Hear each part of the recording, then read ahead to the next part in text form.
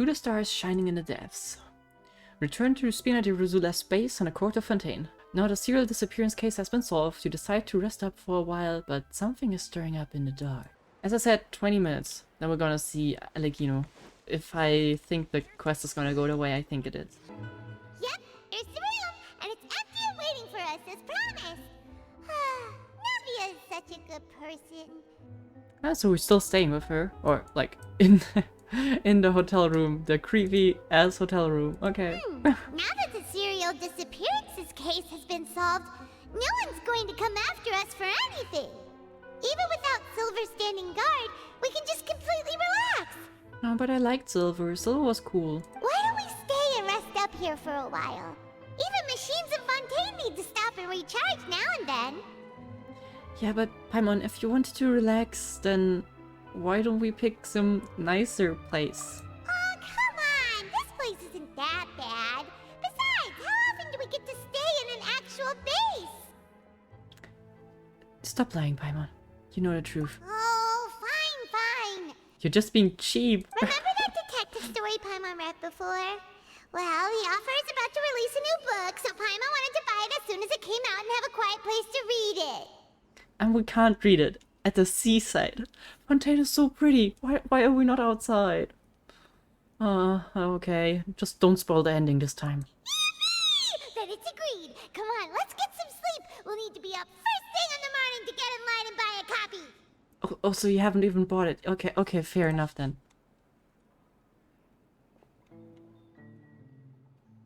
You and Paimon relax a while in the Spina di Rosula. Alright. Sorry, Paimon, for the delay, but we had to find her documents. Paimon didn't expect that style at all. Even though it's a detective novel, it's also like a social documentary. Whew. It's actually pretty good. You finished it already? No.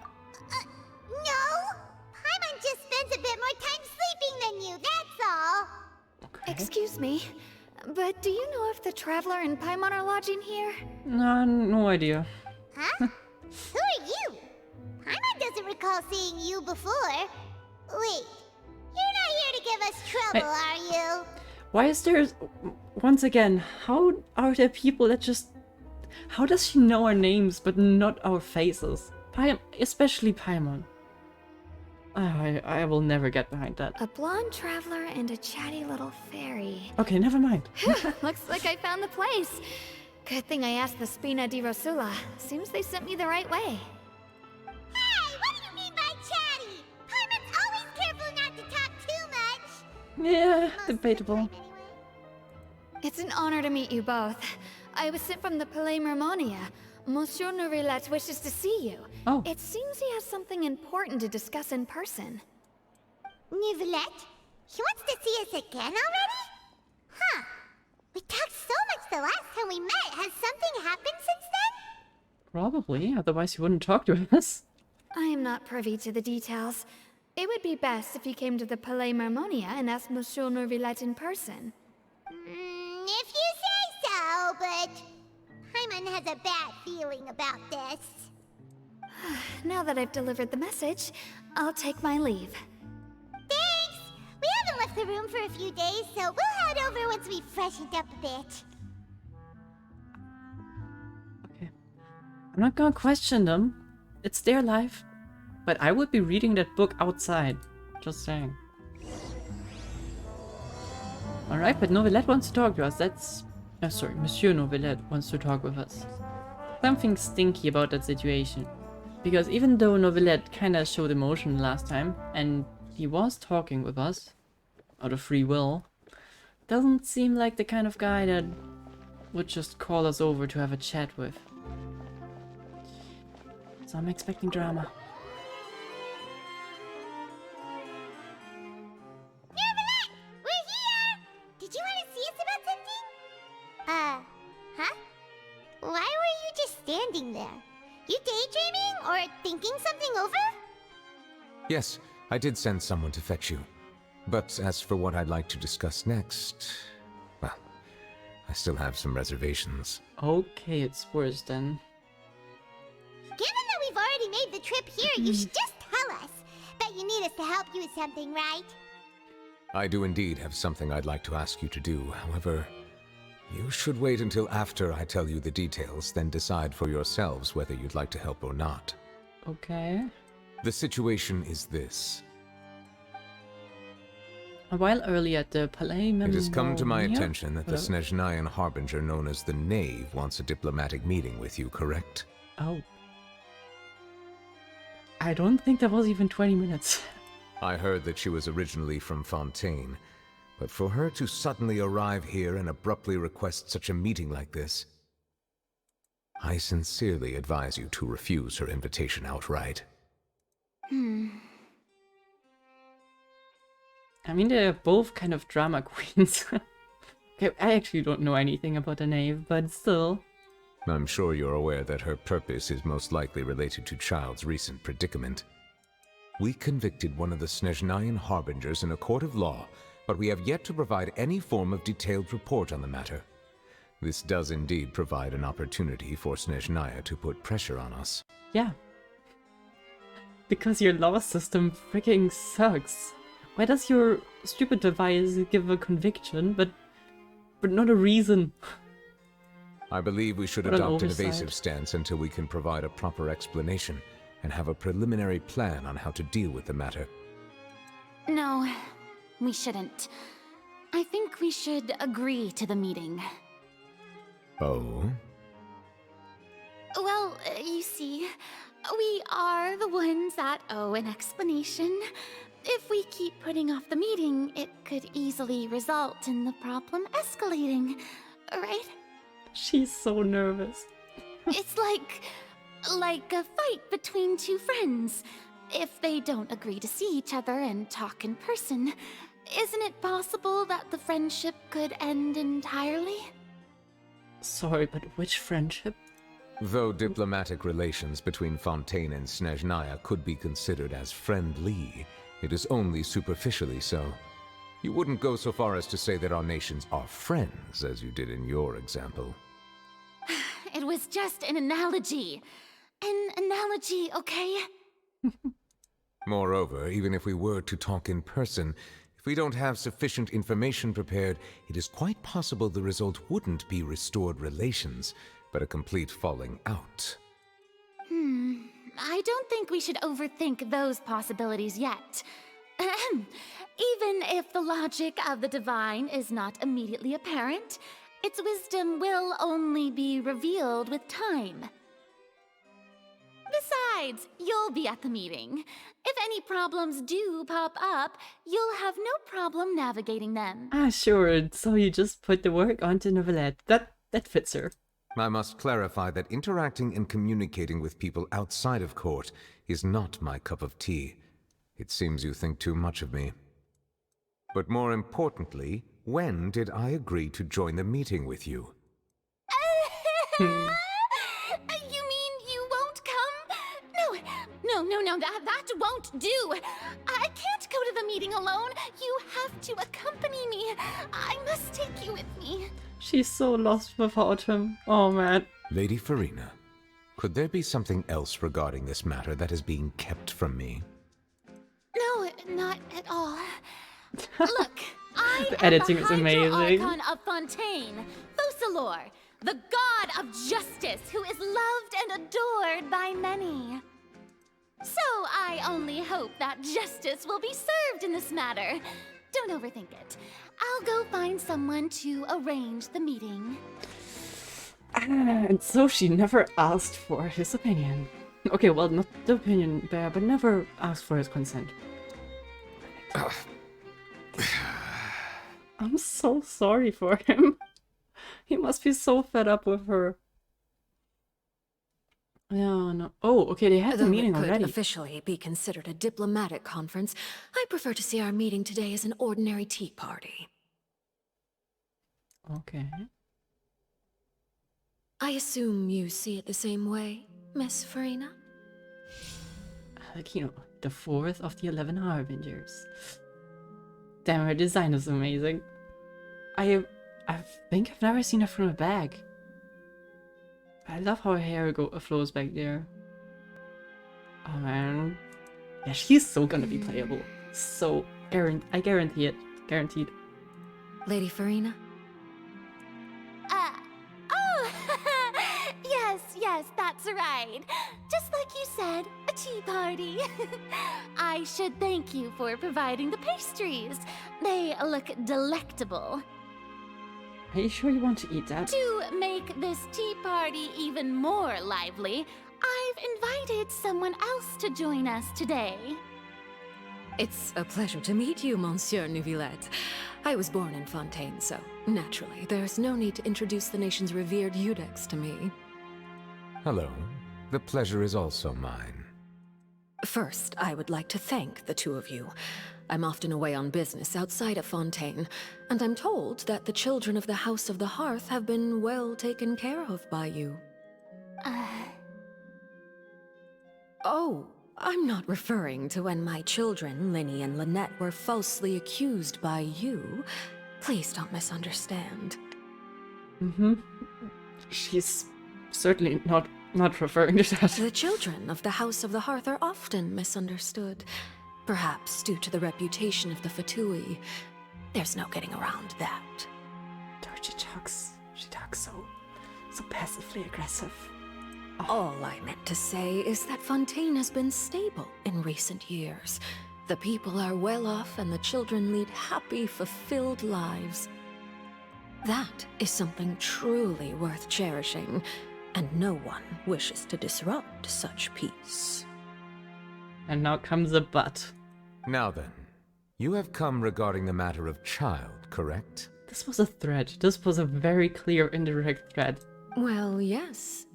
It appears the ever-busy Eudex Neuvillette doesn't wish to waste time with diplomatic pleasantries, and hopes that we can get straight to the point of our talk. Yes, as you surmised, understanding Childe's situation is indeed one of the goals of this trip. As we are both diplomats from Snezhnaya, as well as Fatui harbingers, Childe and I have always been colleagues. Were anything to happen in Fontaine, each of us would serve as the other's attorney to resolve the issue. So now, in my capacity as his attorney, I request that Childe be turned over to Snezhnaya. We have a responsibility to cooperate with Fontaine and resolve what has happened to him together. Yeah, I feel like once he's out of the jurisdiction of Fontaine, he's gonna be free. So I don't think they're kinda into that. The rules governing attorneys only apply before a trial has concluded. Since a verdict has already been rendered, we see the case as settled. I apologize for being unable to grant your request. Hey, Panagio? I'm just gonna call you Panagio, if that's fine. An outright refusal. Very well. I respect all the rules of Fontaine's courts, just as I respect you as Chief Justice. Okay, why don't we back up a step? You don't need to transfer Childe to us. I only request to enter the Fortress of Maripede to see Childe and confirm his condition. That sounds It's fine, not like right? you couldn't even manage to fulfill a simple request like that. Right, Miss Furina? About that. The Fortress of Maripede has always been completely autonomous. Even we have no authority to interfere there. What? And diplomatic issues do not suffice as an excuse. This is your prison. How are you not able to... What kind of law... What? Okay, Fontaine has messed up. However, if you absolutely must confirm the situation of the Harbinger, I have a proposal. Oh. The knave showed up already? Well, Linny did say that father will be returning soon. We didn't even know that Linny was from the House of the Hearth at the time, so we kinda overlooked that information. Yeah, but he wouldn't have known that at this point, right? Anyways, be careful around the Harbingers. We've got stung by them a few times. Yes, thank you for your kind advice. I'm well aware of the situation. I also noticed that Lady Furina acts a little odd and unnatural whenever I bring up matters related to the knave. Crush? Could I the don't know. knave be threatening Lady Furina or something? Well, she certainly was threatening, yeah. If I'm not that were the sure. case, then why wouldn't Lady Furina inform me? And what means could the knave possibly have to twist the arm of an Archon? But that would be bad. Like, real bad. So maybe that's not very likely. Even though Furina can act a little weird at times, she's still an Archon. Just a little. In reality, this problem is even more thorny than it appears. According to reports from the Fortress of Maripede, Childe recently disappeared under mysterious circumstances. Oh, guys. So, he escaped or, like, what? The details are still unclear. We cannot rule out an escape, but there have also been no reports of him outside of the Fortress of Maripede. Special guards oversee the fortress, and its internal systems are extensive. Combined with the special characteristics of the surrounding terrain, an escape should not be possible. I suspect that there's something else behind Childe's disappearance. I don't know, man. I was He's only pretty willing good. to share this information with you because you are friends of Childe, and it is my duty to see justice done. So this is what you wanted to see us about before. Yes. I would like you to go to the Fortress of Maripede and investigate Childe's disappearance. Okay. Cool. Why can't you? This was my proposal during our meeting with the knave. Rather than allowing her to intervene, I offered to send someone to find out about Childe's situation and report back to her in detail. And you didn't mention it as us, right? Please. The knave did not seem satisfied by my Damn it. proposal, but she still agreed to go along with it for the time being. Her words were, "We will talk more once we have that report." So that means we bought ourselves some time. Yeah, but why us? Firstly, you're already acquainted with Childe. Your eyes may discern relevant details there that others would miss. And secondly, is the consideration of the unique nature of the Fortress of Maripede. Isn't it just Fontaine's prison? Yeah. I would not define it so crudely. The Fortress of Maripede is not affiliated with the court system of Fontaine on paper. It has always existed as an autonomous entity. But if that's the case, then why does your court system send them to the Maripede or the Fortress of Maripede? Like, why? If you don't have any control over that, that seems a bit risky. I guess you guys depend on the fact that you can't make false accusations, but that just seems a bit, you know, prone to failure, let's call it that. Early in Fontaine's history, criminals were punished with exile, not imprisonment. Even today, sentences against convicted criminals still include exile, just as before. The Fortress of Maripede may seem like a prison, but it should in fact be regarded as a gathering place for exiles. All we do is dispatch guards to keep watch and help maintain security, but we have no right to get involved with any other matters. Although I do have a personal relationship with the administrator there, neither myself nor the courts have the right to be directly involved with the investigation, no matter how serious the grounds. Oh, Paimon gets it now. That's why you need us to conduct our own investigation as a third party, right? I mean, yeah, I still don't get that stupid system you guys built, but Correct. fine. I will arrange false charges against you so that you may secretly investigate inside the fortress during your detention. So, are you two willing to accept my proposal? I guess we will never be not outlawed in any region, so I'll do it for Childe. Yeah, no matter how you look at it, it seems we're the best choice. Alright, we hereby accept this difficult task. Reluctantly. You two have my sincere thanks. This matter is of critical importance to Fontaine's current situation. Also, I hope that both of you can keep this operation a secret. So we're gonna have to... Okay, I'm just curious, what kind of charges you gonna press against us? We will rendezvous at the Fortress of Maripede's entrance on Erinius once you've prepared yourselves. I will arrange for someone to take you inside. Prepared ourselves? Is there something we need to prepare? Perhaps you could enjoy a good meal and have a nice bath. I'm afraid that living conditions inside the fortress are nothing like those on the outside world. Yeah, that is to be expected, I assume. Alright! Even though we'll be there on trumped up charges, we'll be in prison for real. I feel like it just clicked for her. On second thought, is it too late to back out? It's too late now, Paimon. Please do not worry. Since you are sacrificing both your time and quality of life for the sake of delivering this report, Yeah? you will be compensated according to the highest standards permitted to legal staff, regardless of the outcome. Cool, so that means like 200k more. I really need that, yeah. Now that's more like it. Come on, traveler, let's go eat the best meal we can find. We'll eat so much that we won't need to eat another meal for a whole month. You're a treat. Are you leaving now? In that case, please take this cake as a token of my personal gratitude. Wait, you guys didn't eat that? Okay.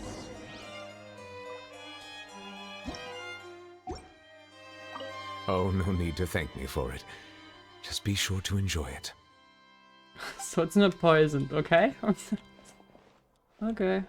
I'll have that and that. Oh, and one of those two. Ooh, and no Fanta, thank you. Yeah, I kind of PTSD when it comes to Fonta. Oh.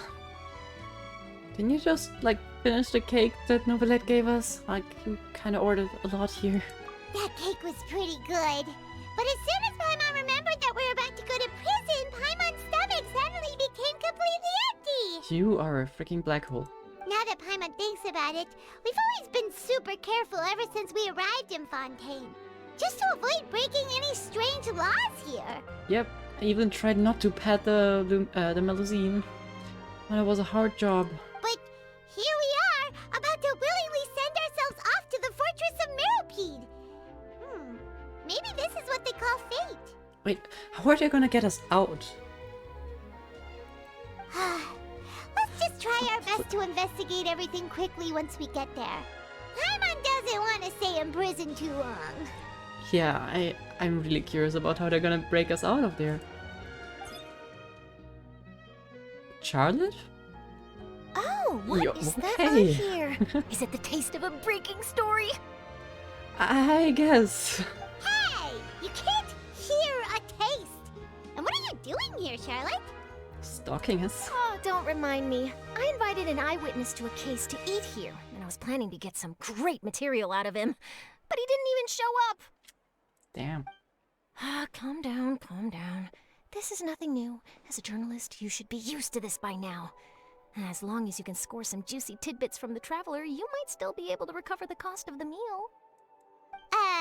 You know we can still hear you, Charlotte. Never mind. It's nothing. I just heard you mention the Fortress of Maripede. You didn't commit a crime, did you? Please tell me all about it. No, we can't. We can't. I wish we could. No way! We would never! We're just going there to...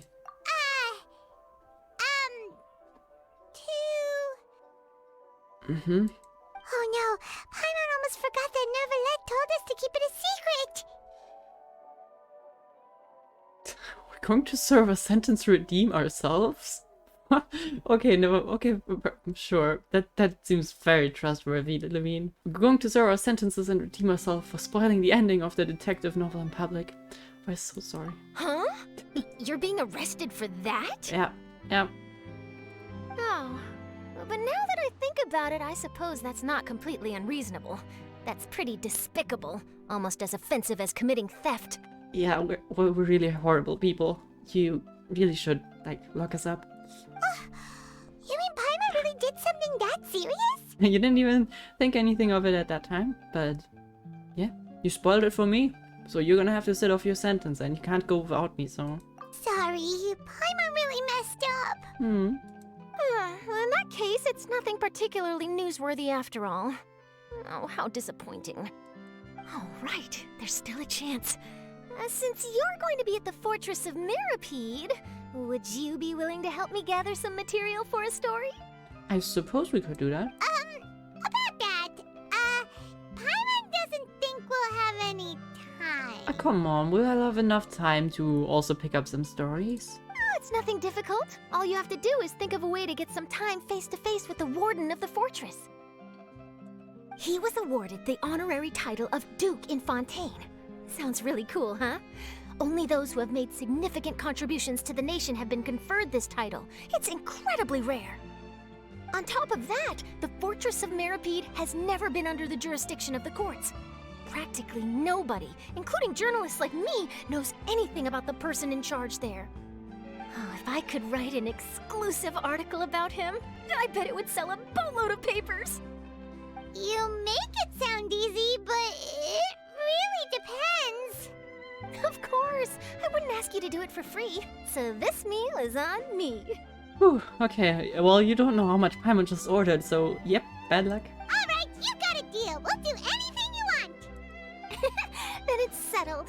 The food should be here any second, right? Huh? Wait, just how much did you order?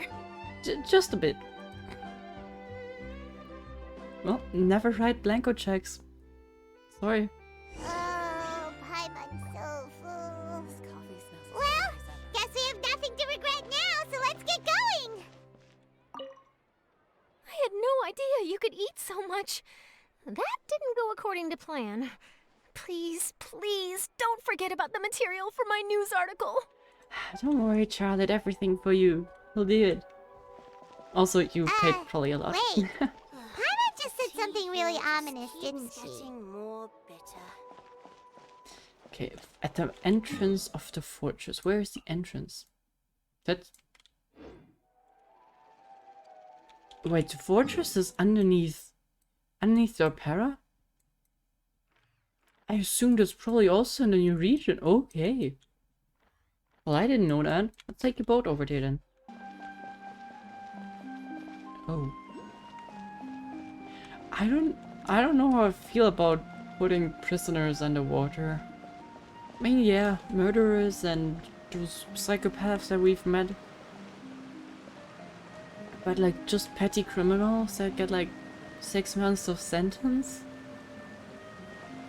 Seems a bit much, right? Alright, Neverlet, we're ready. Is this where the entrance is? You have come, just as promised. Yes, this is the one and only entrance to the Fortress of Maripede from Irenaeus. Careful. You may want to step back a bit. Whoa! So you have to go down from here? Is the prison underwater?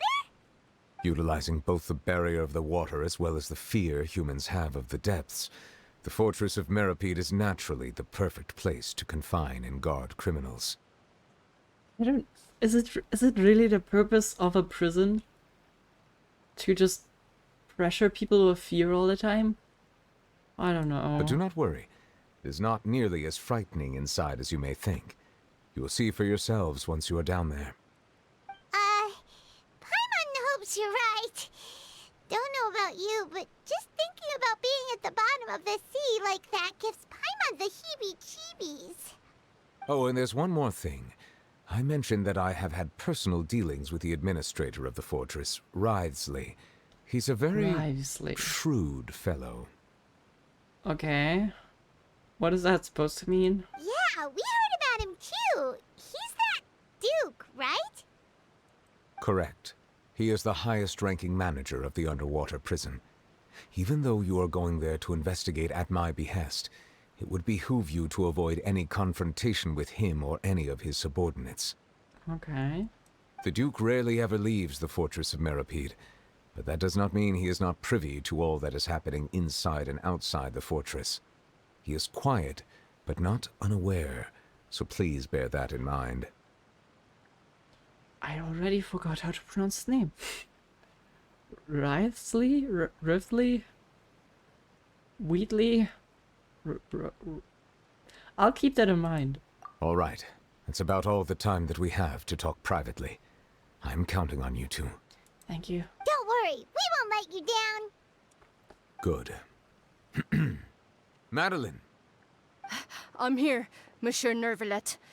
These two are the newest convicts, I presume? Don't worry, they won't escape on my watch. Like we would try. Please follow me, you two. I'll process your paperwork for entering the Fortress of Maripede. So even the staff doesn't... Oh man, that's not gonna be a good trip for us. Bye bye, Surface. I'll see you in a while. God, why is it... Are we already underwater now? I hate it when you get a chill from going So to this cold is what it places. feels like to be a criminal in Fontaine. You two seem to be taking this pretty well. It's rare to see convicts in such a good mood. Yeah. What if we just go up again? The guards are completely different here.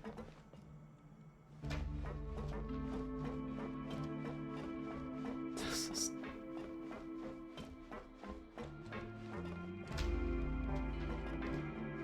Wait, how they don't put you in shackles? I guess. Especially knowing that... No, wait, they don't know that we have a vision.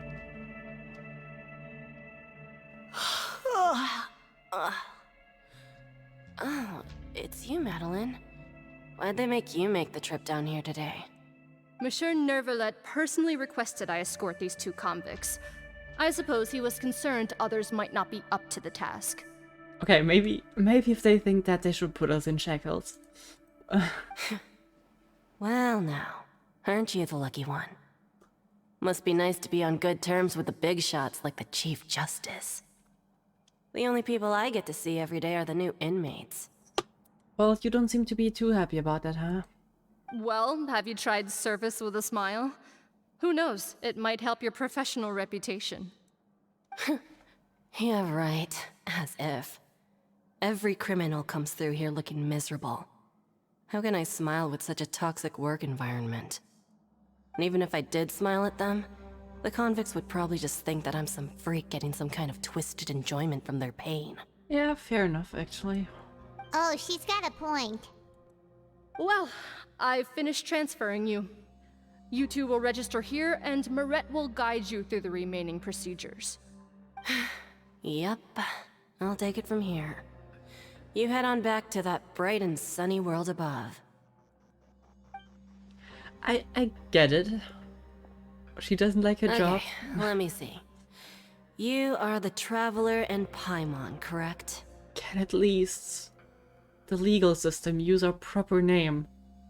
We got a name. We are not the I guess we won't have a legal record, so that's good. Yeah, that's right. That would be us. Let me confirm your charges and sentence. Let's see. You two are charged with Okay, curious. eating a cake specially prepared for the Archon by a Snezhnayan envoy without the Archon's permission, thereby incapacitating the political center of Fontaine for a brief period. Sentence, 45 days? Okay, that's also good. I kinda like that. Huh? Wait, you mean the cake that Nervalet gave us was... Just looking at the charges, it seems you two are capable of causing some serious trouble. Yeah, come on. I guess that kind of makes it sound as if we broke into into freaking Furina's office and stole a cake. I guess that is pretty weird. And considering how fond Lady Furina is of sweets, this crime is tantamount to trying to assassinate the Hydro Archon herself. You're flattering us. Now I've seen everything. Anyway, we still need to finish processing you before you can enter the Fortress of Maripede. Please stand in front of the board over there. I'll take your mugshots with my camera. Great. Oh, all right. But be sure to catch Paimon's good side. I'm pretty sure I will catch all sides, Paimon.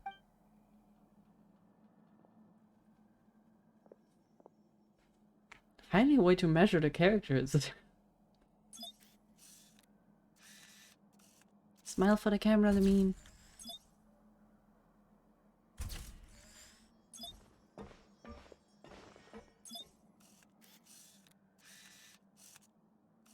How is it okay for Paimon to float? Under Maret's guidance, you complete the registering process, I assume? And we're done. Thank you for your cooperation. Next, someone will be along to guide you inside the fortress. Please be sure to cherish this opportunity for rebirth. Huh? Rebirth? Isn't that a little much? We're only gonna be here for 45 days! You two are the new inmates, right? Follow me. Oh, okay! Paimon is Paimon and this is the Traveler! Save it. Not like I'll remember your names. Move it. Yep. I don't think we're gonna expect too much kindness from the staff down there. Which I suppose is justified.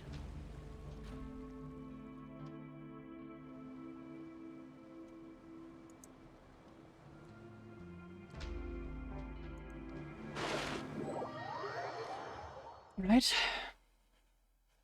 Bye bye sunlight for 45 days. Okay, never mind. Hello, pretty place. So, are you one of the guards here? Is there anything we should be careful of while we're here? Not a fan of chit-chat, huh? Did Paimon already ask something she wasn't supposed to? Why should I tell you anything? What's in it for me?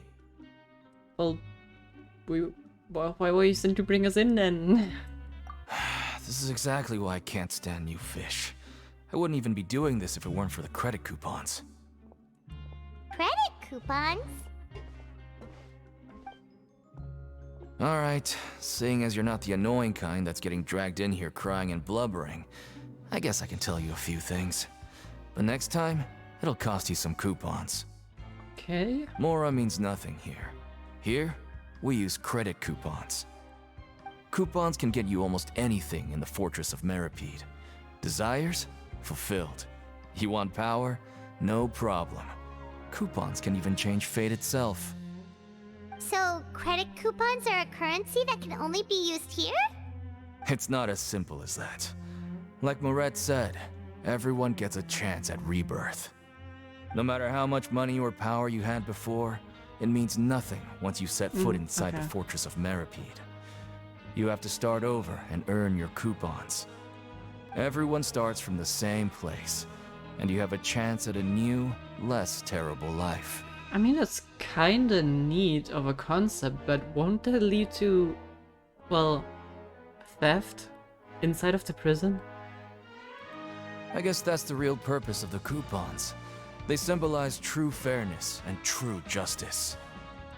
And this is also exactly why so many criminals choose not to return to the outside world, even after they've served their sentence. Oh, so that's what the Fortress of Maripede is like. Huh. Paimon was under the impression that it'd be more like a prison. Yeah, same. It certainly ain't all sunshine and roses here, but it's also not the worst place to be. You'd better take a good look at the scenery now. It'll be the last chance you get for a while. Oh, okay, never mind then. I thought this was already part of, like, the living space. After being away from the sunlight for so long, even the terrifying depths of the sea start to feel like home. It just stops feeling oppressive, you know? Oh, I'm actually an inmate like you two. Welcoming newcomers is a job I've picked up to earn some extra coupons. They let you get up there? I guess. So if you're down here for a long time, have you maybe seen a certain harbinger from Snezhnaya? No? Okay. Why aren't you answering us again? Yeah, we don't have coupons. I got it. I've told you enough for free. Any more info is gonna cost you. So all you care about is Mora! Wait, no. Coupons? Almost there. It's down through here. Your turn to give it a try. And why are you not going back down? Aw, you guys are nice, right? The music's so freaking tense. That's crazy. Well then, this time for real. Goodbye, sunshine.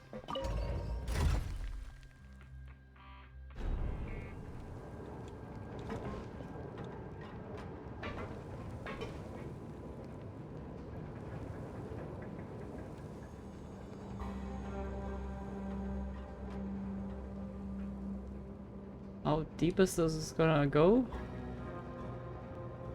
I don't know what it is with me getting you're chills going from even such deeper things. now? Just how deep down are we? I would... It's like a metaphor for your previous life, isn't it? Come on. Our lives weren't that bad. We had a pretty good life. We still have a good life.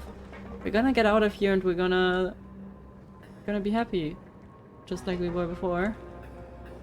Gonna serve a horrendous sentence of 45 days. Nothing more.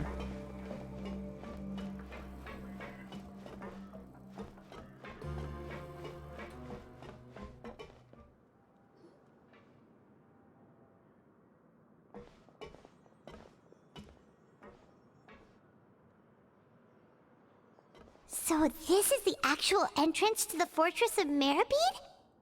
Huh. It looks like there are other new arrivals, too. Oh, they sure don't look happy. Maybe we look too relaxed for fresh convicts. I mean, at least we don't... No, wait, do we? No, at least we don't have any people that we arrested here. You're kinda the only one that doesn't fit in here, Pyron. Oh, right. You're kinda We're in excited someone here. else's territory now. We need to think of a good way to act like criminals to get by. You sure? If we're discovered, even Neuvillette might not be able to rescue us. Well, if we ever get found out, then... Yeah, actually, then maybe we would be criminals. Just by the fact that we got in here. Hey! So... Don't scare Paimon! Oh, Paimon's not ready for all this. Look, I don't really know you, and I have no idea what kind of crime you committed, but... You wouldn't have happened to anger someone important, did you? Someone important? Paimon doesn't think so. Wait, why are you suddenly trying to talk to us now? You don't think so, Paimon? You think eating the Archon's cake and ruining every political connections to Snezhnaya is not a bad thing? Now's not the time to worry about that. Anyway, it's over there, so... You just go on over there by yourselves. I've done my job, so... Good luck. Alright, thank you. Okay. What was that all about? Wait a second. Are there usually so many Gardermechs around here? Apparently not. Does that mean... They're already onto us? I don't think, but... I don't... Yeah. Prisoners numbers 7459 and 7560. Welcome. Oh, no need to be anxious. These Gardermechs aren't here to attack you. In fact, they're here as your honor guard. Wait, do we have... They didn't take away our weapons, did they? When I heard that you were friends of Monsieur Neuvillette, I had the Gardermechs come and wait in formation. Wait, you know about our connection with Neuvillette? The seafloor isn't as cut off from the world as you might imagine. However, I'm afraid that I know nothing more than that you are friends of the Udex. And as you can see, committing a crime means being sentenced here, even if you're friends with the Chief Justice. Okay, so he knows Quite nothing. fair. So, then you must be...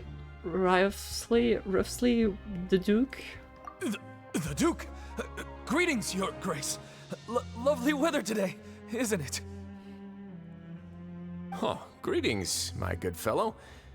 Well, I'm willing to imagine that the weather is as good outside the sea as you say it is. How great it would have been if only the Fortress of Maripede had been built on the coast, huh? It would have been so convenient to enjoy a nice chat in the sunshine. I love his voice. It's crazy. My profuse apologies.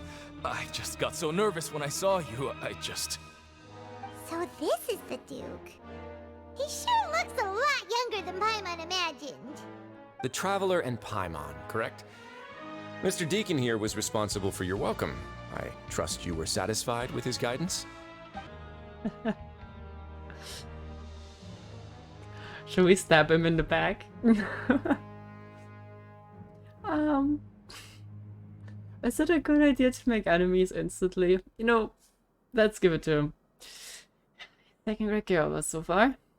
He even gave us some free advice, so He's a splendid chap.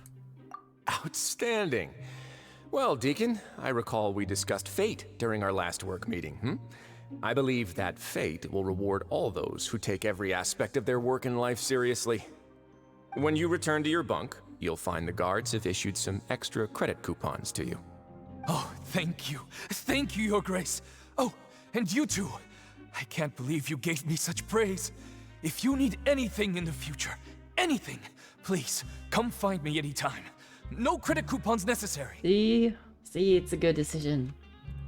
Well, I believe that concludes the introductions. We've already taken enough time here. Deacon, if you would.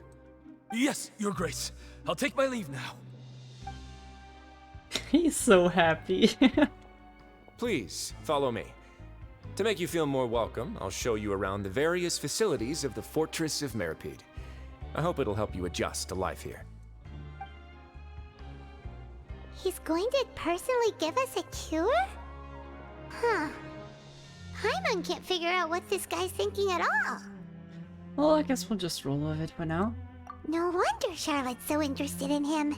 He's one of those mysterious types. Alright, let's keep up with him. Or we could just return and go back up. Can we?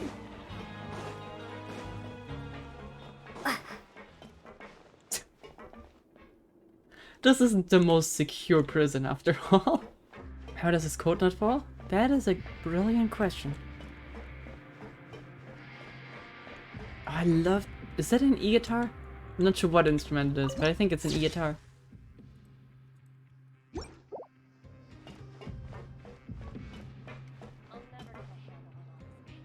Alright. This kind of looks like the Court of Fontaine from the structure. With the multiple layers, the round center. There's no need to be so reserved. The label of criminal is nothing but one of many identities. And being criminally inclined here at the Fortress is just one of many ways to survive. That is oddly comforting. Is it really okay for the warden to think like that? We're real criminals, you know. What if we're too difficult to handle? Yeah, you really sold that, Paimon. Well, then maybe you'll be able to carve out a name and a place for yourselves in this underwater world, But before you go in swinging, please remember that in the Fortress of Maripede, it's better to not cause trouble for yourself or for the guards. Now, we've arrived at a very important place, the Coupon Cafeteria. You can come here and claim one welfare meal each day. Welfare meal? You mean it doesn't cost anything? That's right. Criminals are essential to Fortress operations, so we must guarantee that they at least have the basic means to survive. Neat. But that's not how it was. Back in the day, it cost your reward coupons just to get a cup of water here. Okay, that's a bit cruel. For fish like you who just arrived with nothing, you'd have to go to work hungry until you earned enough coupons to eat. It was only after His Grace became the administrator that we got the free meal rule. Now everyone gets a square meal every day, even no-good slackers who've never picked up a wrench in their whole lives. Nobody starves to death here. It's, I guess, very nice. No, it's in the actually Fortress pretty of nice. Maripede, credit coupons are the only currency, and everything must be purchased. In some sense, you could say using the coupons is a form of trade. But trade is always conducted by people.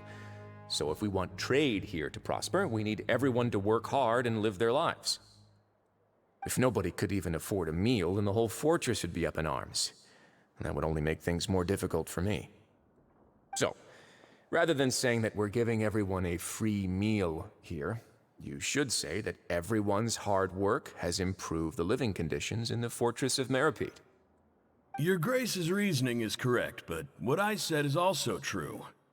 Whatever the case, hard work is rewarded here. You'd be hard-pressed to find anywhere else as fair and reasonable. Yeah, I also expected this prison to be more of a, like, kind of a torture chamber for all of the people because of how cruel they are with their laws. So this is very surprising because it seems like a chill place to just live. Start a new life. You messed up on the surface? Go down there. Start anew. sees your point. By that logic, this place doesn't seem so bad after all. Oh, wait, no. We shouldn't drop our guard so quickly. But it seems the inmates really respect the Duke because of his attitude, right? We should still try to verify the truth with our own eyes. Let's continue this way. Alright, show us around. In our new hotel for 45 days.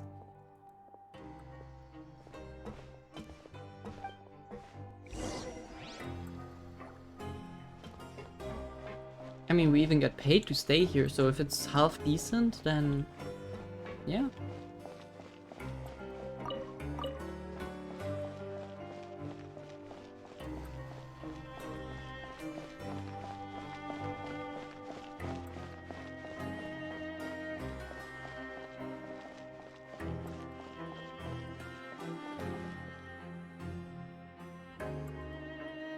This place is known as the Pancration Ring.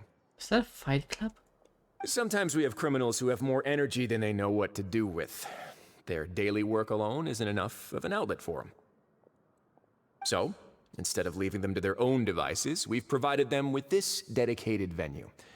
This way, nobody will get involved unless they want to be. Pancration matches? And you can earn extra coupons? Oh, what do you think, Traveler? Interested? We would surely beat them. But I must warn you that your sentence will be extended if you fail to restrain yourself and end up seriously injuring or killing your opponent. Well, I guess then I'll pass. I'm just too good at killing. So, did you set this place up too? No, actually. I just granted approval for the organizer to use this area to build the ring, and I collect a portion of the proceeds in return. And you fund, for example, the free food with it. That is good, I guess. Of course, the fees are also quite useful. Oh. Do you mind if we ask what they're used for? Sure. Ensuring personal safety, maintaining the arena, and resolving any conflicts that arise. Why? Are you interested in how to manage a Pancration ring? Not really. Oh, no. Paimon was just wondering if that's how you paid for everyone's welfare meals. A reasonable guess. I see you have a talent for entrepreneurship. I was just thinking how you are paying for that stuff. Oh, you hear that? Paimon has a talent! So we can start a business here? That is something you can discuss between yourselves later. Let's move on for now. Okay. The dormitories. Oh, great. I feel like this is the only letdown. So we're not gonna get like a nice, snug, big private room. With a great bathroom and window views.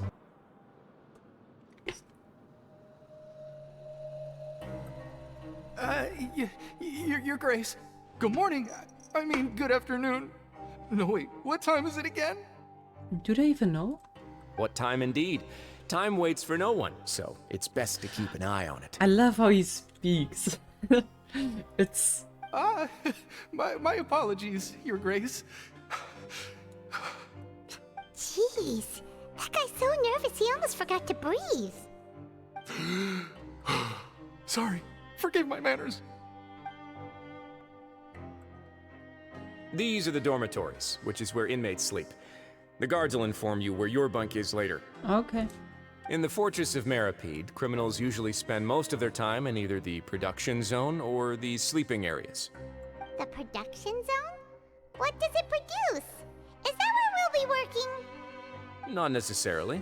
Though working in the production zone is the most reliable way to earn credit coupons. If you have other skills, you can skip your shifts to earn them in other ways.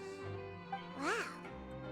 Wait, you're the manager of this place? And you're just telling us to our faces that it's okay to skip work? I mean, just if we provide some other value, I guess that's fine.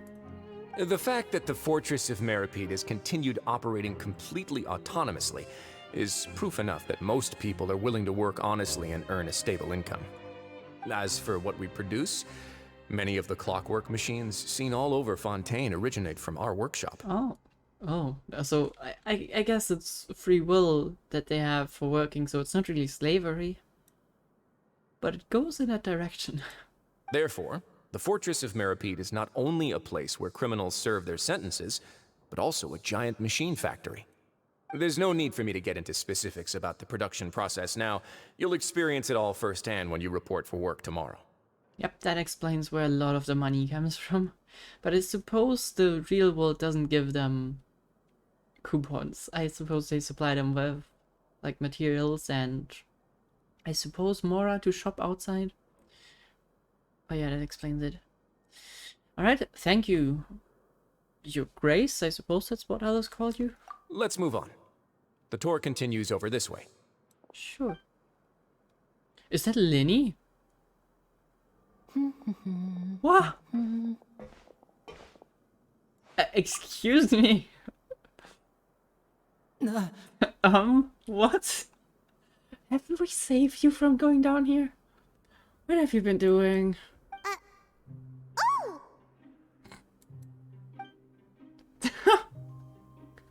Oh, you really scared me there.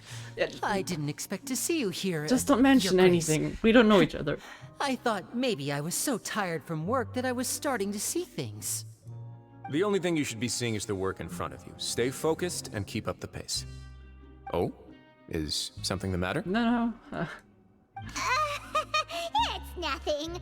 Paimon's just worried about how hard we'll have to work tomorrow. We will have to have a conversation with someone. Later.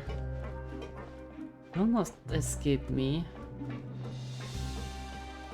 What is he doing down here? We saved him.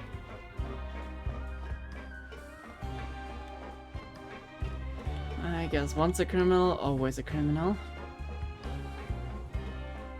I don't believe in that, but still.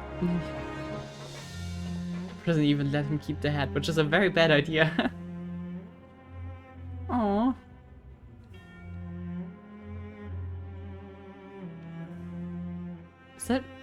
Is that a Melusine? Your Grace? What are you doing in the infirmary at a time like this? She looks a bit different. Oh no! You didn't injure yourself, did you? Not yet, unfortunately for you. But thank you for your concern, Sigewin. Sigewin, okay.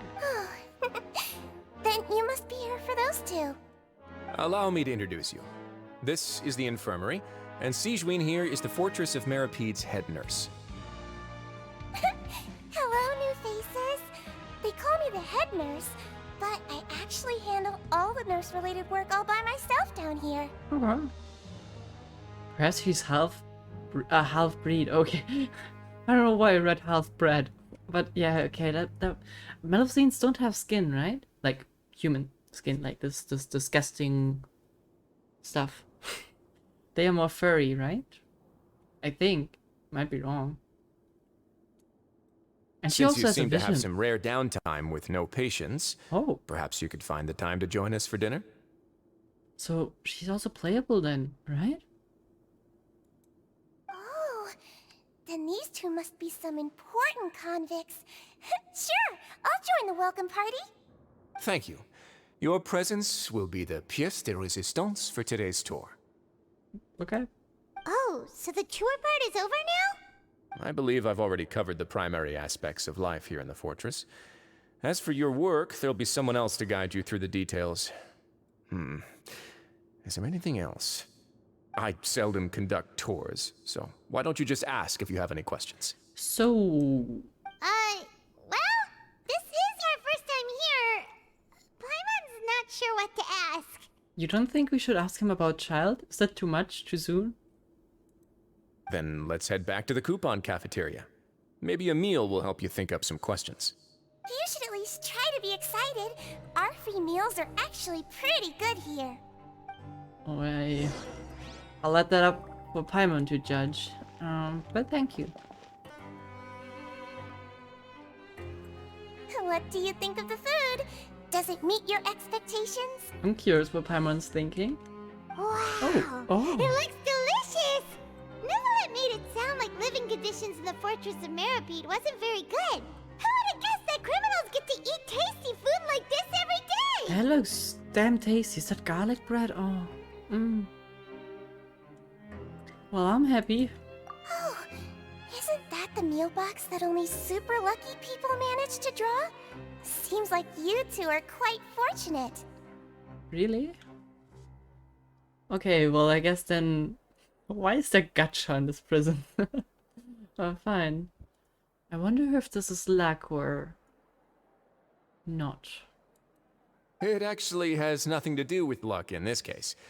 I had a word with Wolsey, so you didn't have to draw lots like everyone else. Oh, okay. Oh, you mean the meals are random? Yes, what you get to eat depends completely on your luck. You could say that it's a distasteful little game that Chef Wolsey likes to play here in the cafeteria. Yep, you could call it that. Paimon knew it! If criminals got to eat tasty food like this every meal, the crime rate in Fontaine would skyrocket for sure! Excuse me, did I hear you mention Nervylette just now? I've been wondering how he's doing. Is he busy with work? Has he been taking care of his health?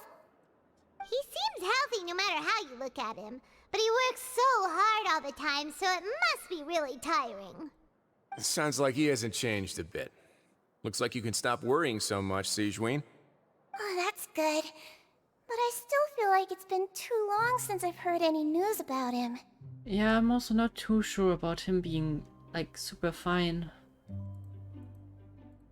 No news is good news. Maybe next time I've got something to discuss with him, I can invite you to accompany us. But isn't the Fortress of Maripede independent from Fontaine's court system? What do you two have to discuss? Well, we provide all kinds of mechanical products for official use, and some essential goods have to be obtained from the overworld, so we naturally have to stay in touch about this and that. Monsieur Nervylette's character is unimpeachable. No matter the question, you can discuss it openly and freely with him. Talking with him feels quite effortless. In light of that, I am quite willing to go out of my way to show respect and accommodate him. In fact, right now, I'm treating you two as guests invited by Monsieur Nervylette. But unfortunately, I can only do so until the end of this meal. Why? After this, you two will just be inmates here. Aww. Oh, thanks for the hospitality. You're very welcome. Well, your new life awaits. I kinda like being treated. But let's chat a bit more. Are you finished eating? Then I recommend that you return to the dormitories and rest. You have work to do tomorrow. Perhaps you were hoping to ask for some special privileges? Sorry, you'll have to use credit coupons like everyone else. It's not as comfy here as you might imagine. Okay, now the real stuff's beginning. Now that I've gotten a good look at you two, I think you're very cute. Well, thank you. You too? After all, heavy is the head that wears the cutesy crown. I guess I just want to say, just take care of yourself and don't get hurt. Official announcements by the Fortress of Maripede, and other information may be posted here. Not for other use. The receptionist, Monglain, is not responsible for any matters related to this port. Notice reiterating relevant production zone regulations. Bringing items not related to production into the production zone is forbidden, including Gene's Invocation TCG cards. So they even made it down here. Complete production work in a timely manner and ensure all products meet quality standards. Be willing to accept technical assistance when necessary. Take good care of equipment. Stealing any production materials or modifying the clockwork banker is strictly forbidden. Pancration is a healthy sport, sure. If you'd like to participate in Pancration, borrow the Pancration ring. Or just find someone for a friendly sparring match. That is probably where Childe is, let's face it. Please place your inquiries with Rosimov? Rosimov, yeah, probably. At the Pancration ring. There have been many reports of fraud targeting new arrivals.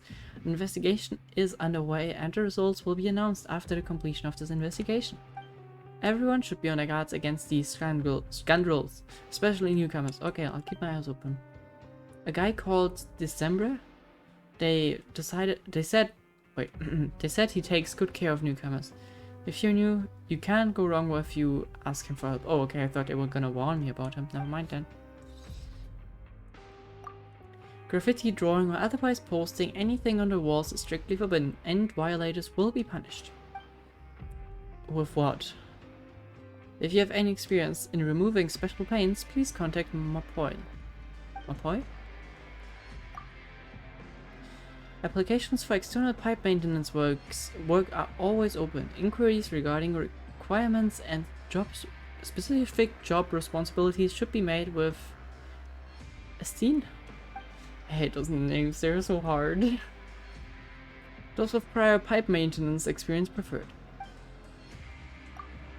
All work related to the geode mineshaft has been suspended and connecting paths have been sealed. If you require one of the connecting paths to be opened for official fortress business, you must apply 7 days in advance and operate the drive valve only under supervision of a technical expert to prevent accidents. Want something good? Come to the Rag and Bone Shop. It's even better than the Rag and Bone Shop instead of a period. What? That's the same thing. Instead of a period, there should be a small orange bull fruit. Wait, do they have two? Okay. Interesting. Do you have a story when people were walking in line and suddenly stopped walking while people bumped into each other? No. No? No, I don't. Why would I? Some say that only two medicines can cure multitudes of sins. One is time and the other one is silence. Okay. I would have... Well, okay, maybe. Not sure if I agree. Is this... No, that's just my monitor's flickering for some reason. Okay, that's sad. It's a bit scary. When her true love dies, bearing hatred, and she herself is framed and exiled, will she choose silence or vengeance? Well, if you ask Eula, the answer's clear. Amid nearly boundless enmity, how will her fate sink and resurface? The Countess of Mortmer, whatever, performed by the Tree Coupon Troupe, coming soon. Okay, so it's just an act, I assume. In accordance with regulations regarding the coupon cafeteria, each person can claim 1 delicious welfare meal each day from Bran. Maintain order and stay in line while claiming your welfare meal. Violators will lose welfare meal privilege for 3 days. Hey, isn't it supposed to be a delicious welfare meal? My welfare meal was anything but delicious. I demand an explanation. If you have anything to say regarding the welfare meals, fill out a report with the receptionist. This board doesn't handle such matters. Well, apparently it does. Why would you answer them? Ah, yeah, right, you're gonna show us our bank. The Traveler in Paimon, right? Listen up. As new inmates, the only thing you need to worry about is what to do and when to do it. Don't make any extra trouble for yourself. Your bunks are right over there. Follow me. Oh, he is nice. Oh god.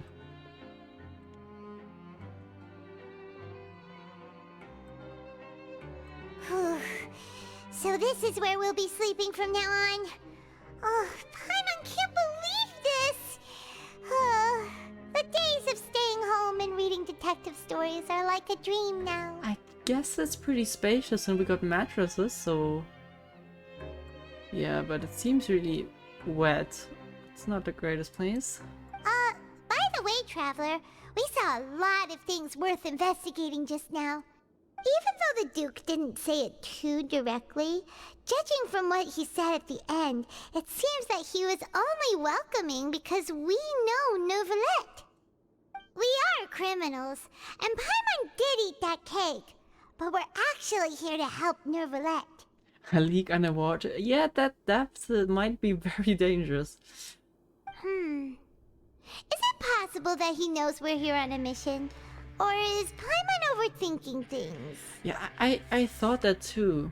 But then he said that he doesn't know much. But he could also be lying, I don't know. He wouldn't blow a cover. It's possible, I don't know. Yeah, Paimon thinks so too. He probably knew why we came here from the very beginning and intentionally wanted to send us a message. Maybe something like, "Hey, I have my eyes on you, so don't try anything funny." Well, but there's nothing you can do about that now, so... Yeah, you're right. It's not like we can go back to Neuvillette empty-handed and say, "The dude looks scary, so we gave up." And besides, the Duke said that he was willing to go out of his way to show respect for Neuvillette, right? Mm-hmm. So, we at least need to try. But Paimon hasn't gotten a clue where we should start our investigation. Well, I think one idea I do have, but I'm not sure if it's related, but it's... Yeah, I think... You mean... Yeah. You know, Lenny just... Why? Why is he here? Yeah, that's what Paimon was thinking too. Paimon almost spilled the beans when we ran into him. Fortunately, based on his attitude, it looks like the Duke sees Lenny as just another inmate. Which is a bad sign, because why is Lenny in here? We worked so hard to help clear Lenny and Lynette's names, and yet we turn around and bam! He's in prison anyway! Oh.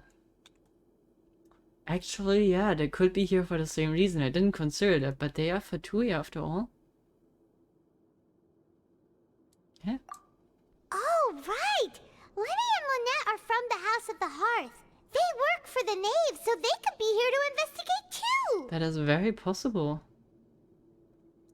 Look, there's something over there. Being? Huh? Oh. Oh, it's a card! Paimon didn't notice it earlier. It looks like a magician's prop. Lenny must have left it here. He's in prison and still doing his little tricks, huh? Let Paimon have a look. It was nice to bump into you again. Let's catch up in the production zone tomorrow. Okay, fair enough. What in the world? It's written like he's greeting a buddy on the street. Paimon thought he'd write something important. Well, it proves that he's up to something. If you say so. We can ask him what's going on tomorrow. Let's get some rest now. Gotcha. Seems very fun sleeping here.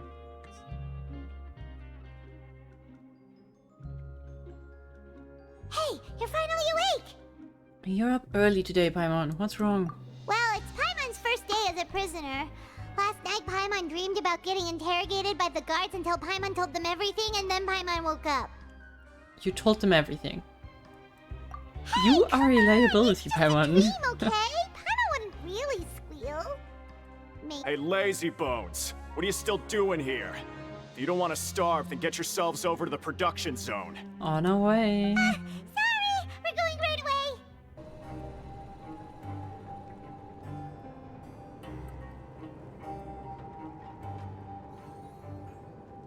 This is really deep. Ooh.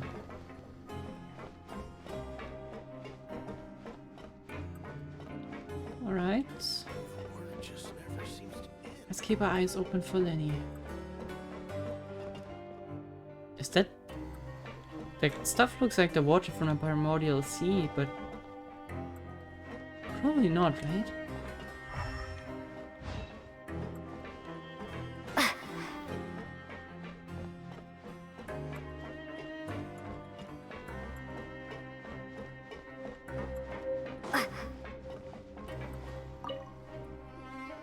Ah, you must be the catch of the day.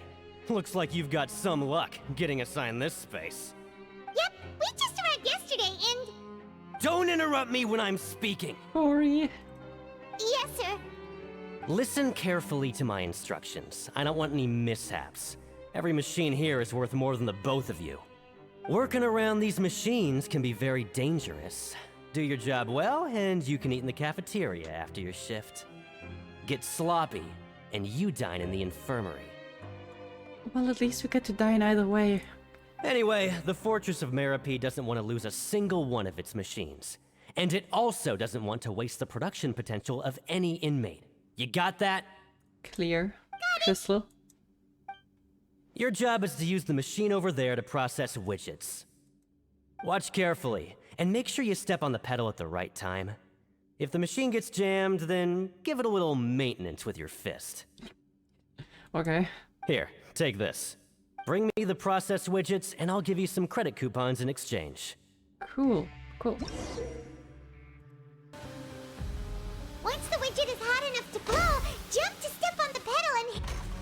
So if the machine gets jammed, you just need to attack it to fix the Why problem. am I even reading those tutorials if they still tell me?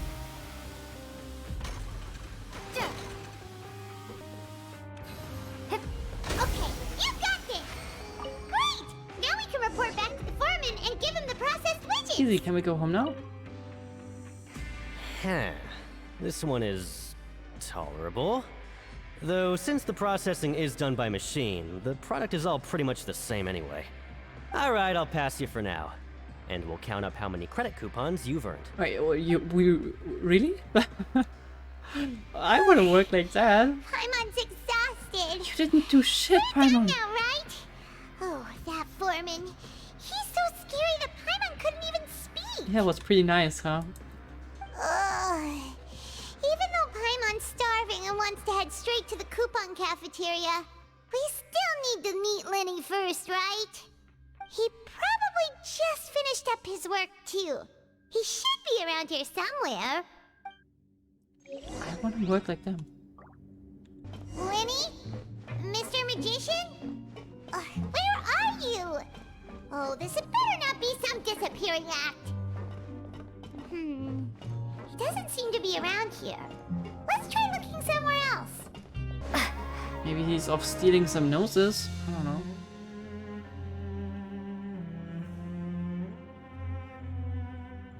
Hey, over here. Okay, there you are. Why? Okay. Why would you be hiding here? Out of nowhere like that. Oh, you scare so easily now? Is there something worrying you these days? Mostly you. Oh, you little... The only thing we're worried about was trying to find you. Sorry. Come over here and keep it down.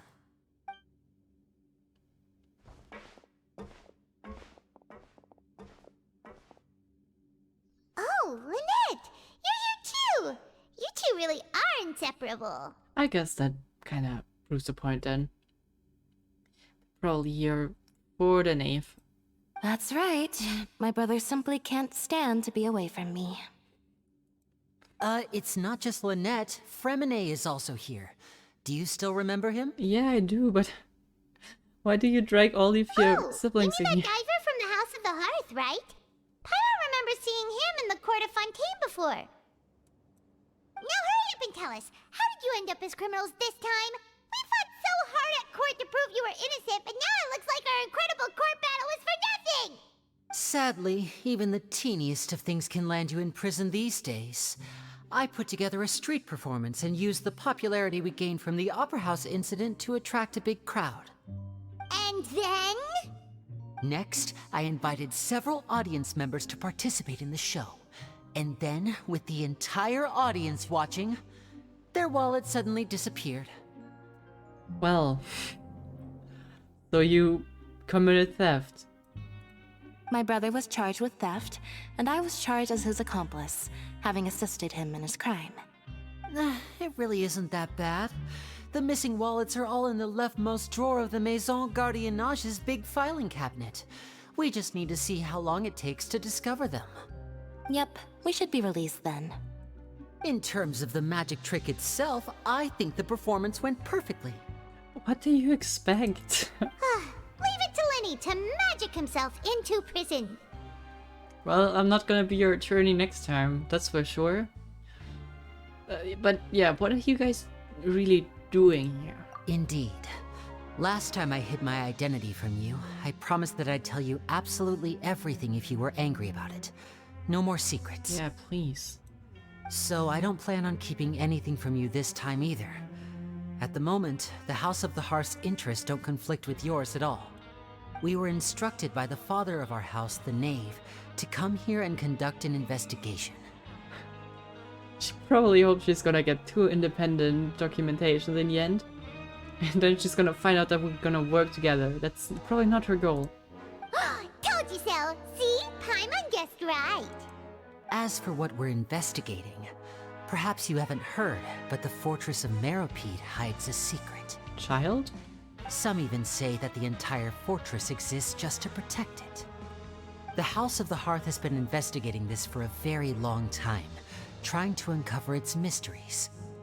But recently, all of our informants, including the ones that had infiltrated the guards, suddenly vanished and have not been heard from since. Okay. We believe that this is a direct provocation, and it's the reason why we came here. Well, why is the House of the Hearth so interested in the secret then?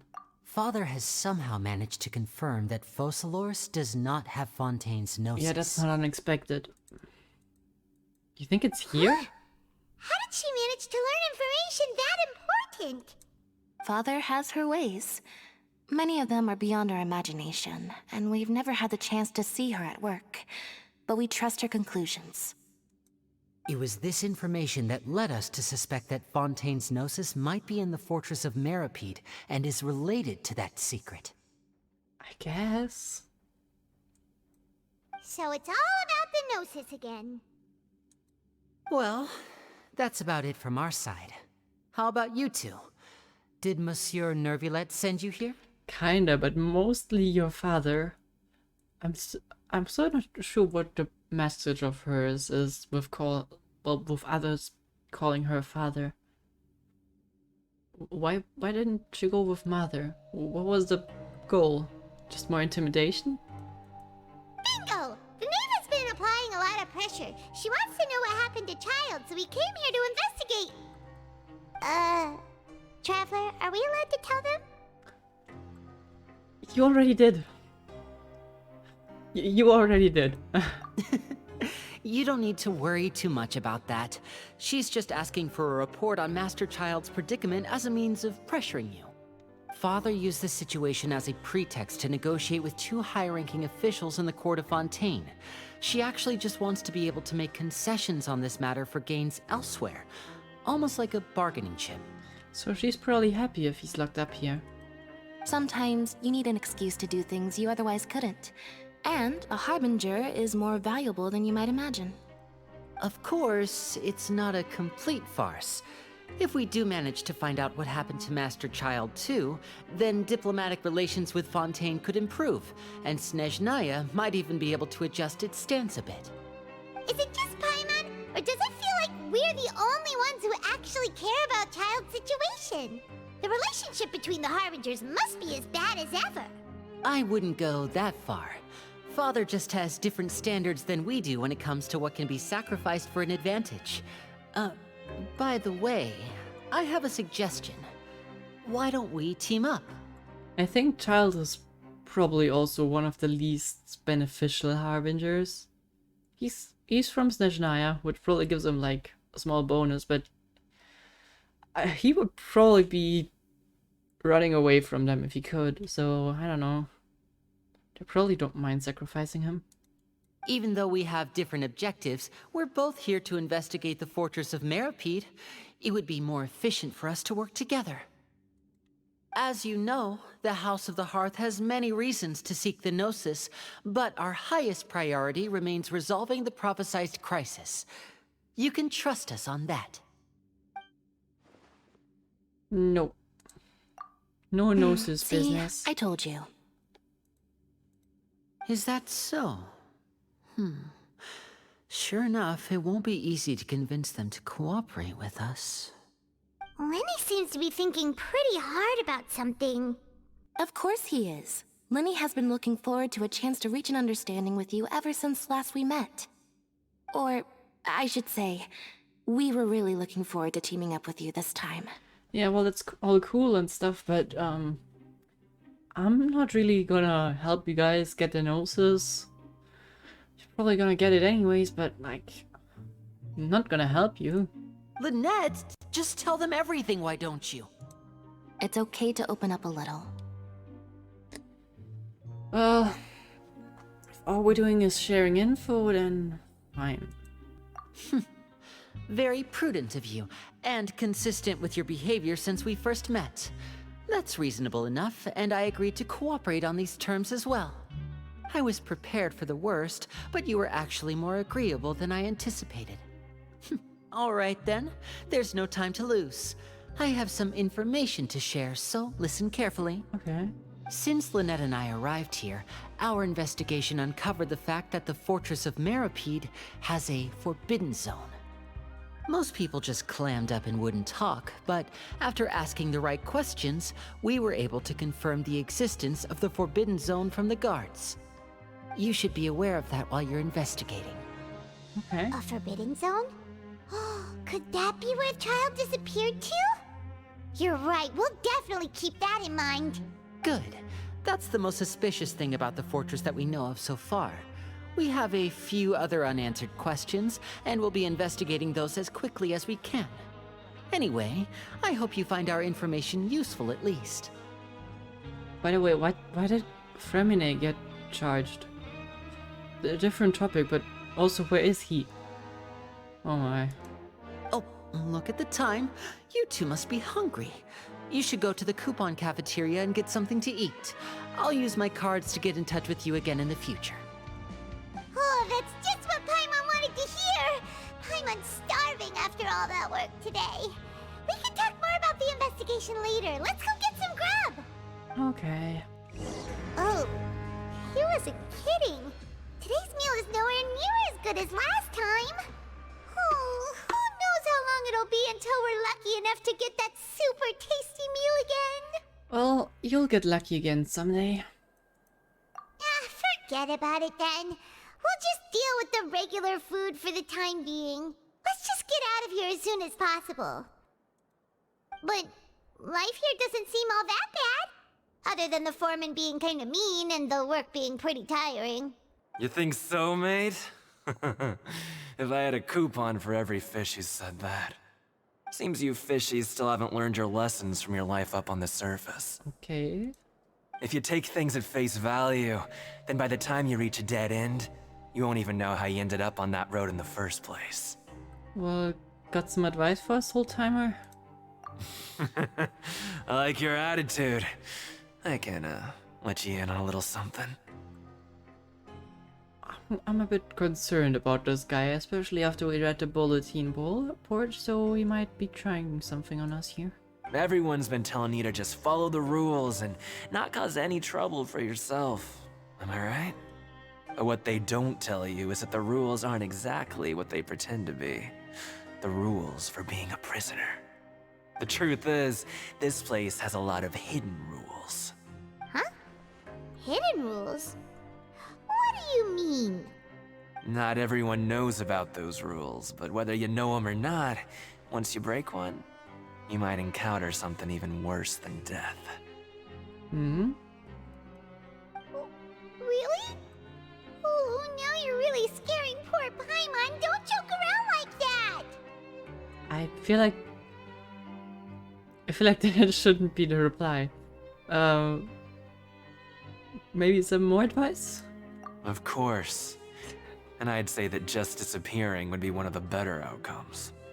Okay, that was certainly not the question that should have been shown. Oh, you mean that if there really are hidden rules, then Childe's disappearance might have something to do with that? In that case, would you tell us some hidden rules? We definitely want to avoid breaking them. Come on, mate. This is valuable information. The difference between life and death. Do you really think you can just ask and I would tell you? Yeah, I was kind of hoping that, but not sure if there's any point in us, like, spending all of our credits on you, like, first day. That sounds pretty stupid. Paimon understands, but we don't have many credit coupons yet. Yeah, I know. Not like I'm going anywhere. Just come talk to me after you've saved enough. Moreover, you're new fish, freshly caught, and completely out of your element. What'd be the point in even telling you anything before you've gotten a handle on your new lives? Come and find me once you've been here longer. Well, we're only here for 45 days. I'm usually around the rag and bone shop. Just call me V-Doc. Bye-bye now. You're so suspicious. He left. Just like that.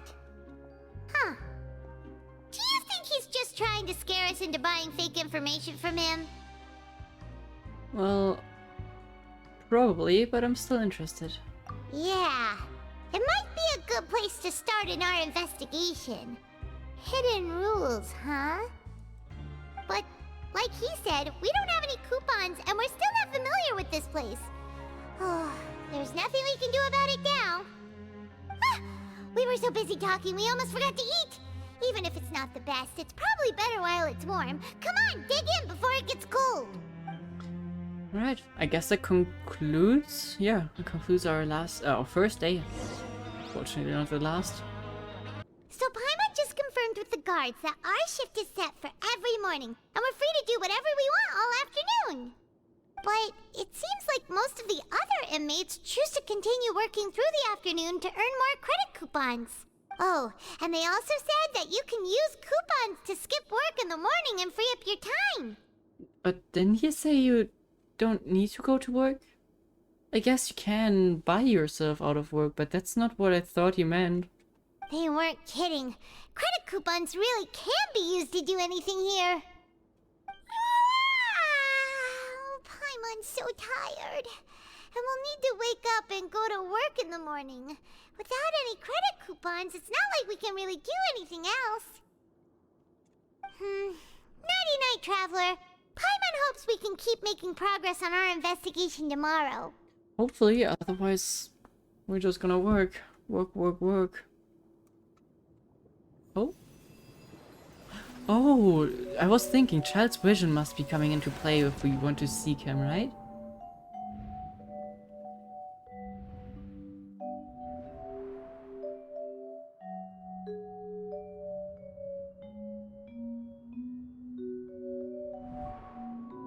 I hear someone calling me.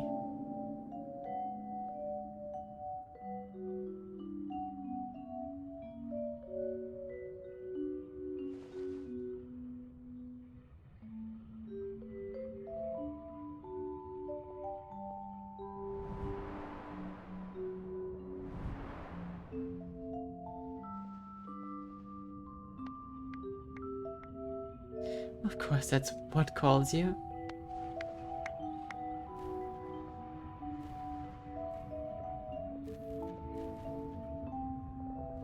Or does it?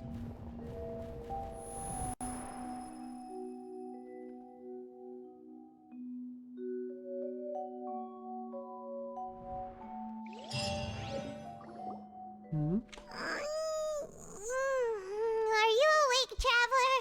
Did we just experience some of his memories from his vision? What's wrong? You seem to have something on your mind. Did you dream about something last night? Well, I dreamed of Childe. Well, rather in the dream I was Childe.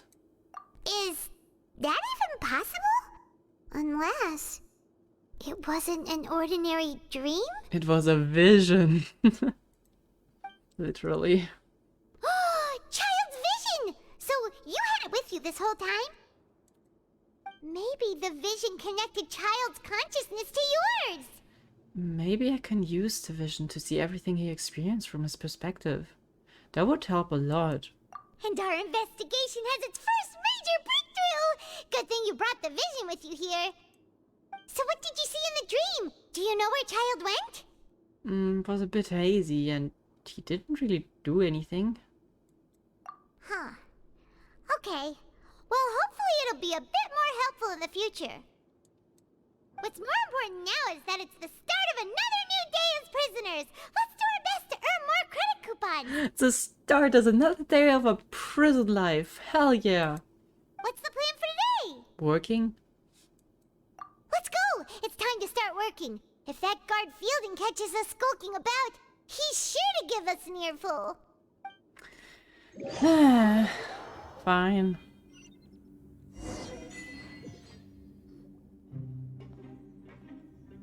Look who decided to show up. Get your butts in gear and get to work. Time's a-wasted.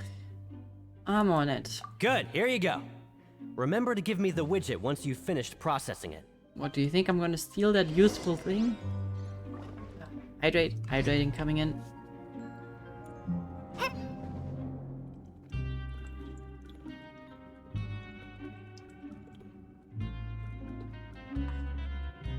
hydrated so much that the bottle disappeared on the camera. And go. Can I use...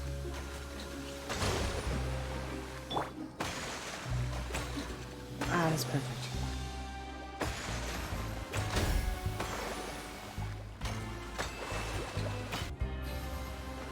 Alright, finished.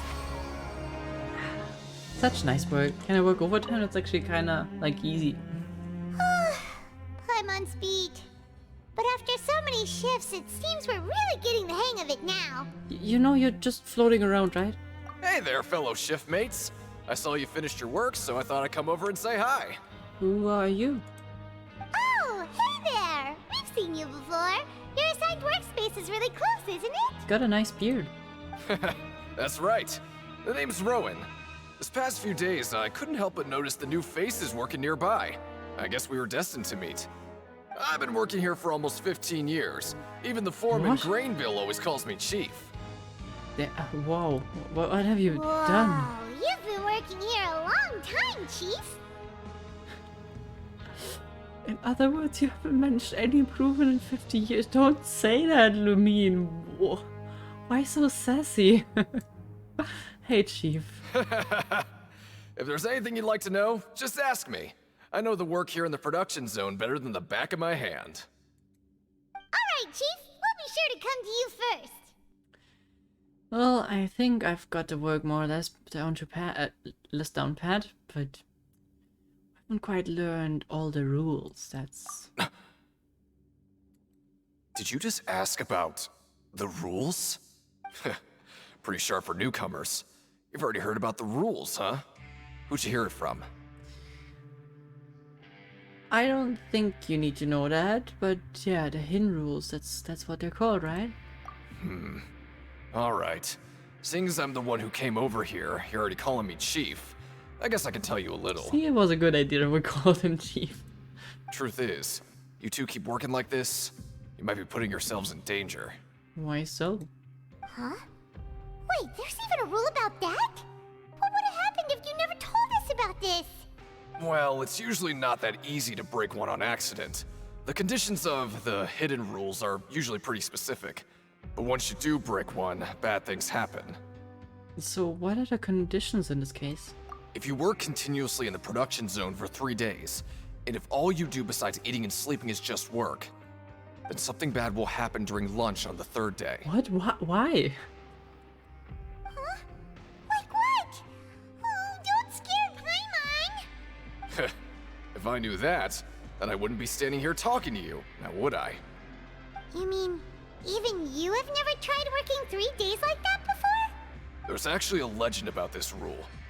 They say that there was a worker who worked way harder than me. He was both efficient and eager on the job, and most other workers couldn't hold a candle to him. One time, he tried to test his limits and worked as long as he could. Then during lunch on the 3rd day, he disappeared into thin air, as if he'd evaporated.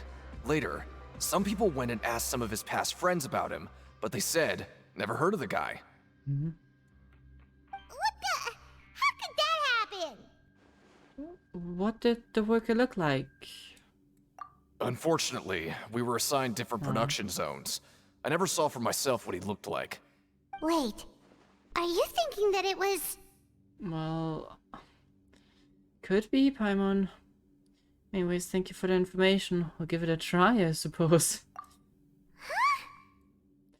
Yeah. Oh? He must think we have a death wish. You... Listen, kid. This ain't the kind of thing you should be curious about.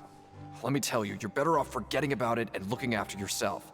Now I kind of regret ever telling you. Yeah, I agree with Chief here. Do you really want to try? Nothing ventured, nothing gained, Paimon. Alright, if you insist. Well, this is a stupid rule as well. Like, what? True, we have plot armor. We should have told him. Whoa, That would have ensured it. the super lucky mule? Oh, Looks like hard work really does get rewarded. got 800 credits. Nice. Well, I guess that's pretty nice. Paimon's gonna take her time and savor every bite. What would you like to do this afternoon? Oh, you must be the traveler, huh? Sorry, mate, but competitors as strong as you are prohibited from participating. I don't make the rules, mind you, but I was given very specific instructions. Uncool. Even convicts value their lives, don't they? I hope you can understand. But we have a game here that'll let you show off your strength, and you'll even earn some credit coupons in the process. What do you think? Interested? I'm in. And if we lose the game, will it cost us credit coupons? Of course. That's the cruel reality facing every competitor in a place like the Pancration Ring. Well, I'm sure we will be above average and make money. Okay, great. Let me walk you through the rules. The targets in front of you will pop up one after another. You'll need to hit the targets in the same order that they popped up. Oh. If you can complete a few rounds in a row with no mistakes, then you'll win credit coupons. Okay. But the second you mess up the order, you'll lose. Game over. The game costs 300 credit coupons to have it go. So, you up for it? Fine. Thanks for your patronage, mate. Now, let the game begin. I'm really bad at those games. I just need to... Oh, just 4 times? Okay, that should be doable then. I suppose it's not gonna be hard, right? Okay, do your best to hit the targets, just like Colin said! Oh, I need to... Okay. I even have 5 wrong hits. How are you even supposed to mess that up? Okay. My fear has been cleansed.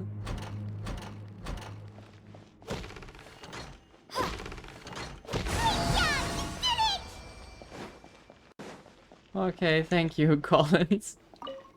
You guys have weird spots down here. I'll be. They weren't exaggerating about how strong you are. Don't worry, I wouldn't dream of shortchanging you. Here's the credit coupons you won. Put them somewhere safe. How much did we get? Seems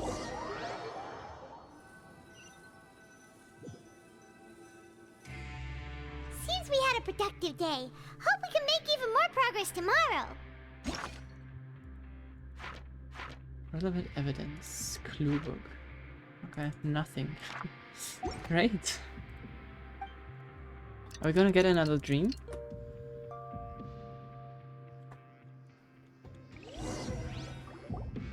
Nope, just grinding. The dawn of a new day.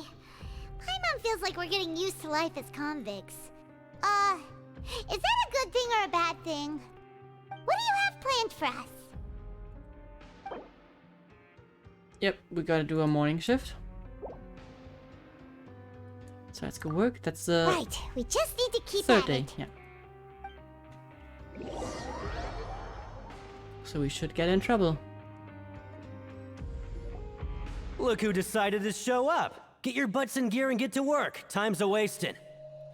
Oh, okay. Well, I suppose that would have been, but yeah, I would like to apply for 3 continuous days of work, if possible.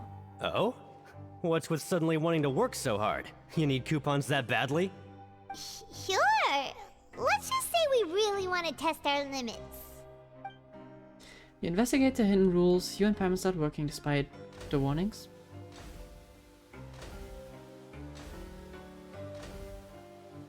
Nice! We did well today. Let's keep it up!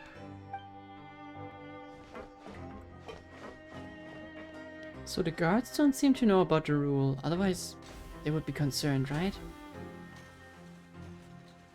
Ooh, Paimon's had it. Who knew that processing these widgets would be so tiring? Come on, if you would do the hitting and I would do the stomping, then at least we could have, like, some shared workload. But you're doing nothing.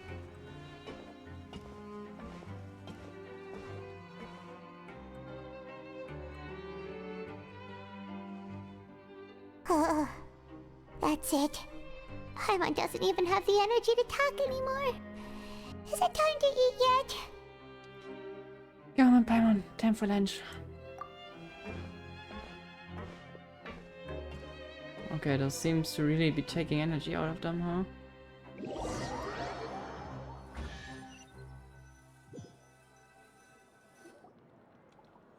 Oh, Paimon's exhausted.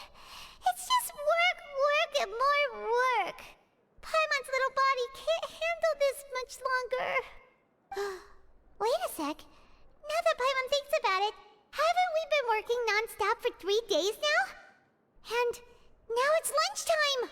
You just realized that now? Oh, Paimon feels a shiver going down her spine. What's going to happen? We'll find out. But it doesn't seem like anything's changed at all. And we made it to the coupon cafeteria safely. Are the so-called hidden rules only a rumor after all? It would be quite a disappointment, but we'll see. Well, there's no use to just guessing all day. Paimon's stomach has been grumbling the whole time. Let's just eat already. Paimon wonders what we'll get today. Maybe we'll get the super lucky meal. Wait, what? Is that rotten meat or aubergine? Whoa. What in the world is this? What's with Paimon's food? And yours is the same. Is this stuff meat? But it looks and feels so bizarre. What kind of chef would make food like this? There's something wrong with this meat for sure. What do you think is going on? Is this the bad thing that Rowan was talking about? Something went missing before, and now our meals have the strange meat.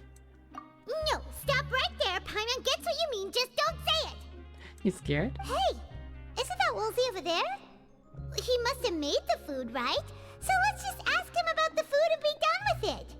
Hey, Woolsey, have a moment? What is it?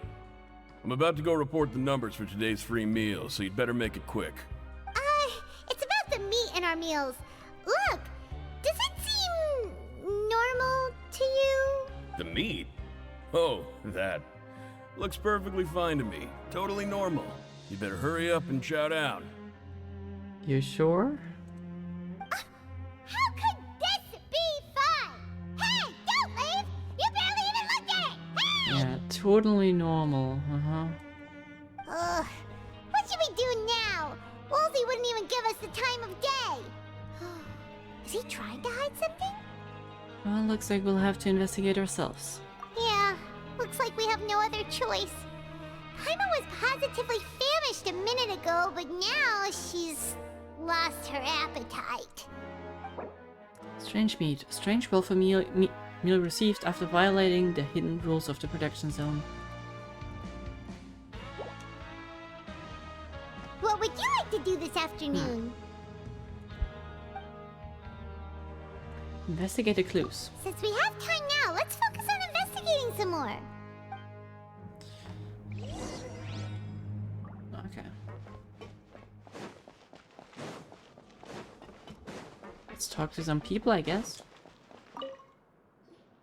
Oh, hello.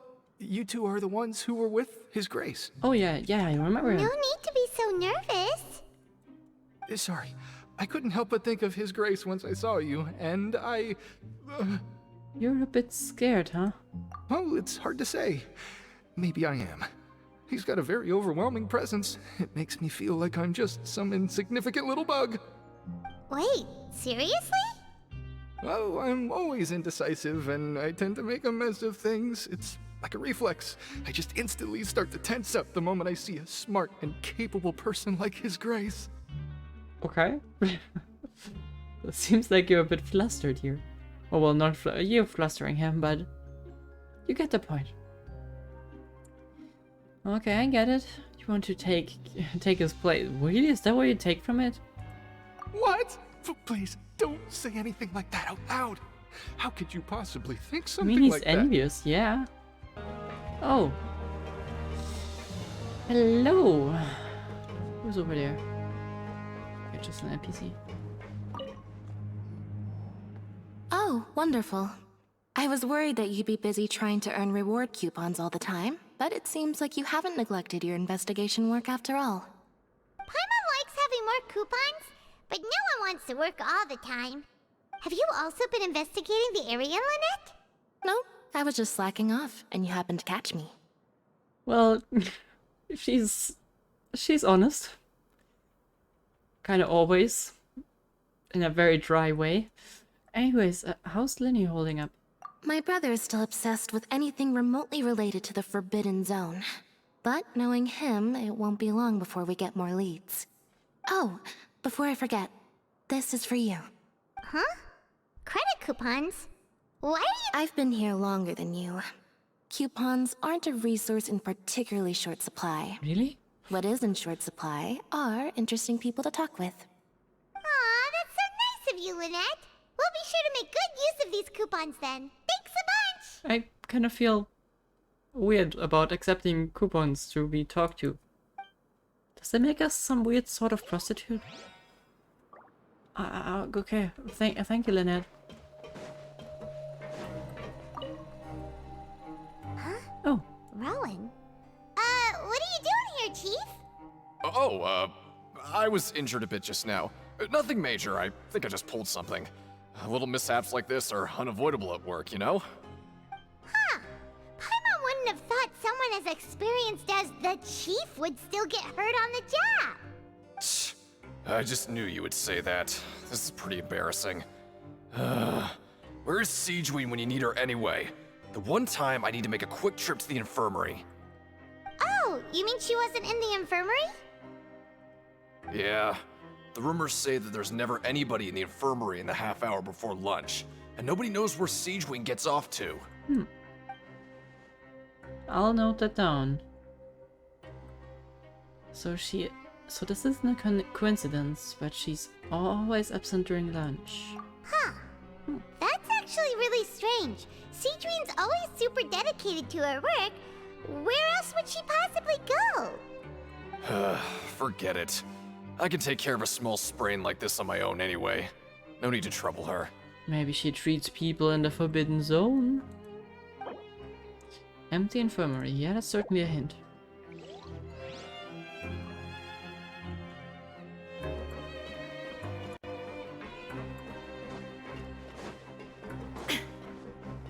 Oh, is that a card?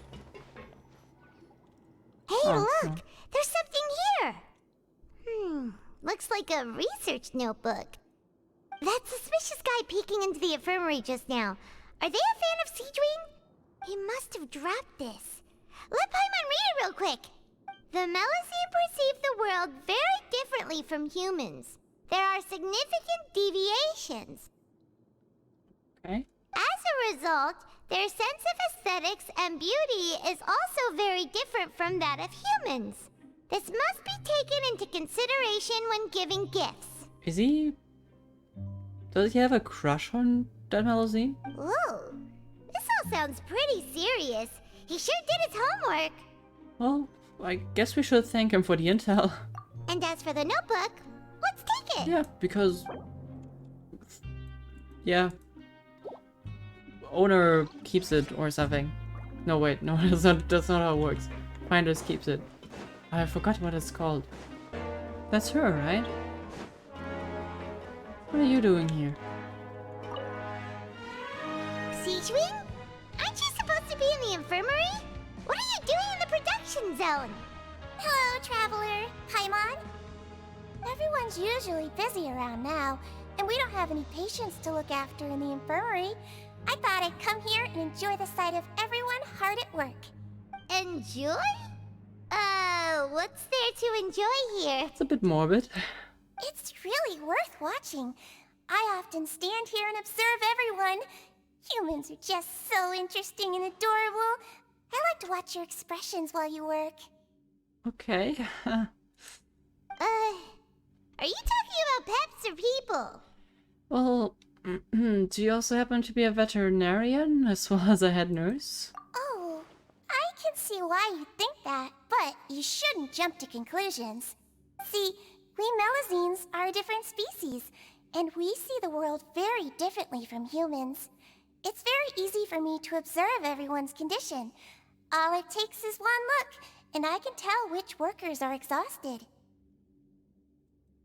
Wait, Melusines can see that? Huh. That does sound useful for being a nurse. Yeah, it does, but it's still weird. Yes, running around tending to everyone's health is very fulfilling. But I'd much prefer it if you're all happy and free from exhaustion and pain in the first place. Well, then you're at the wrong place. Take care of your body and make sure you eat well. Always rest when you're tired from work and don't push yourself too hard. Alright. We'll definitely take care of ourselves. Thanks for the reminder. We often see Miss Sejuin observing the prisoners at work near the production zone. It seems like she can perceive the general state of the person's health just by looking at them. Overlooked her. Just realized she's a playable Melusine. Yep. She's kind of strange because she got skin, like human skin. But yeah. Kinda seems like she's gonna be a playable Melusine.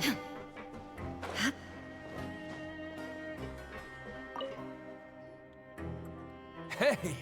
It's the Traveler and Paimon! Oh, so you remember our names, huh? No need to tease me, okay? I won't trip on the same step twice. Listen, I feel ashamed about last time. Thank you for praising me in front of His Grace. Here are the extra credit coupons he gave me. I'd like you to have them. No, come on. Huh? No, we couldn't take them. They're your reward after all. But when I was welcoming you, I didn't do anything but give you the stink eye. Come on, I insist. These coupons are nothing compared to getting the attention of His Grace. I won't take no for an answer.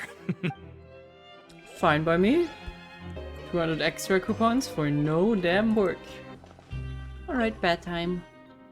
Oh, you want to stop investigating and go rest? Yep, I think it's time for rest. Okay, you should rest up. We'll be back at it tomorrow. Hopefully with some food. So after working a few days straight, we got some strange meat in our lunch.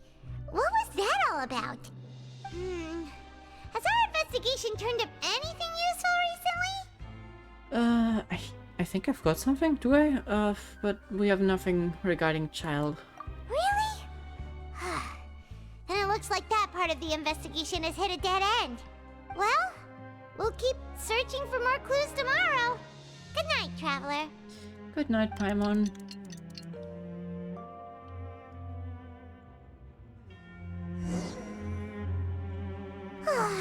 The dawn of a new day.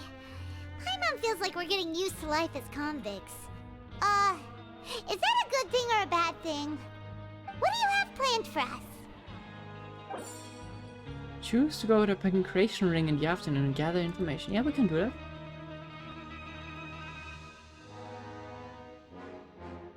We could skip work. Like, is that just for us to just, like, be lazy? I mean, I don't mind working for, like, 20 seconds. After working here so long, we're really starting to get the hang of it. But doing the same thing all the time can get old pretty quickly. How are you holding up?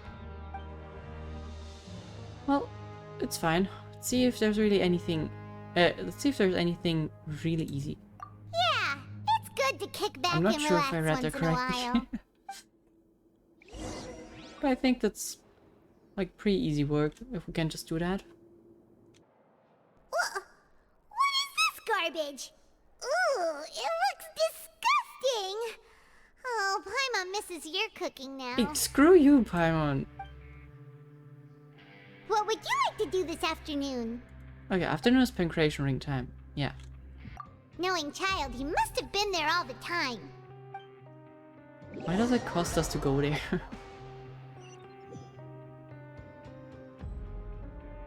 Oh, back for another try?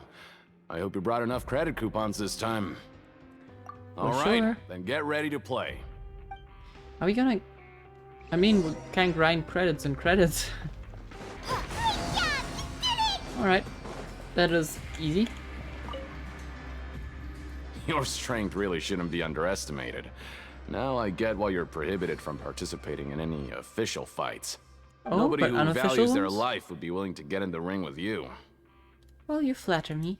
However, you two haven't tried betting on the outcome of a Pancration match yet, have you? No. Just go talk to Rusimov. Buy a ticket for whichever fighter you think will win.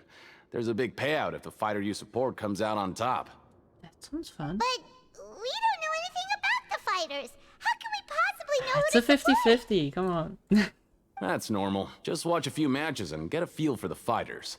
It won't be long before you can pick winners in your sleep. He's got a point. Why don't we give it a try? If we have enough coupons, we could probably bet at random until we figure everything out. Bet at random, huh? Well, how should I put it? It's not like you can't do that, but I'd advise you to give it some more thought first. Okay, you're not gonna... Okay. Huh?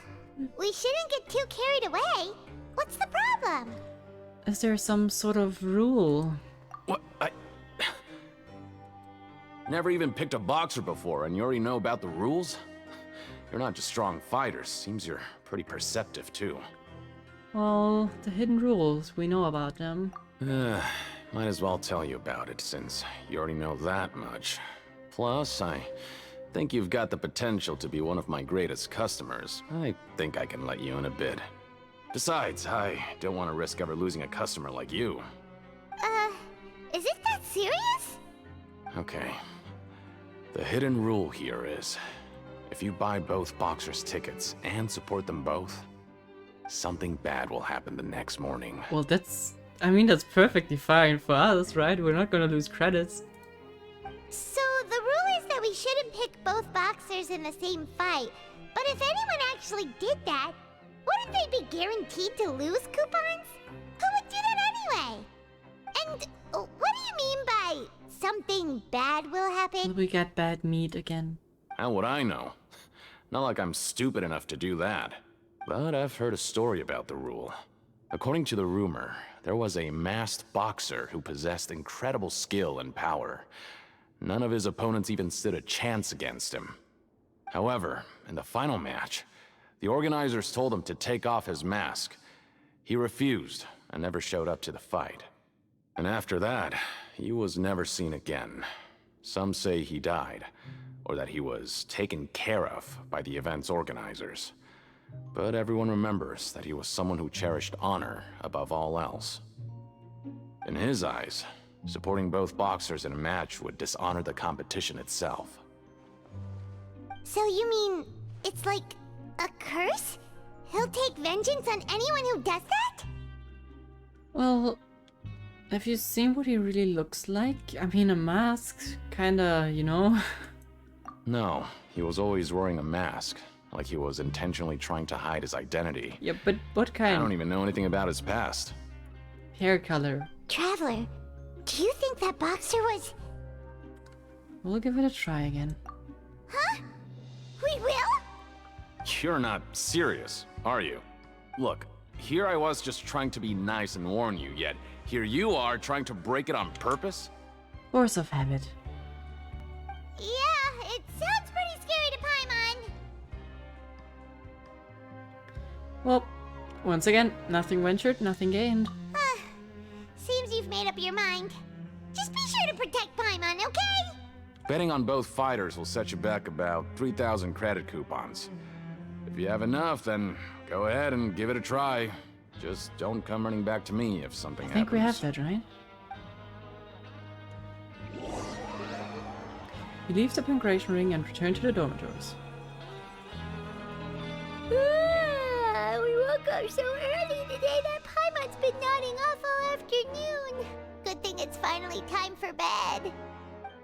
See you tomorrow, Paimon. We're gonna get in trouble. The dawn of a new Oh day. yeah, we have more than enough. Paimon feels like we're getting used to life as convicts. Is that a good thing or a bad thing? How many days have we spent? 2 plus 3 plus the first day, 6. I think 7 days. We have been a week, I think. What do you have planned for us? Yep, go to the Pancration Ring. We got credits to spend. But we're not slacking off from work, are we? Or should we? Ah, come on, let's skip it. Okay, never mind. Let's go work. After working here so long, we're really starting to get the hang of it. But doing the same thing all the time can get old pretty quickly. How are you holding up? I'm doing fine. Yeah. Thanks for giving me the choice, game. Really, really thankful. What is this garbage? Ooh, it looks disgusting. Are we in a time loop again? I'm getting What some would you Sarah, like to do this afternoon? some Sarah vibes. Time to go to the Pancration Knowing ring. Childe, he must have been there all the time. Yep, I know. Could have just bet yesterday, but Are you two here to buy tickets? Better be quick about it. Another match is about to start. Who are the boxers in the next round? We have the reigning champ, Le Grappler, Le versus a Grappler. contender from the Eastern Prison Block, Demon Horde. oh, I would bet on Le Grappler. Are those their nicknames, or did they choose those names themselves? Either way, super weird. Since you're new around here, I'll help you out and give you a little suggestion. Even though Le Grappler is the crowd favorite, Well, I can get behind Demon that. Horde is a first-class dark horse with incredible potential. Anyway, for this match, I recommend that you pick... Both of them, please. Huh? For both fighters? I could tell you're new to this, but I didn't think you were completely clueless. Maybe you don't quite understand the rules, no? Let me try to explain again for you more clearly. You see... Oh, no need. We're aware that we're going to lose coupons. All right then, if you're absolutely sure. Remember, no refunds once you buy the tickets. This must be so weird. This is like when you work for, I don't know, Del Taco or something and people just order like cheese. And you know very well that they don't know what they're doing. But maybe the person just really, really wants cheese. Yeah, we got it. Just shut up and take our coupon. Okay, Paimon. It's a bit like a dream loop quest, yeah, a bit. I guess we're having the same day over and over. It's a prison after all. Looks like we won't get a chance to sleep in as long as we're here. Let's get to bed early. Okay. See what happens tomorrow. We lost a whole bunch of credits. Oh, okay. Hey, Traveler, Paimon. Package here for you. Okay. The next time you buy something, go pick it up yourself. I'm not a delivery man, you know. I didn't order anything. Huh? A package? For us? Did you buy something, Traveler? Paimon's not quite awake yet, so why don't you go take a look? Well, I didn't buy anything unless we bought them included with the tickets. Ah, right! Yesterday we broke the hidden rule and bought tickets for both boxers. Oh, maybe this package is the bad thing that Colin said would happen. Paimon suddenly feels wide awake. Wait, maybe let Paimon go hide somewhere first. Just call Paimon after you opened it. You think it's a bomb or something? Come on, don't be a scaredy cat. Hey, wait! Paimon's still here! Don't open it! Ah! Too late. Well, doesn't seem too scary. Huh? What is it? Are you let Paimon take a peek too. Blood? Wine? Poison? Oh, it's just a small bottle. But the color of the liquid inside looks so wrong. Yeah. Almost like... Rumor has it that the box went missing and the liquid in the bottle is obviously supposed to resemble blood. Alright, that's enough of that. No need to say it out loud. Paimon already knows what you're trying to say. Do you want to give it a taste? No way! Get that stuff away from Paimon! Well, it seems we'll have to investigate. I hope you don't mean the blood. And I hope with investigate you also don't mean with your tongue. So, yeah. This place is chock full of strange happenings after all. Paimon thinks we shouldn't open the bottle until we figured out what's going on. Just trust Paimon on this one, okay? Strange blood-colored fluid. Strange package received the day after Paimon... wait, where did I get Paimon from? After the day of violating the hidden rules of the Pancration ring. What other hidden rules can we break? We could ask the guy. What do you have planned for us? Oh, we lost like half of our credits. Investigate the clues. Minus 400.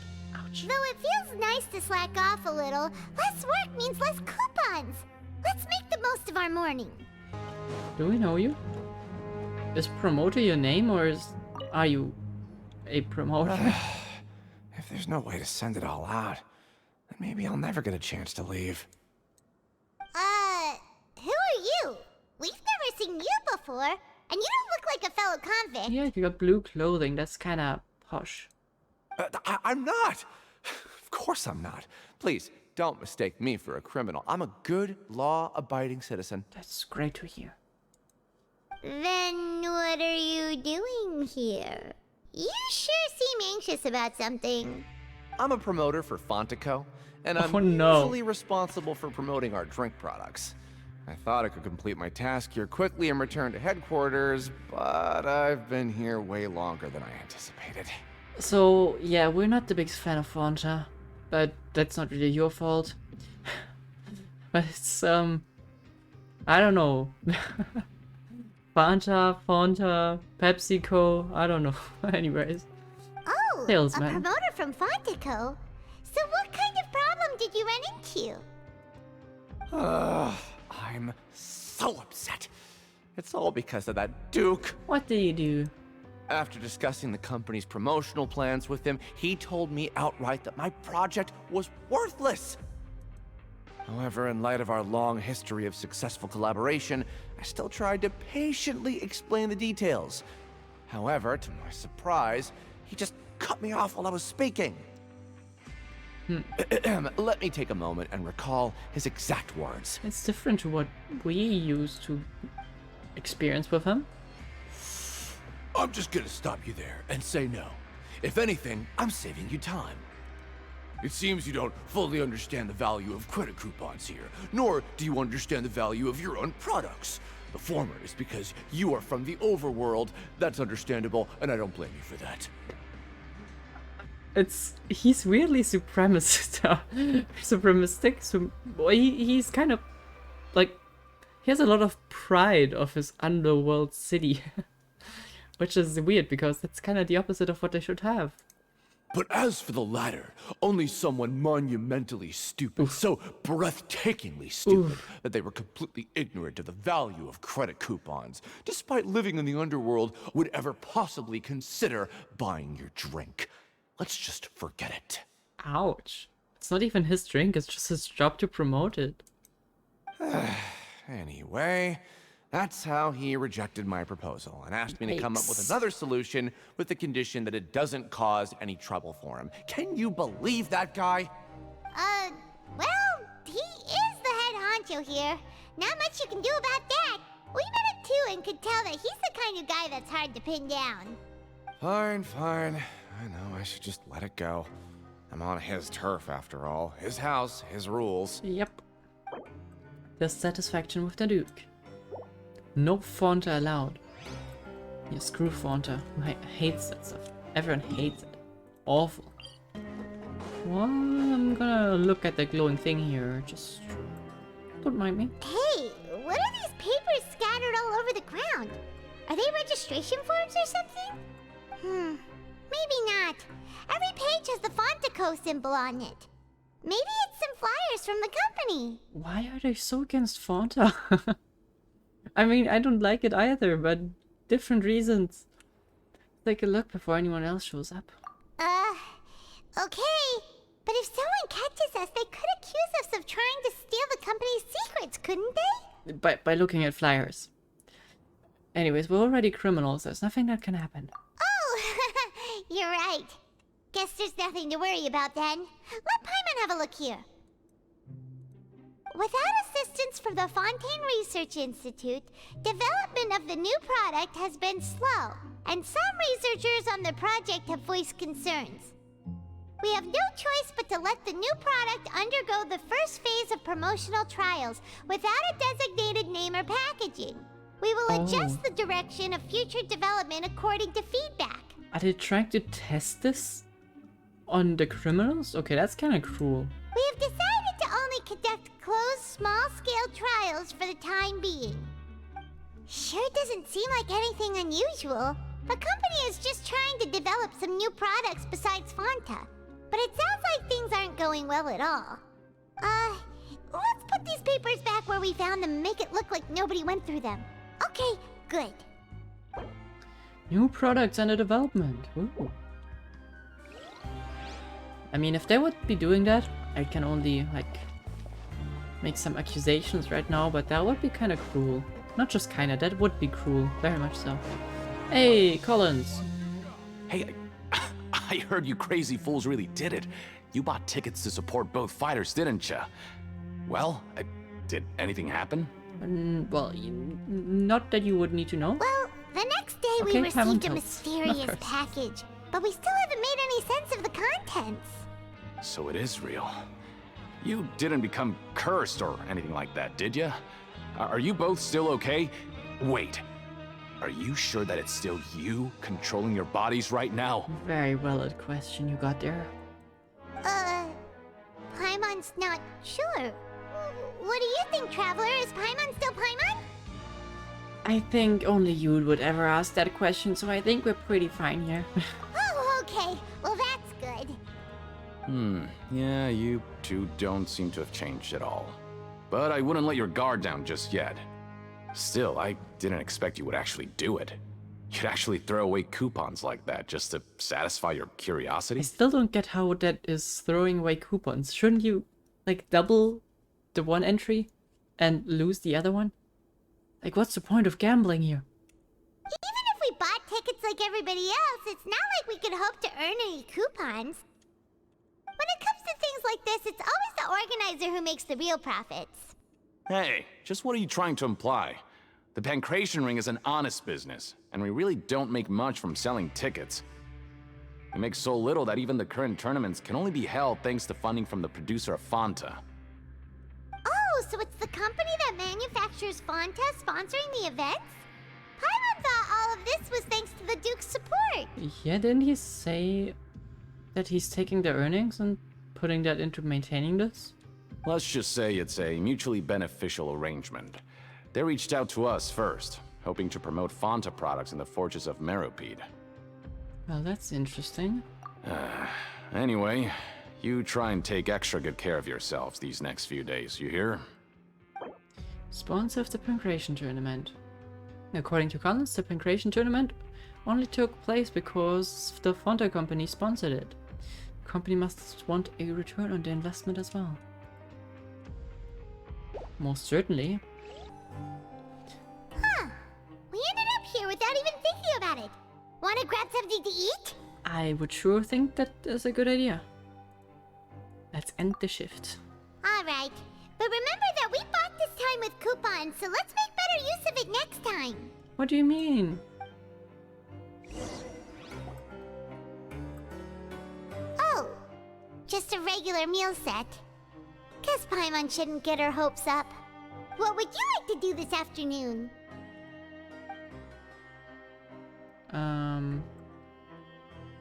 I don't know. Do we have anything to do? I guess we can investigate. I don't think there's more clues. Okay, then. Pancration ring. Let's go for action. After working here so long, we're really split Yep, doing yep. the same thing. I know. Yeah. That's good money. Easy done.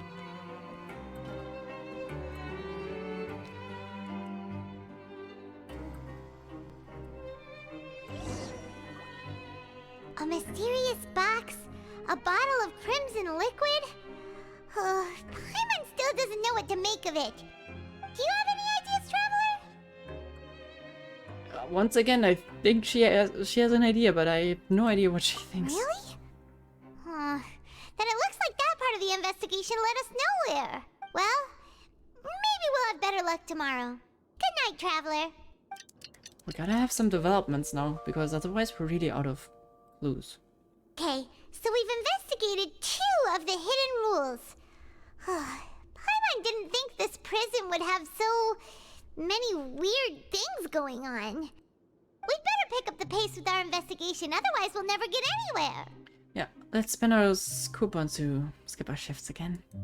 Yeah, let's skip work for now and put our time to good use. Sure. Okay, now we're slowly running out of credits. Hey, isn't that Vidok over there? Is it just Paimon or are there a few people than usual here today. I don't know, but we don't really have money.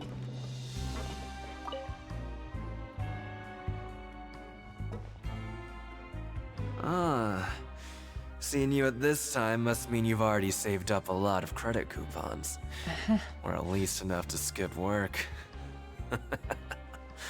Seems you're getting into the swing of things around here. Well, I'm gonna be the next Duke, obviously. Impressive. Very impressive. So, now can you tell us about the hidden rules you know? If that's what you want to know, I guess you couldn't have come at a better time. Huh? What do you mean it's a good time? Yeah.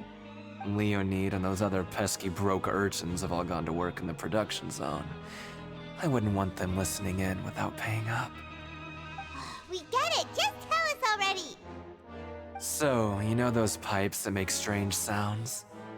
Don't ever, ever go near them at night. Even if you manage to avoid the guards, you might find something even more terrible there. Well, like Something what? even more terrible? Like what? A group of cannibals. Oh, yeah, that kind of works out, huh? I'm not sure if human meat is purple, but the blood? Strange meat?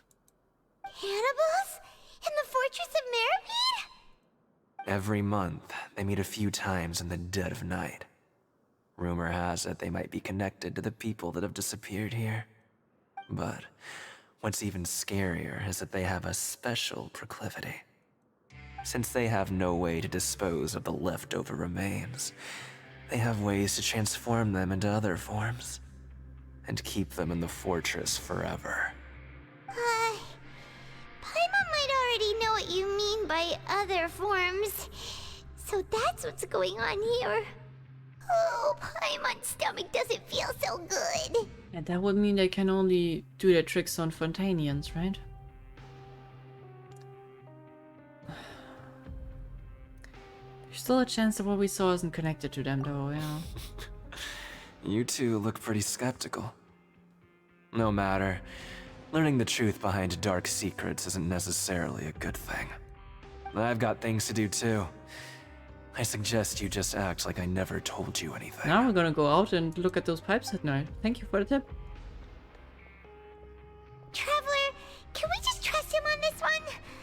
Oh, Paimon doesn't want her blood and flesh entombed here for all eternity. Oh, come on. You know that I wouldn't lose to a cannibal in a fight. Come on. Oh, so that's how you see the situation. Huh. You know, Paimon does feel a little better about it now. Well then, just like before, time to investigate another hidden rule. When will all the secrets end? Brimming with curiosity, you and Paimon eat lunch. And... something. Vidok isn't here. But the guys who went to work in the morning are back. Let's go ask them! Alright. What are you talking about? I didn't say Listen, anything. You should keep your nose out of other people's business. Okay. Fine. What? What are you saying? You shouldn't go around saying stuff like that.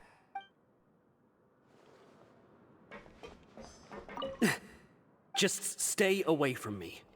They don't seem to like hearing that, huh?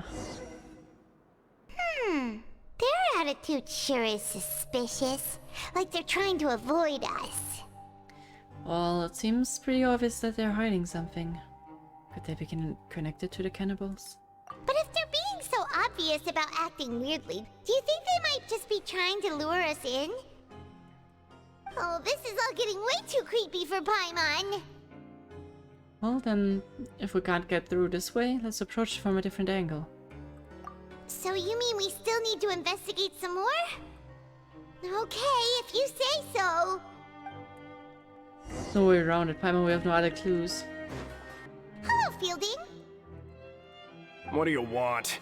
Criminals like you ought to be working right now. You are Catch a my drift. snore. We just want to ask you a simple question. Man, this dude... How? Have you ever anything odd during your nighttime patrols? Why are you asking about something like that? Whatever happens at night isn't your concern. All you need to worry about is getting enough sleep. Well... You see, sometimes we hear strange noises at night. Right! We've heard it happens a few times every month. Paimon has sensitive ears, so it makes it hard to sleep. Really? I see. But it's not like I'm on duty every night. And now that you mention it, I recall my colleagues talking about something like that before. They say that strange things tend to happen at night on pipe cleaning days. Lots of us don't willingly take those shifts. So, what happens at night on pipe cleaning days? And they just conduct regular cleaning of the fortress's drainage facilities. There are 3 pipe cleaning days per month, and it just so happens that today is one of the scheduled days.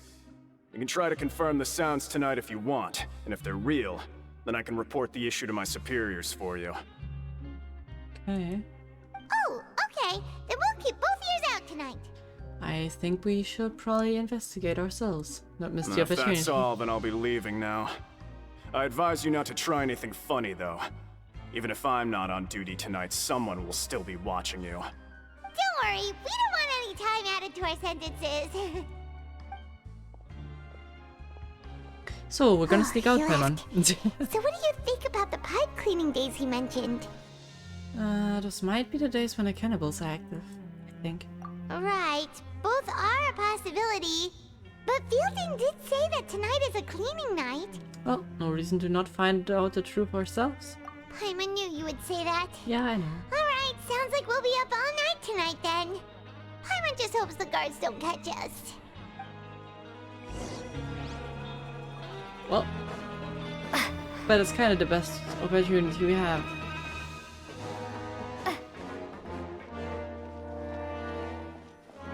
Then rest up for a bit. Oh, Paimon's so tired. But we can't sleep yet. They'll be cleaning the pipes tonight, so it's the perfect chance for us to investigate. Well, we just need to wait until everyone's asleep. If we miss our chance tonight, it will probably be a while until we get another opportunity, so better use it. Whatever. Just be sure to wake Paimon if she dozes off. Paimon's worried something might happen if you go alone. I think not only you are sleepy. Oh. Huh? Traveler? Did you fall asleep already? Yeah.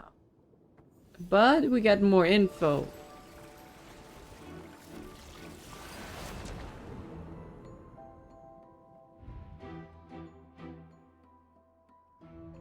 What have you been up, child? Up to, sorry. Running.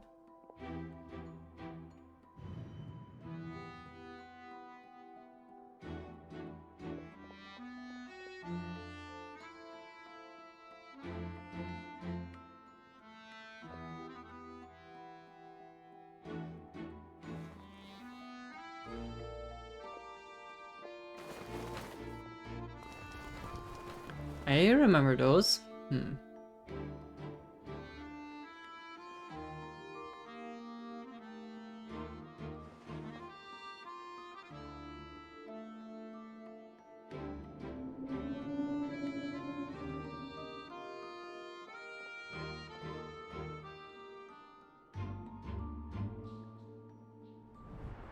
Traveler, come on, wake up!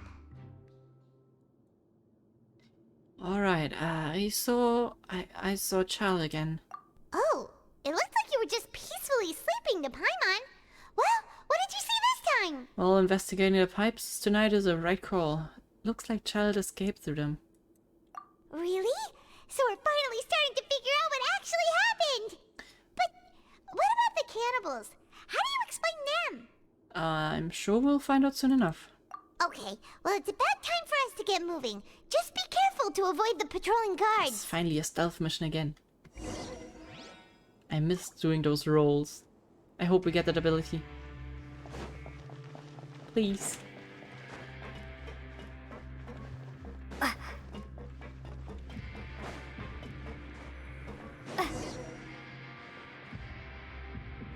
Oh, we don't get the rolling ability? Oh, Careful! We'll get in trouble if the guards catch us. do they turn or? Uh-oh! They Okay, spotted us! never mind. Don't mind me. Blind. You guys are the worst. Wait, that's... Wait, where did I go? Did I go back to our hideout? Why did I go back here? Okay, now I'm the fool. Huh? This should be the place. Was that always open?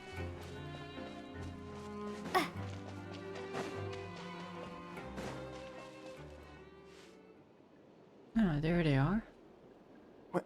I know you. You were the ones we saw. Huh. You've got guts showing up here. You know who we are, right? You'd better leave now. Ain't nobody coming here to save you. Well, enough of the theatrics. What'd you say? All those rumors about cannibals and hidden rules. Like, come on. But they were started by you, weren't they? Yeah, so what if they were? If you push us, we can make those rumors a reality at any time. Hey, what's the point of all those rumors anyway? What exactly are you trying to do? I don't have to tell you anything. If you turn around, go back to the dormitories and act like you never saw anything, then I'll pretend that you never showed up here. Yeah, scram. Nothing worth seeing here. There's something calling me. Have to go. Huh? What did you say? Isn't that exactly what Boss said when he left? Mm-hmm. So you worked for him. Hey, do you know our boss? One of the Snezhnaya Fatui Harbingers? Whoa. We had no idea our boss was such a big deal. He always kept his identity a secret. So, did he have you come here to find us? Oh, so you're Childe's crew here? Seems like he had no problem fitting in. Yeah, that's not really a surprise to me. Well, I'm a friend, and we came here to learn what happened to him. We're the only ones who heard him say those words when he left that night. So unless he somehow told you those exact same words after that... All right. I guess that's proof enough for me. I believe you. Wow, those dreams of yours sure come in handy. We gave him the business for a while and would always give him a hard time when he first came to the Fortress of Maripede. But here in the fortress, the strong will always earn respect. And Childe is arguably pretty strong. He was working the longest hours and racking up wins in the Pancration Ring. Not surprising, yeah. You could always see how amazing he was, even when he was teaching us a lesson. So eventually, we all decided to follow him. But one day, he suddenly told us that he had to find a way to escape this place, no matter the cost. He said it was because he heard that call again. And as his crew, if the boss wants something, then it's our job to get it done. So, we got to work, and used the hidden rules that were here to make up and spread the rumor about the cannibal rule. We just wanted to give him a better chance of escaping on a night after the pipes had been cleaned. Mm-hmm. Oh, thanks to your rumor, nobody would want to come anywhere near here, prisoner or guard. Not sure what that has to do with the fighting rules. It's easy to exploit people's fear of the unknown. But hasn't Childe already escaped? Why are you all still coming here after pipe cleaning day? Because as far as we know, the pipe he went into isn't actually an exit. It should be a dead end. It leads to an abandoned factory area, and even if there were a way to escape from there into the sea, we're still way too deep. No one could ever reach the surface alive. Nonetheless be crushed. But Boss still insisted on going in. It's like he was obsessed about it. So we told him that we'd pretend as if he never existed while he was gone. And that if he wanted to come back, he should wait for nighttime on a pipe cleaning day. That way, we could meet him here and help cover the whole thing up. So you come and wait here through the night a few times a month just because of that promise? They are loyal. I guess that was pretty honorable. Yeah, but it's been so long now. We already know in our hearts that he must have managed to escape somehow. Is it also possible that something unfortunate happened to him? Nothing could ever defeat Boss or slow him down. It's one thing we know for sure. I mean, we kinda did. Okay. Paimon was just brainstorming possibilities. Well, can you take us to a spot where he left? Alright. Keep quiet and follow us. You go ahead, sir. Just go ahead. Well, that wasn't far. The way up from here has been sealed off. It's impossible to get through. Boss left by going down from here. It wasn't full of water at the time. Later, we came back hoping to have a look. That's when we found out it had been completely flooded. It's impossible to navigate unless you're an extremely skilled diver. Well, do you think Childe got trapped by the water? Not likely. We all know that Boss was an incredible swimmer. I know a good diver. Really? Then have him come investigate. Pronto. Just be sure to tell us if you get any news about Boss. They shouldn't have any issues. They're both, like, I guess, complices? No, I wouldn't call it that, but they're on the same team, so It's it should be getting fine. late. We should leave before the guards come this way. Yeah, we learned a lot about what happened to Childe here. Let's get going. Well then, let's get our sleep. And then we're gonna call Furina. If we find it. Finally learned some key information. Seems all of our investigative work has finally started to pay off. When you said you knew a diver, you were talking about Furina, right? Correct. If we ask Linny, he'll definitely have Furina help us. Ugh. Why is Childe like this? What was he doing going into the pipes? Not making our jobs easier, that's for sure. Well, yeah, that is not unexpected. You know, I don't know why I came up with that thought right now, but while we are down here, there could be a lot of things happening at the surface. It kind of worries me. Especially with the Fatui activity up there. Let's hope it's fine. Fortunately, though, it seems like it's only a matter of time now before we find out what really happened. Now that we can finally relax, I'm starting to feel super sleepy. Let's try to get some rest while we still can. Nighty-night, traveler! It's morning already? Paimon still needs more sleep. Well, guess we're gonna skip. Huh? Wait, look over there! Isn't that... It's one of Linny's cards! Yeah, you're right. It's been a while since we've been contacted by him. Let Paimon see what's written on it. Maybe you haven't heard, but today is the monthly free day. Everyone has the day off today, which makes it the perfect time to do some investigating. It's been a while since we last talked. Have you been making any progress lately? Let's meet at our usual spot in the factory area before lunchtime. I have new information. Ooh, today's our lucky day. We have the day off. From the sound of it, Linny's been making progress with his investigation. Wonder what he's discovered. We still have some time before we meet up. Let's talk with the people here for a bit more before we go. Wait, so is that Act 4 now? Oh, wow. Okay. Yeah, I wonder if we're gonna spend like most of the second act inside of the prison. Or if we're gonna break free, find Childe, and then there's something on the surface. Or if that's completely for next time. I have no idea. But I'm kind of afraid of anything bad happening on the surface while we are down here. That's not a good thing.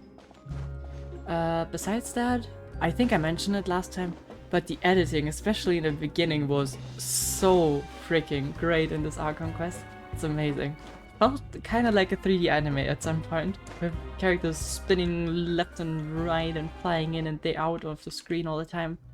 Amazing. Keep it up, Hoyo. Look, there are some people talking over there. Let's listen in on the conversation.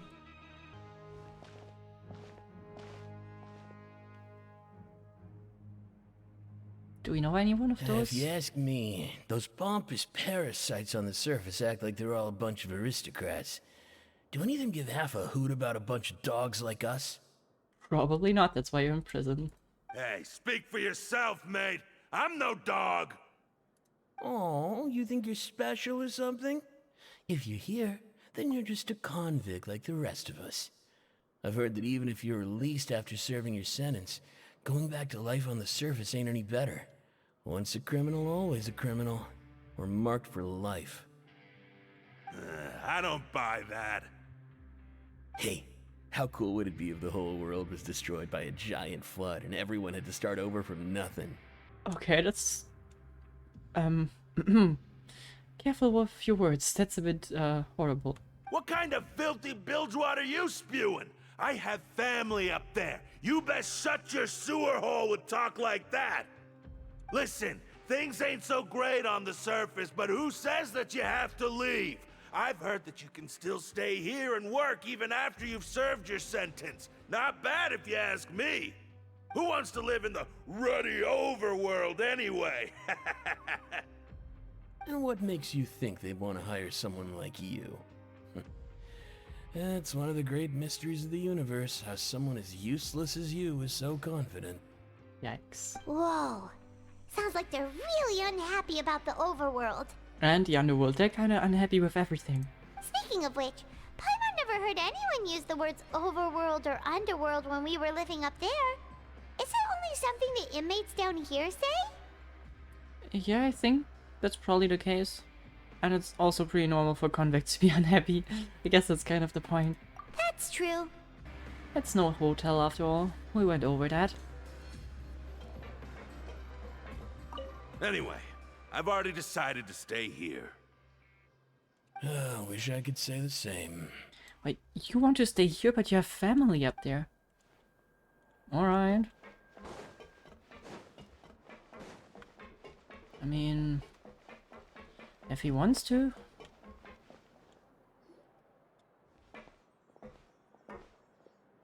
There's a group of people over there. Let's go listen in.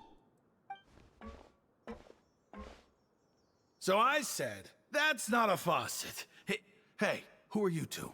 Why'd you come over all of a sudden? Sorry. Sorry for eavesdropping. Sounds like you were talking about something private. Uh-oh. What's the matter? They're just looking to join in on our fun, that's all. Hey, don't pretend like it's okay for them to just interrupt us like that. Yeah, fine. You're lucky we don't mind extroverts that much. You know, I think you guys were just trying to tell a joke, and we have been taught by the most pristine joke master in all of Teyvat. So I think you will love us. And you guys also seem very nice. So I would like to hang You hear out. that, Quisto? What nice! Your expressions tell me you're looking to hear some juicy info, am I right? But before that, it just so happens that I know you two. Not surprising. Kinda, but Are we that famous? we should be. But somehow we aren't. You're kidding. How often does anyone get a personal tour led by His Grace himself? Practically everyone was talking about it. Word has it that you also caused quite the kerfuffle. It was just a teensy-tiny mistake. A little mistake, huh? I like the way you put it. You see, people with a good attitude can join our group anytime, unlike some of the others here. Your group? I'm Quisto, and this is Lavaroon. People usually call us the Bombshell Bros, but don't worry, we're not playing with bombs or anything. It's just that our information is always so explosive, and we blow minds on the regular. Ah, I see, okay. So, you two really like to gossip? Yep. Whew, you sure know how to embellish. No, you don't get it. Knowing intelligence will make things better for you here. For example, knowing who's working with whom, who has the latest rumors, who's not getting along. Wouldn't you like to know all that? Yeah, actually, yeah, that would probably help us a lot with, like, our report. Gosh, that feels very slimy. Oh my Archon, I'd love to know. Tell me, please, pretty please. Whoa, all this info's worth something, you know? You should prove you're worthy of it. We got a sword. I don't mind him. Quisto's always this way. Just play nice and say something to massage his ego. That wasn't enough. The welfare meals. Talk about the welfare meals. Sure. We ate the most incredible welfare meals recently. Woo. Right. That meal we had yesterday was super delicious. Paimon can still taste it whenever she closes her eyes. Is that so? To tell you the truth, I've been helping out with making those welfare meals. I've been working as a kitchen assistant for about a month and a half now. Oh, are you the one who served us human meat or whatever that was? Oh, so you're the one who made those delicious steaks. Amazing. You could be a professional chef. You are correct. I am a true professional. In fact, I even went to culinary school. But since you like my cooking, I guess that means we share similar tastes. Listen carefully. This little bombshell will help you learn what's really going on here in the fortress. Okay, let me in on all the secrets. Huh? Did Laveroon just wink at me? Seems he's saying, don't be upset, he's a good fellow. Listen, kids. The power structure within the fortress is quite complicated. The overworlders couldn't care less about us down here. We're basically dogs to them. You've already met the one person here you should never cross, the Duke, Wriothesley. He knows more than you think. And if he doesn't care about something, then he often doesn't bother dealing with it. Those who have the Duke's attention get all kinds of special perks. Even better treatment in the infirmary. I know who you mean. It's that Jurier character, right? I don't think there's anything useful about him at all. Why does he visit the infirmary practically every day? Is it normal for anyone to be going in and out of there so often? If you ask me, he's just faking it to get out of work. But did you know that Jurier was a talented researcher from the Fontaine Research Institute before he came here? There's no denying that. And before it blew up or afterwards? I don't care if he was a researcher that could turn dirt into Mora. Once you're in the Fortress of Maripede, you're just another inmate like everybody else. Interesting. According to Cousteau, a person named Jirio, I forgot how they pronounce it, I hope that's right, frequents the infirmary. I should take note of that. We could also check it out. Speaking of which, the last time I saw him, he was passing by the corridor with Lorvine. I also heard they started arguing in the library and got into a fight, right? Guess that's just how terrible of a guy he is. You mean he hit a woman? Wow, I never imagined he was that bad. But that Lorvine's also quite the odd one, you know? She's always gabbing away, got into a fight with a man, and she also got sent to the infirmary. I mean... Come to think of it, I always see her going to the sick bay every couple of days, too.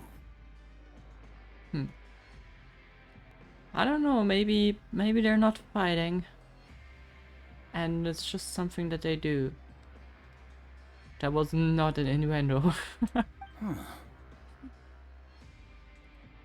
Wait a second. You don't think? Do you think could it be that they're secretly meeting there to go on dates? In the infirmary? But it's really hard to imagine. After all, I do remember seeing Lorvine beat Jurier to a pulp that one time. And we might be overthinking things. Yeah, I think so too. Who the hell would meet in an infirmary? To freaking date. So Jurier had a confrontation with a girl named Lorine. Lorine. Yeah. Okay, Lorine nodded, so I probably pronounced it correctly. Who also frequently visits the infirmary. I'll remember that too. Very crucial information. I don't think so, but... Noted. How's the weather? Cloudy. Cloudy and pretty chilly.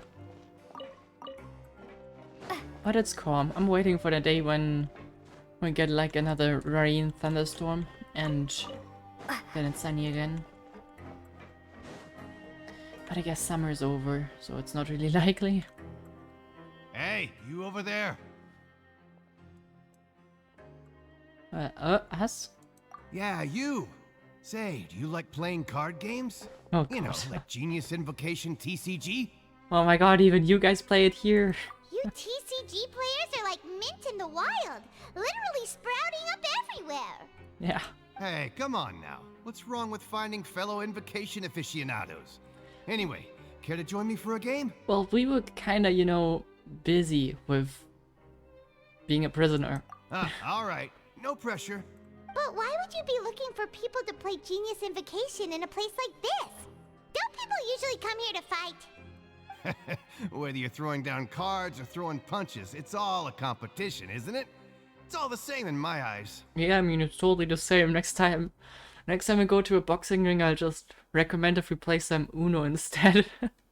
There are lots of card players here in the fortress. When I saw you, I immediately thought, hey, even outsiders from other nations play cards. So I came over to say hi. We're not even from an... Well, anyways, so you would mind chatting with us for a moment? Maybe we can actually play a game. Sure. And chat meanwhile. Great! Since you've been here longer than us, you need to flex your seniority a little bit, right? Maybe you could start by telling us newcomers some stories about this place. I thought you would have already heard everything by now. All right, then. Did you have anything specific in mind? Or do you want me to just pick a topic? Why don't you pick? We'll let you know if we've heard it already. All right. Have you heard any strange rumors since you've arrived? Oh yeah, the forbidden rules we have, yeah. And did you know that there are some people who are always gossiping over in the corner? You mean... Oh, I didn't think you meant those, but okay, you mean Gustavo and Lavroon? Lavroon? Yeah, so you've already met those two. They're quite a pair. They always keep an eye out for the latest happenings and gossip about everything. I've never seen anyone with more time on their hands. I heard that they used to be a chef and a bartender before they were sent down here. You know how bartenders are, always chatting with customers. Yeah, and checks chefs out. love to pass the time just hanging out when they're not cooking. Good to know. Do you have anything else to tell us?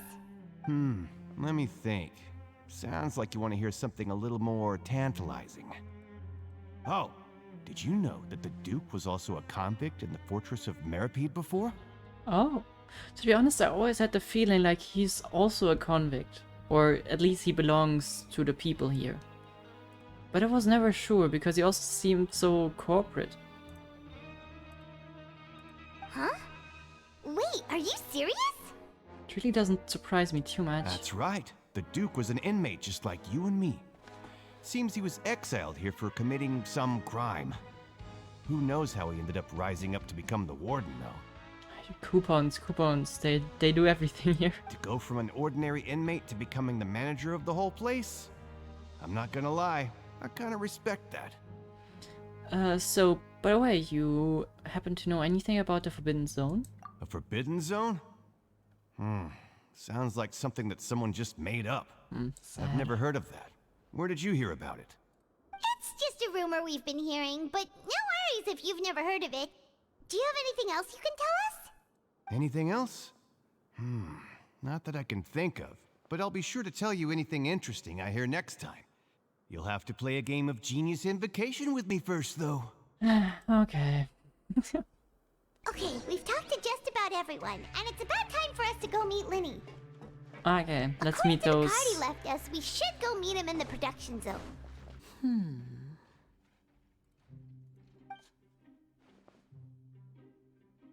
Huh?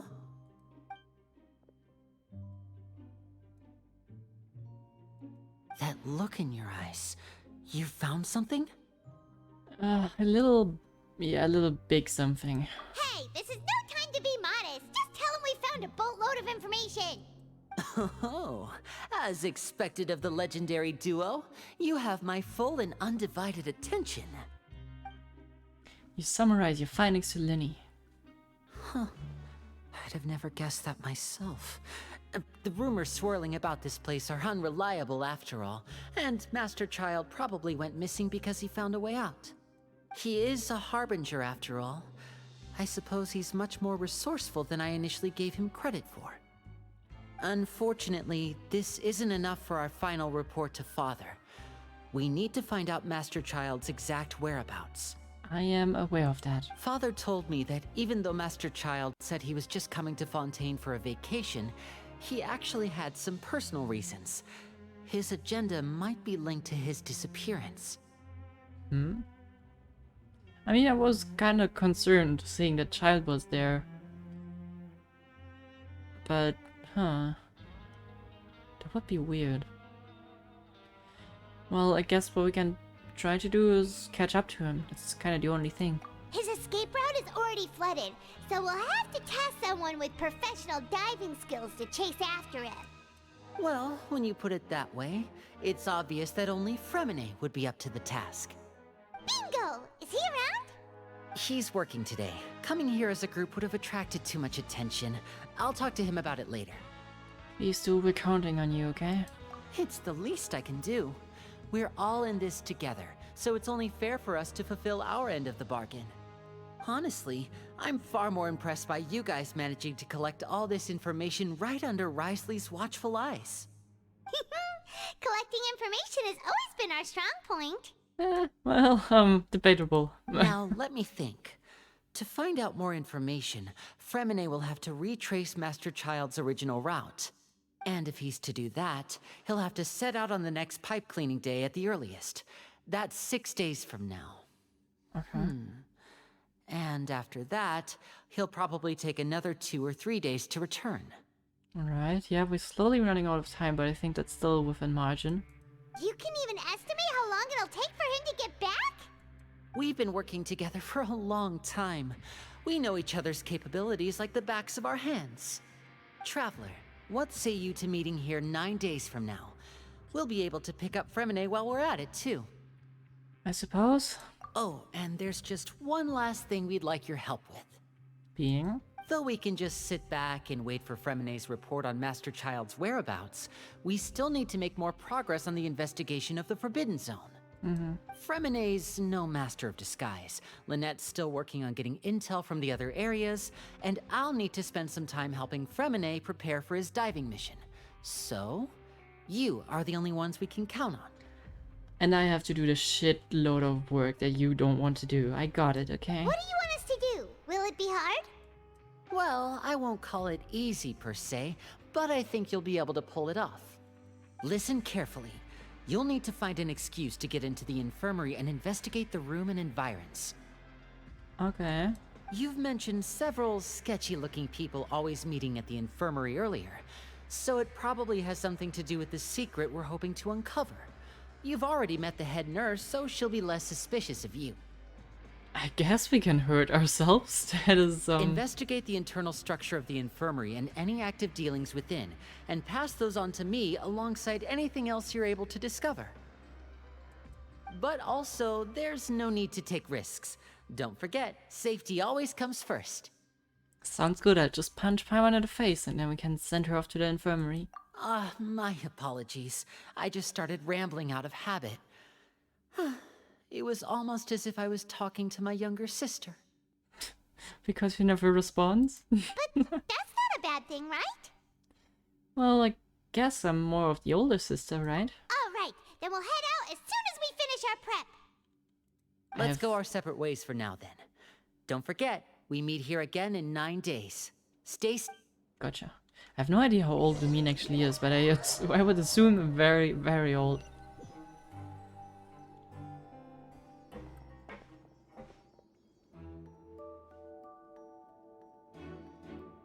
Hey, stay here for now. Paimon will take a peek. Okay.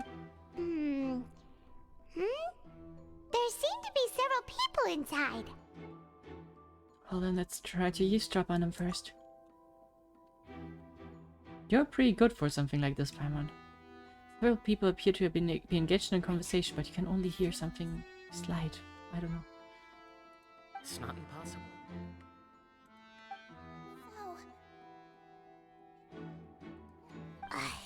It's a bit hard to understand them from here, so why don't we just try to talk to them in person?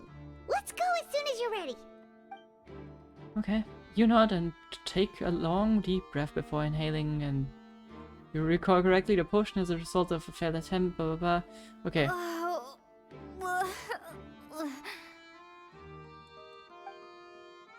Having given a good whiff, you hand... Look, how are you supposed to read that? Please help! She's sick! Whoa, are you okay? Oh my! What's wrong, little one? There's no need to panic. Take a deep breath before you begin. The traveler started complaining of a stomachache, and then nausea, and then collapsed onto the ground. Paimon doesn't know what to do! Freezing limbs, twitching fingers, and pale complexion? Could it be poison? Let me take a look. Please, lie down over here. My stomach really hurts. Don't worry, I'll get you to the bed safely. Here, hold on to my shoulder and walk slowly.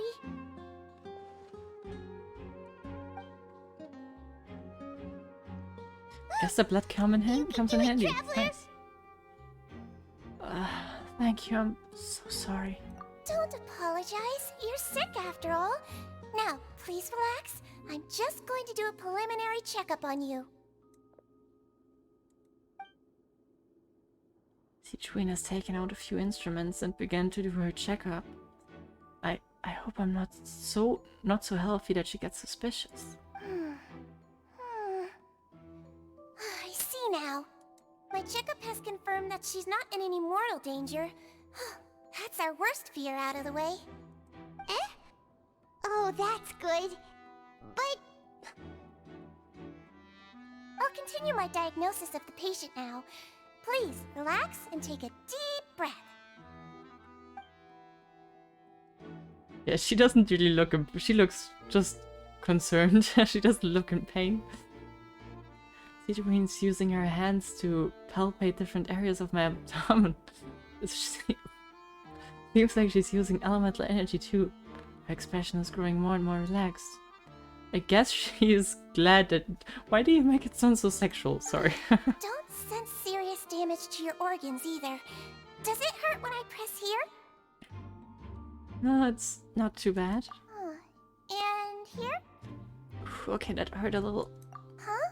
But based on my initial checkup, there shouldn't be a problem here. How strange. Liar alarm! Oh no, what's my acting? A bit over the top? Uh-oh. What about here? Does this hurt? Nah, I can't really feel it. Please don't tell me she's gonna touch the same spot and we're just gonna say, no, I don't feel it. Oh! I understand. So that's what it is. I think you just ate something that disagreed with you. That's all. Nothing too serious. Outside of a pretty bad stomachache when it decides to act up. So that's what it is. Thank goodness it's not anything more serious. And there have been other inmates complaining about the food recently. I'll inform our head chef, Mr. Wolsey, of this problem as soon as possible. Congratulations! The health risk is incredibly low, so you should recover within a couple days. Why don't you take a rest here while I go get some medicine for you? Miss Levine, I'll have to trouble you to help me look after this new patient while I'm gone. That's good. Very well. We don't mind. And she hopped away, just like that. Dude, Louis, you look way too happy for what terrible performance we just delivered. This infiltration mission is going much more smoothly than I imagined. Next, there are only 2 people left in the room. Citrine just called that woman Loreen. So she has to be the one of the frequent visitors in the infirmary. Would that mean that the man next to her is Shiro, whose name I still don't really know how to pronounce? Hello. So how are you feeling now? They look pretty posh, not gonna lie. Still not too great. Can't keep staring at her. It will draw unwanted attention. The guy also seems to have noticed. You are not acting pretty well right now. Now he's looking my direction too. Oh man. Her stomach ache's really bad. She was stumbling about the whole way here, so Paimon's really worried. If Miss Cijuin says it's not a serious problem, then there's no need to worry. She's the best medic we've got down here. But it also looks like she's the only medic you've got down here. Well, that's true. What do you mean, that's true? That's really misrepresenting the situation. Of course I can't speak for the whole fortress, but it's not like everyone imprisoned here is useless, you know? Though they may have committed crimes and gotten locked up here as a result, they still know a thing or two about medicine, and they help Miss Sishuin take care of the sick and injured. Yeah, you're right. But did you have to lecture me about it in front of another patient? Aren't you a patient too? Where did all your energy come from? That's correct. Sorry, I got a bit ahead of myself. Are you two also sick? Sick? We've been sick a while. I come back every once in a while for checkups, and to pick up the medicines Miss Sishuin prescribes for us. That's just the nature of chronic illnesses. As for her... You could say she fancies herself as Miss Sishuin's capable helper because she learned a bit of medical knowledge ages ago. Please watch your mouth, Mr. Jurier. Don't forget that you are the primary reason I have frequent heart palpitations. What? Hey, don't start arguing now, please. Keep it civil at least. These two seem to have a pretty terrible relationship, and only ran into each other because they came here to pick up their meds at the same time. Pity them.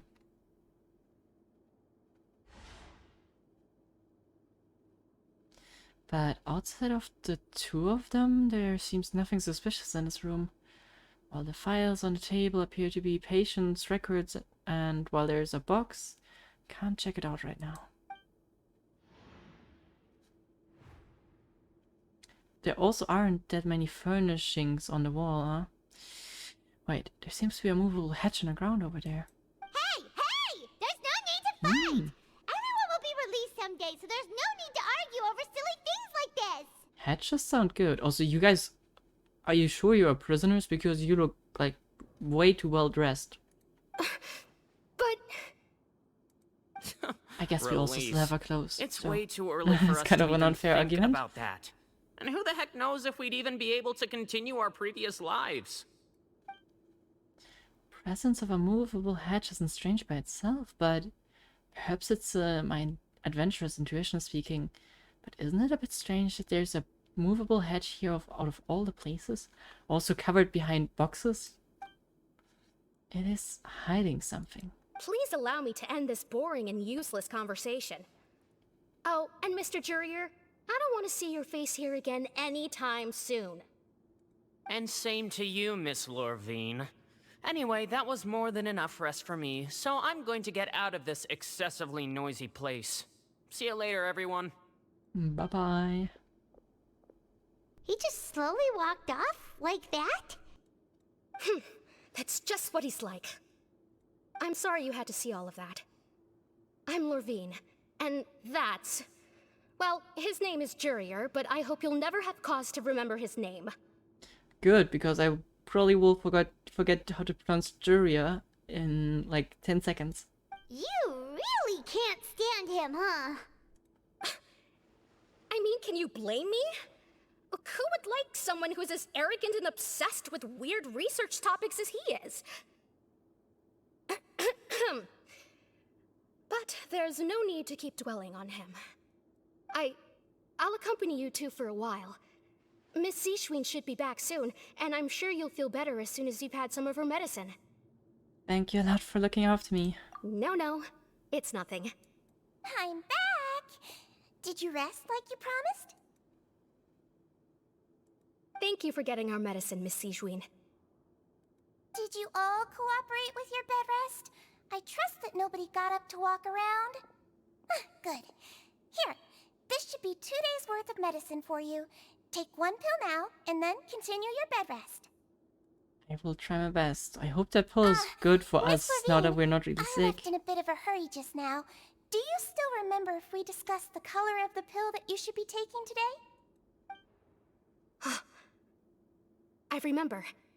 You said it should be yellow. Did I talk about that before we walked in? Why don't I remember? Yellow, huh? I understand. These are yours. Please, make sure to go to bed early after taking them tonight. You'll benefit from a good night's sleep. Alright, then I'll also be on my way now. I hope you feel better soon too. It's a weird question to ask. There's something fishy. But yeah, thank you. See ya!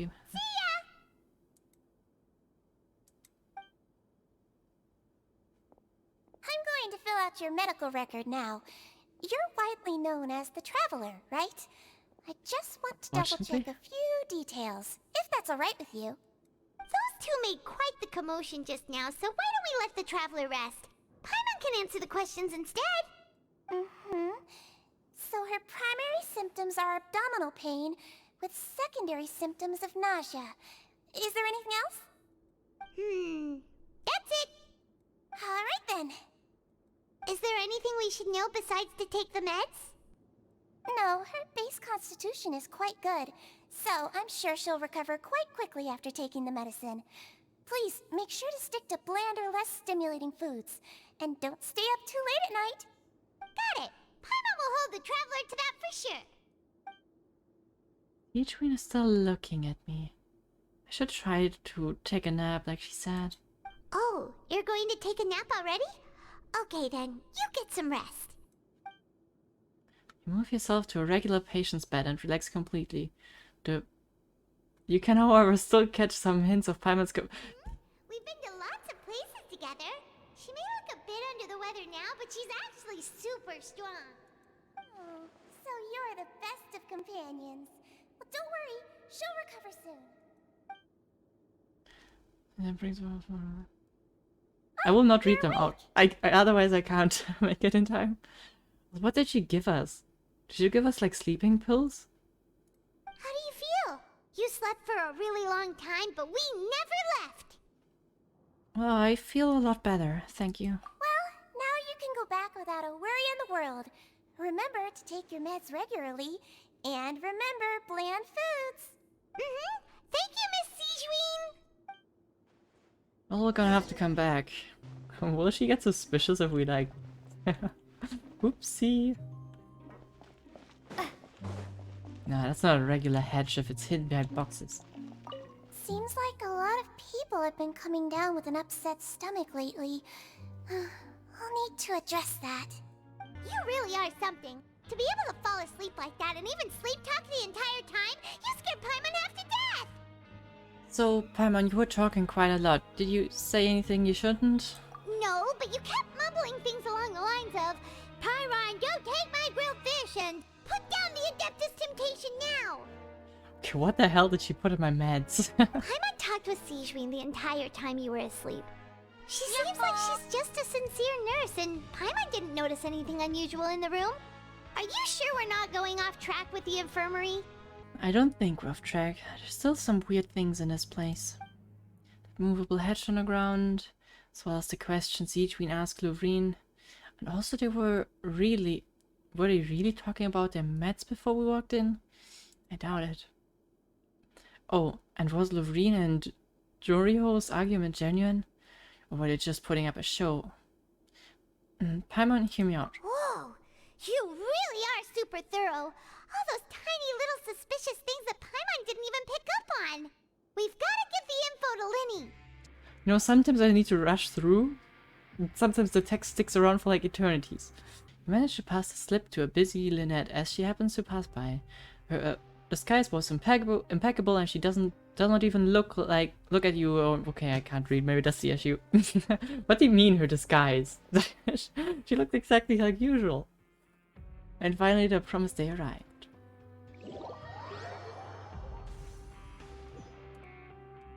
Today's the day. Let's go meet up with Linny. Okay.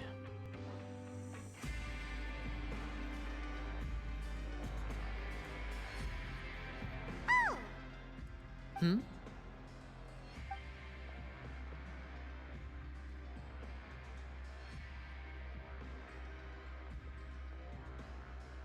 Did you two run into any trouble over the past few days? No, we just worked our shifts according to the schedule. Nothing weird happened. That's good.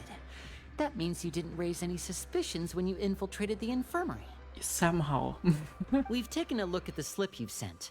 Fremine successfully left the grounds via the pipes 2 days ago, and as of last night, Lynette has also infiltrated the infirmary after faking an illness. Wait, why is she getting involved as well? You already went above and beyond when you scoped out the infirmary. To put it more bluntly, even if we were to view that as something you did in exchange for Fremine's help, you've already done more than enough. Infiltrating a guarded stronghold is a different kind of job from a one-off investigation. You know, we want it's to an avoid using infirmary. the same faces over and over and reduce the amount of suspicion that will fall on any given person. It's really not that guarded, but alright, sure. Lynette also felt like you have already taken the first step for us, so she should be the one to finish the job. So that's what Lynette thinks. Oh, Paimon hopes everything's going well for her. Well, okay. That's fine. I kinda trust Lynette a lot more than you. She seems more, I don't know, objective focused. Then, let's go check on Lynette before Fremine returns. If everything went well, then she should be wrapping up her investigation right about now. Is now really a good time to go over? According to my observations, Sigewinne always spends around half an hour away from the infirmary right before lunch.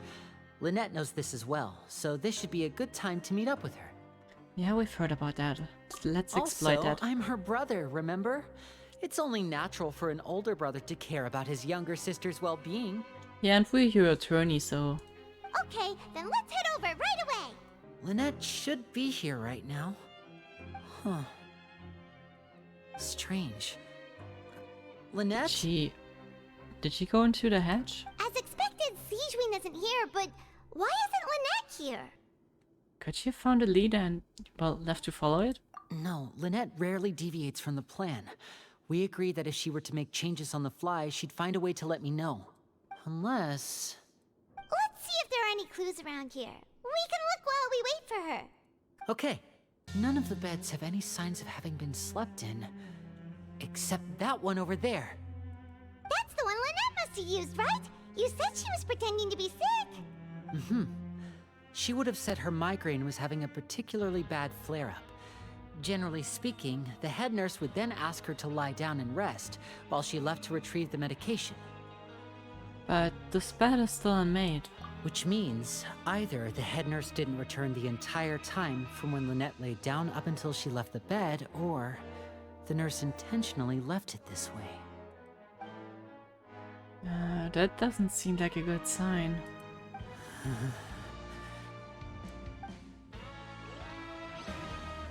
Was her cover blown? I don't even know. I can't really trust her either way, right? Just making sure no one's watching. That would have been really creepy right now. Ah, this is it! We saw it before! Wait, this thing? It doesn't look like it's been disguised that well. Lindley leans down to get close to the movable hatch and starts opening it. The space behind it is empty. From its size, I don't think it's an entrance that is meant to be taken apart. There's probably a mechanism around here somewhere. Okay, he probably didn't open it, he probably just knocked on it. Could Lynette have tried to get inside? But if that's the case, she would have contacted me for sure. Yeah, that seems like the weird part. She could have been captured while doing it, but then again, she would have left, like, some notice. Let's look around here for some more clues. Don't panic, just take another look. The look on Lenny's face, he's definitely beginning to panic. Don't panic, he's probably said that subconsciously more to himself than anyone else.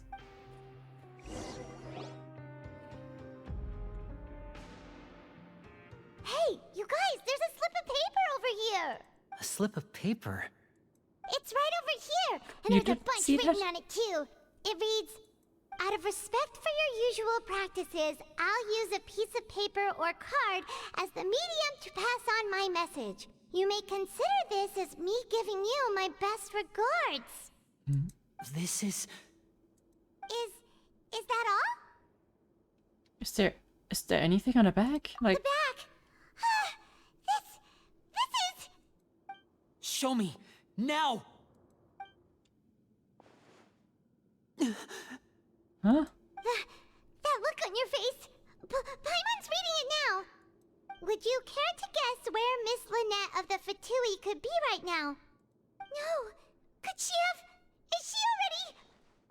Wriothesley? Did he deliberately leave the infirmary unguarded to use it as bait? Wait, you mean he was aware of our goals from the very beginning? But why? We didn't run into any trouble last time, and he also never reached out to us since. You mean, why would he choose to act during our second infiltration attempt instead of the first? And why at all? Yes, that is a crucial question. Wriothesley, he doesn't do anything without a clear goal or reason. So this means he had no concerns about your activities from the very beginning. You're not from the same camp as us. You were sent down here by Nervulet, so you have no conflict of interest with Wriothesley. We're a completely different story, though. Yes, but then why didn't he go after you? I'd like to know that too. Why did he only go after her? Don't panic, just think everything over. I have to stay calm. This is not like what happened last time. The situation's different now. Wait, you're right. Wait, but that means the fact that Fremine was able to leave the grounds. Could Wriothesley have let him go as well? Oh no. But what does he gain by letting Fremine leave like that? I get it now? Do you? He deliberately made them both disappear. So But he's why? challenging me and trying to provoke me, I'm sure of it. We never should have sent out Fremine. We had to go through all that trouble to find an opening to sneak him around the guards and into the pipe, and we even thought luck was on our side. If Wriothesley let him leave on purpose, then he's probably in a terrible spot now as well. Lenny's getting more and more panicked. We have to calm him down. But why would he do that? What's his plan? Just to mess with the Fatui, I suppose? Lenny, calm down. We need to keep a clear head. Lenny. Fremine wouldn't have left if we hadn't told you about Childe. That was our fault. No, I'm the leader of this operation, and I'm the one responsible for this team. I was the one who failed to protect them. I'll go talk to Wriothesley. Hey, don't be reckless! Traveler, please talk some sense into him. I simply cannot allow Lynette to be abducted again. Oh yeah, I forgot about that completely. That must trigger some insane PTSD for him. I have to go. I'll find a way to get them back. Yeah, let's go with him. Come on, Lubin, move. Rushed out the door! After him! Where were you hiding? Why are you smiling like? Right. Oh my god, that I feel like beast. we still have some room to make changes on these details. It's not impossible, but it'll require extensive testing. Is that so? Very well. Then please be mindful of the time. Huh? Is someone? Pack everything up. Whoever's outside is eavesdropping. They'll probably come in once we stop talking. Someone! Please help! She's sick!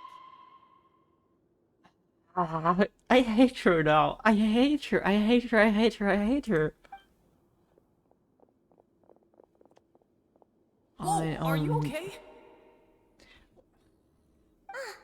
These two. As expected, they've already found this place. Oh, they are quite sharp. What do you mean this is the infirmary? What a delightful turn of events. I like smart people, but I also like playing dumb. I like the feeling of being trusted. Oh my god, she's so messed up. Oh my! What's wrong, little one? There's no need to panic. Take a deep breath before you begin. You remember the receptionist in the very beginning who said she doesn't like to smile at the prisoners because she doesn't want to come off as if she's having some joy from experiencing their pain? She's literally the opposite. She's smiling all the time because she's enjoying it so much when people in there are basically underneath her. I didn't expect that from that stupid little chibi. Being able to read human expressions is quite the useful skill. Lenny! Wait! it's no use. We have to catch up to him. And this is so messed up. You can't just like attack him or attack them together, but not them separately. That hurts them so much. It's just cruel. Come out and face me, Wriothesley! Aren't we at an administrative office space? Why don't you at least try to follow even a couple rules from the Fortress's indoor management regulations? What did you do to my sister? I ran into the young miss at the infirmary. I'd heard that she was suffering from quite the migraine, so I decided to invite her over for a cup of tea. I do have some teas in my collection that can work wonders against such an illness. Stop joking around! Where did you take my siblings? I have also heard that your performances are quite the spectacle. Miss Lynette would sometimes enter a box filled with water, only to emerge the next second from another place altogether. Can you stop talking about different things Maybe and she'll just appear answer? behind you right now if you were to turn your head. Is he trying to trick me into turning my head? No, he's probably not looking to attack me right now. All of the hostages are in his hands, and he's even in the mood for small talk. That means Lynette is probably still alive. I mean, if he's gonna kill her, then... You know, Linny and Lynette were not always our best friends. Or kinda never were in the first place. But... I would go for revenge if he killed Lynette. Just saying. You knew we were investigating the infirmary from the start, so you deliberately aroused the Traveler's suspicions and baited us into continuing our investigation, just so that you'd be able to kidnap Lynette. As for Fremine, no, you probably didn't even interfere with Childe's escape. You let him go, so you could purge the Fatui members that we had planted into your ranks. There was no need to do so. The Fortress of Maripede is a pretty pleasant place. Most people enjoy their lives here. The only ones who act differently are those with personal agendas. It was quite easy to identify your colleagues. So he has some grudge against the Fatui, but that doesn't really give him a right to treat them differently. I mean, sure, infiltrators, yeah, but... I guess they are also infiltrators, but not in that way. You removed our original members and spread the news of Childe's escape so Father would assign our team to come down and investigate. Fremine has also fallen into your hands, right? If you're oh so omnipotent and so in control, why would you need hostages? One correction. Lynette is in my hands right now, but Fremine is not. He's not? What do you really want? Lenny! Oh, wonderful. Everyone is here, so I'll only need to say this once. Thank you so much for cooperating with me. I freaking loved the way he talked in the beginning, and now it's pissing me off so much. Where the hell is Lynette and Fremine? Eager and to the point, I see. Yeah, come on. Alas, only Miss Lynette is currently having a cup of the Fortress's finest tea. Is that some metaphor? Although, as per your original plan, Mr. Fremine should also have returned to the fortress by now. But he has neither shown up within my gates, nor has he been taken into any kind of custody. So where do you think he may be right now? Wait, you can't mean... You locked him outside in the sea? I closed the fortress's gate to the outside world. That's all. But he knew. He knew. Fremine's a star diver, so he should be fine, right? No, we're still here, so he definitely tried to find a way to come back for us. So we can't assume he might have made a break for the surface. But why would I do this, you may be asking? Yeah. To have an audience with you, of course. My intel tells me that Mr. Linney is a great magician, so it's only natural for me to want to have some cards of my own when it comes to negotiating. Besides, I do recall you mentioning to Miss Lynette that you've always wanted to have a face-to-face meeting with the Lord of the Fortress of Maripede, regardless of whether it was in a personal or a professional capacity. Well, you got your wish. So, you've been keeping tabs on us before we even set foot in the fortress. Some of my folks just happened to hear a thing or two, that's all. In any case, I will be straight with you. I was willing to play dumb and turn a blind eye, so we had a pleasant few days playing games together here. But once you started focusing on the Forbidden Zone, all of that changed.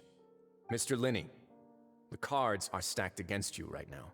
Miss Lynette is in my hands, and Mr. Freminet is still slowly being pickled out there in the brine.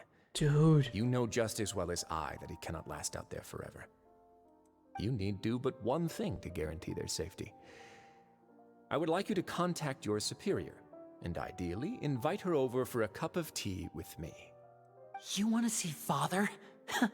But why should she bother giving you an audience? Well, if she cares for the well-being of her dearest children, she should have plenty of motivation to join me for a parents' evening. I've heard that the bonds between the members of the House of the Hearth are like the bonds of family. I don't see why she would refuse. Why did you think Father sent us to handle the Fortress of Maripede? This place is basically a no-man's land. It wouldn't be fitting for anyone as important as a harbinger like Father to come here in person. Oh, I see. So it's because she doesn't care for my place here. That's such a shame. After all, I've amassed quite the tea collection. I was looking forward to sharing it with her. Both Monsieur Neuvillette and Lady Furina have already received many samples as gifts. Yeah, what are I still... what is your agenda, mister? If you invite Father down here, she's gonna destroy you. For sure. Was this the extent of your master plan to get to Father? No matter how much pressure you may put on me, I won't allow you to use us to blackmail her. You people really are difficult to get along with. All I'm asking for is a face-to-face conversation. Does she truly have no interest in the fortress's secret? Mr. Linney, you have one last chance to invite your father here. If you refuse... Linny! Why do you have to do this? What's wrong with you? Instead of asking why I'm doing this, why don't you try to see things from my perspective for a second? From the very beginning, the Fatui has been actively infiltrating my fortress. I gave you a warning by cutting off the first few operatives I found, but that only caused you to double down. Had you given up on the fortress then and there, I'd have no reason to want to talk.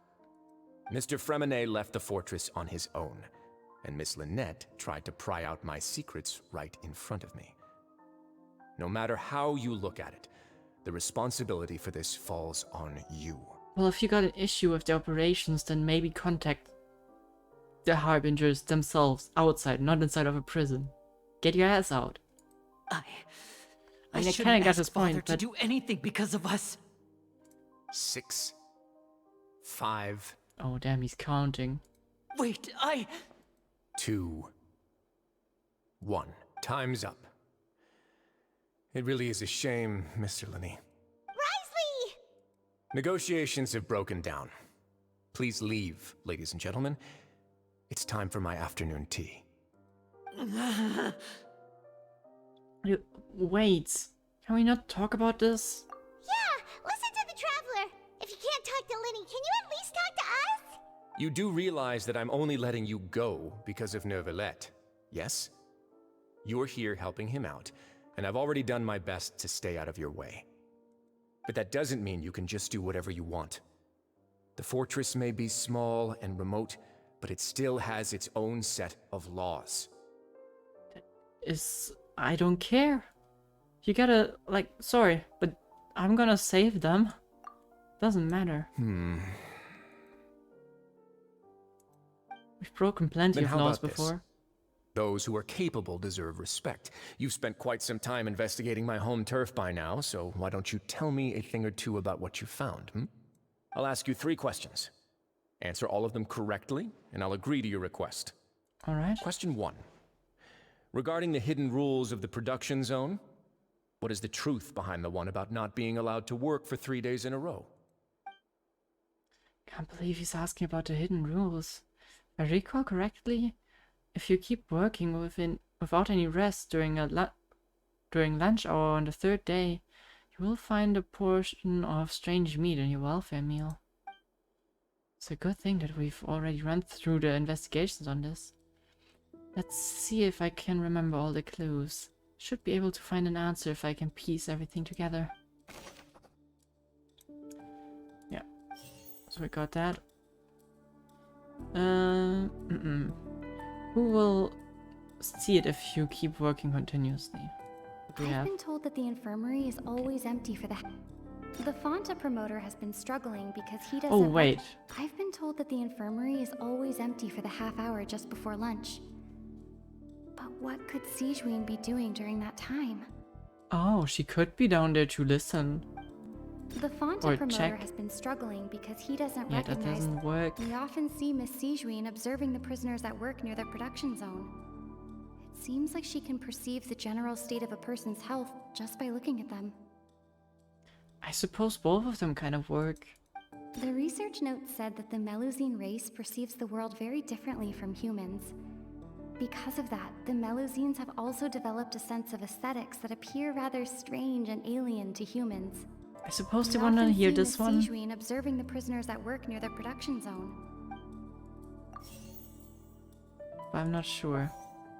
Why does the strange beam appear the way it does? I don't really know. Under what circumstances does the strange meat appear? What The that research is note not said related that to the any of Melusine that. race perceives the world very differently. That is not related to any of The Fonta that. promoter has been struggling. How is that related? How does any of that answer that question?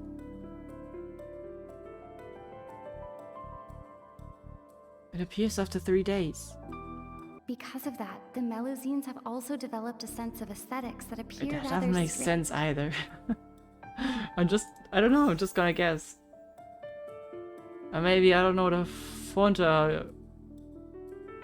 I have no The idea what that Fonta has to do. promoter has been struggling. I mean, maybe I've been told she's that there the before the infirmary is lunch. always- So maybe she's doing it, but that doesn't make... But okay, I don't follow. Ah, so that's what's going on. Paimon understands it now. Who would have guessed? I absolutely don't follow what that book had to do with how the meat looks. The hidden rule of the production zone. Oh god. People are not supposed to work 3 days in a row, and if they do, they'll get strange meat in their welfare meal. Why did they let you take that in here? Out of all the things. At first we thought this strange meat must have something to do with the people who disappeared. But in reality, they were all prepared by Sijuin, the head nurse. She often visits the production zone to observe the workers' health and makes a note of anyone who has worn themselves out after 3 full days of work. Out of her sense of duty as the head nurse, as well as her genuine concern for the workers' health, Sijuin visits the cafeteria right before lunch and cooks an extra dish for those who can use the stamina boost. Sijuin has only the best intentions with her surprise gift and doesn't want anyone to find out about what she does. However, unfortunately, Melusines as a race perceive the world differently from humans, and their sense of aesthetics is even more alien to us. The recipients of her lovingly prepared special meals cannot taste the care within and usually just freak out. Are we on the right track? Not bad. You've uncovered Sijuin's secret and even guessed her intentions correctly as well. Yeah, It's nice to know guessing that her was efforts have more not of the gone goal here. unacknowledged. All right, now for my next question. Let me hear. There are also some hidden rules in the Pancration Ring, including the one that you're not allowed to support both sides of a fight. Why is that? The hidden rules of the Pancration Ring, if I remember, if someone tries to support both boxes at the same time, they'll receive a package next morning which will contain a strange blood-colored liquid. We've also done a lot of research on this matter. Let me sift through what we found. Yep, if you violate the rules, you get that. Who sent a package containing a strange blood-colored liquid? Okay, we have the same evidence, right? The Fonta promoter has been struggling because he doesn't recognize the real value of coupons. Meanwhile, the Duke believes that only idiots who don't understand the value of coupons would spend them on Fonta. Oh, okay, so because we waste our coupons. That's what makes a Fonta guy ascended? Fonta's internal report So, suggests that they're starting a new trial of... Is there nothing that says the Fonta guy? Because I think then it's probably him, but... What was the one? According to Collins, the Pancration tournament only took place because the Fonta company sponsored Okay, yeah, this one. Why does only the one who buy tickets? The That's Fonta because of promoter this. has been struggling. Fonta's internal report suggests that they're starting a new trial of Yeah, an okay. unnamed... Okay, that kind of makes sense to me. The other one was a bit more iffy, but this one makes sense. Paimon gets this rule too now, so there really was nothing to be afraid of. That Well, hidden rule of the debatable. Pancration ring is about how, people are not supposed to bet on both boxers at the same time. And if they do, they'll receive a package containing a strange, blood-colored liquid. People get scared when they see it because they've subconsciously begun to associate it with the missing boxer. But really, it's just a bottle of the latest yet-to-be-named and packaged new Fonta trial product. A blood-red drink. It's no wonder even Fonta's own staff were questioning the company's decision-making. The company, facing backlash from its own staff, decided to try to trial the product on a smaller scale, to see how it might be received by customers. They came to the Fortress of Maripede and offered to sponsor the Pancration tournament so they could push their new product. But the Duke completely refused to even entertain the idea. The Duke, knowing how valuable coupons are in the fortress, knew that only total idiots who didn't understand their true value would bother buying a Fonta product here. And so, only those who proved their stupidity by being dumb enough to bet on two opposing sides of the same match were selected to receive the drinks. I acknowledge the effort you've put into bringing the truth of this mystery to light. Although, based on your description, that Fonta promoter is a bit too careless with his words, I may just reconsider my collaboration with the company. All right, Not the and here's point. the final question. What's the secret behind our head nurse and all of her patients in the infirmary? I haven't collected enough information about that question. Stop your cruel and pointless games, Wriothesley! You know that we haven't finished our investigation, so there's no way we can answer the last question. The thought of sparing Lynette and Fremine never even crossed your mind! Lenny? You'll pay for this! Ah! What happened? Are you alright? Oh, close one. I owe you, Siegeween. That was a fantastic shot. It was nothing, Your Grace.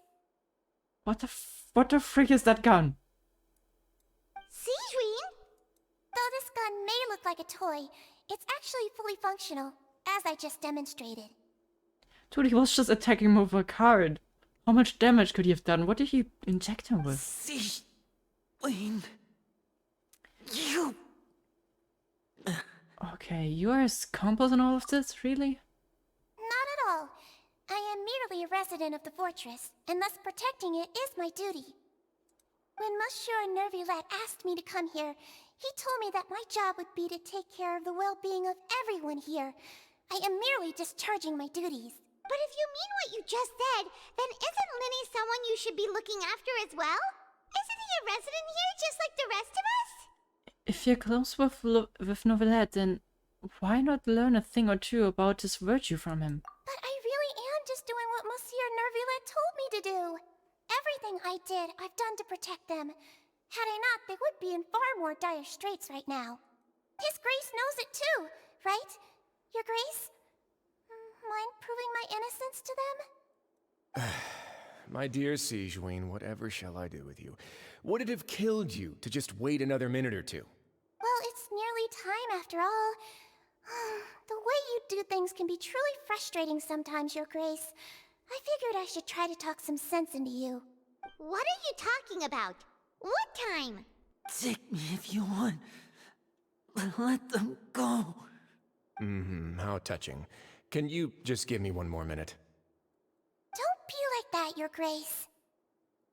All right, everyone, calm down. 2 more visitors will be arriving any time now. Oh, I have a feeling that we see a blue and a black person coming I'll in. go get a cup of tea. Miss Sigewinne, I leave Miss Lynette in your care. You... What are you doing? I believe I hear footsteps. I might be totally wrong.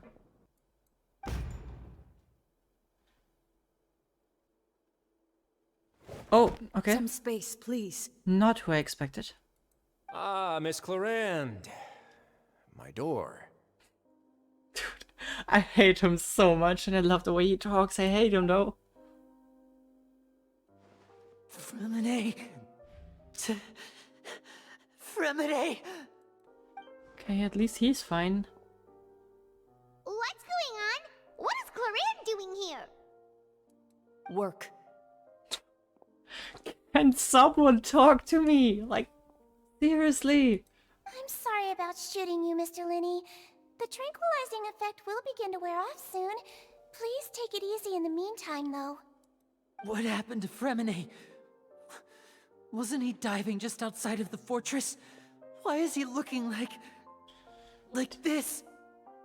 These symptoms can't be, right?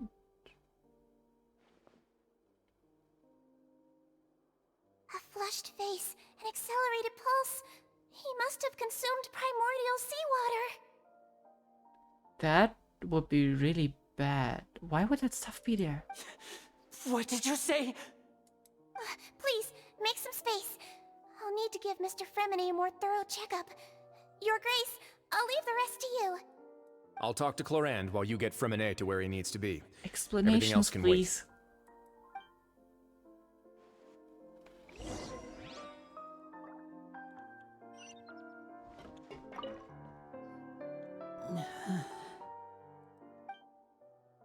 And his expression looks disgusted. Seems like he'd rather not have Sigewinne touch Fremine. Still, he didn't stop her since it's obvious that Fremine does require urgent medical care. Sigewinne's examining Fremine carefully. She doesn't look too upset, which is a good sign. I hope Fremine will be okay. How is he? These symptoms are probably caused by an acute ingestion of a large amount of primordial seawater. Still, his condition is not critical. That's good. Of course, it would be best if he stayed for further observation. Let's leave him here for now, and move him to the infirmary once he's recovered a bit more. Sorry. I am aware that the infirmary may not be your favorite place in the world at the moment. We do only have a single clinic in the fortress, however. Why would he ingest a large amount of primordial seawater after leaving the fortress? How could that possibly happen?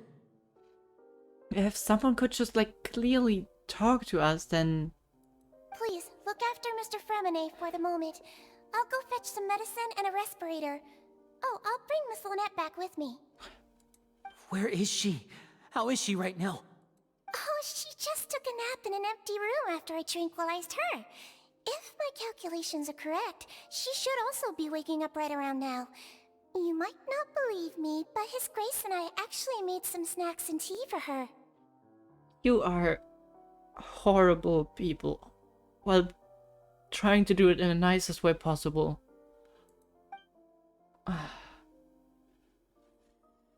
Lenny has finally begun to stop tensing his muscles on his face. So it seems he trusts what Sigewinne said. So that's good, I guess. Still weird. And what is Clorinde doing here? What's that look on your face? I thought I made good time on the way back. Oh, I'm just admiring your punctuality. Had you arrived just a few minutes later, Sigewinne may have been forced to shoot Mr. Linney again. You would have liked that, huh? How's the situation out there? The water has changed. It's pretty much as expected. The concentration of primordial seawater has increased significantly. Oh. I was only out there a short time, so it wasn't too bad. But if one were to stay for any significant amount of time... well, you can see how that boy's doing. So, if the water were to rise... Where was he when you found him? Oh god, okay. Seems like Mr. Wriothesley? I forgot how to pronounce his name. Wriothesley, right, whatever. I guess he and the Fatui might need to collaborate. If they want to save it. The abandoned zone at the end of the pipes. A good distance into the water. Closer than I thought. He must have recognized it early on and tried desperately to swim back. Locking the door was necessary. I don't think we could have saved two. Well, I did try to convince him that I had my reasons. Never seems to work, though.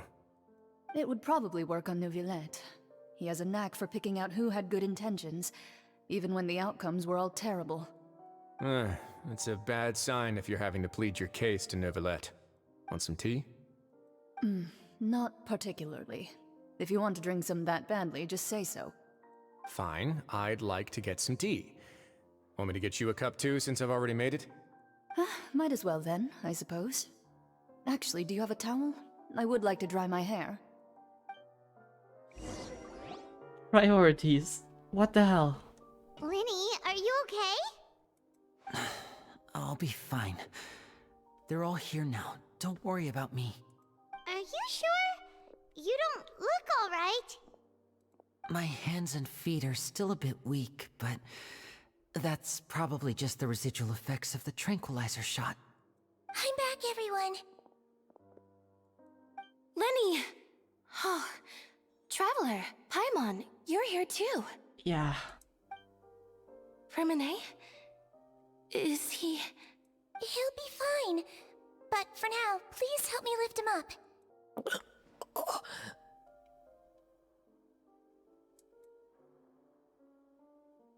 And he wakes up. That's good. And he faints. Okay. He's alive. His breathing's beginning to slow down. Give me a hand and help me get him to the infirmary. Yeah, I'll take him from this side. Lynette, together? On it. Traveler, you seem pretty worried about him. Want to come with us? Yeah, very well. The Duke and Clarande are gone. They probably went to get some tea. The Duke will explain the truth in just a bit. Miss Clarande will need a break, since she only just returned from rescuing Freminet out of the sea. Clarande saved Freminet from the sea. Just what happened there? And why is... I mean, I guess we know the prophecy, but there's gotta be more to it than magic that's increasing the level of primordial seawater.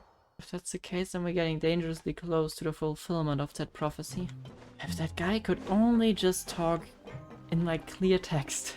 He had like, what, 8 minutes? And instead he chose to play with Lenny until he got shot with a tranquilizer dart. That's not the goal. Okay. He's awake. Freminet, how do you feel? Lenny... Lynette... We're all here. Where am I? The infirmary, at the Fortress of Maripede, Mr. Freminet. And you are no longer in any danger. Yeah, debatable. How do you feel? Don't push yourself if you're not feeling up to it. Traveler... Paimon... It's been so long. The sea! There's something wrong with the seawater. Don't stand up. Shh, it's okay. We can talk about it after you've recovered. No, listen to me. This is really serious. There's primordial seawater mixed into the regular seawater. I don't know why it's there, but no one should touch it. What happened after you snuck into the pipes? Pipes... Right, the pipes. It's all coming back to me now.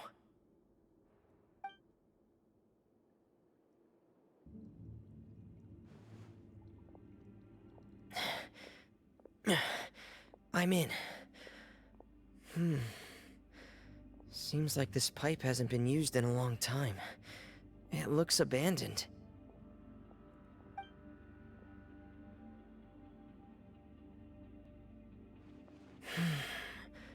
Where could Master Childe be? I mean, the good thing is Childe shouldn't be affected, right? I mean, good. It depends on what you think about it. Oh yes, we get to play it. Get in gear!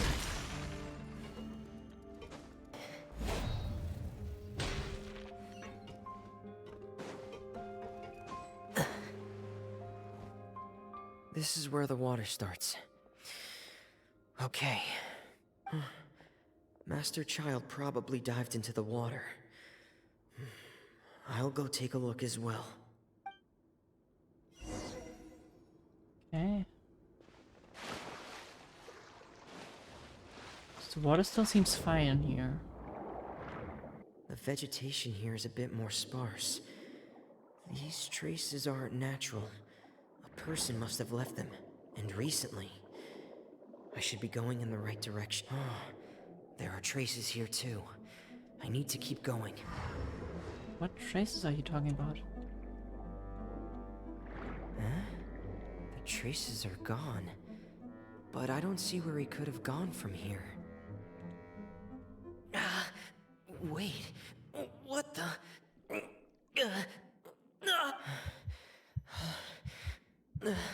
My heart is racing, and it's getting harder and harder to breathe. What's going on? No good. I have to get back. They still don't know anything about what's going on. If I turn back right now, I should still be able to make it. But Childe couldn't have disappeared. He's not from Fontaine. So he must have gone somewhere. Oh god, he's dying.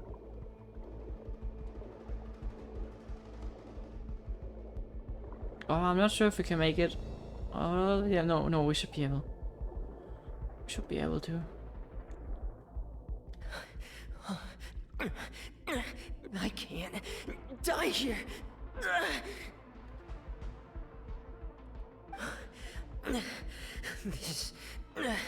This is bad.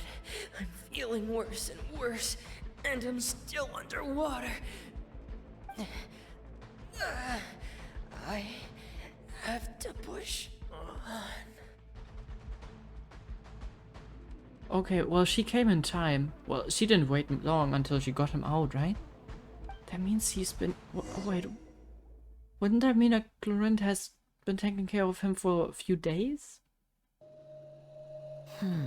So, in other words, the trail you were following vanished, and you had no idea where Master Childe could have gone, but there was also no obvious place for him to have disappeared to. That's right. I tried my best to swim back, but I had already put some distance between myself and the fortress, and I just couldn't find the strength to keep going. I probably passed out some time after that, and you know the rest. Miss Clorinde brought you back, but we also don't know why she just suddenly appeared at the fortress, or why she went out to save you. Miss Clorinde, you say? I must go thank her in person. You're still too weak for Monet. You can go after you've had some more rest. Miss Lynette is right.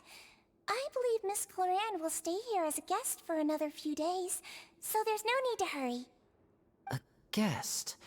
Then I can assume Wriothesley was the one who invited her to come down here? You should ask His Grace about that. He'll be able to explain better than me. Was he I mean, Clorinde is a great fighter, so maybe he was hoping that she could be helping with the father. But I'm not sure if that was his intention. Well, we'll talk to him. Yeah, it's about time he actually told us what's going on. Wanna come with us, Liddy? No, please go on without me. I don't want to leave just yet. That's understandable. Lenny. The logical part of my brain is aware that we're safe right now, but I still can't bring myself to leave. Both of you are just in danger. Understood. Then let's just sit together for a while. In that case, I'll leave the infirmary to you. The Traveler and I are going to head out for now. As long as you stay in here, I don't think you'll be disturbed. Thank you.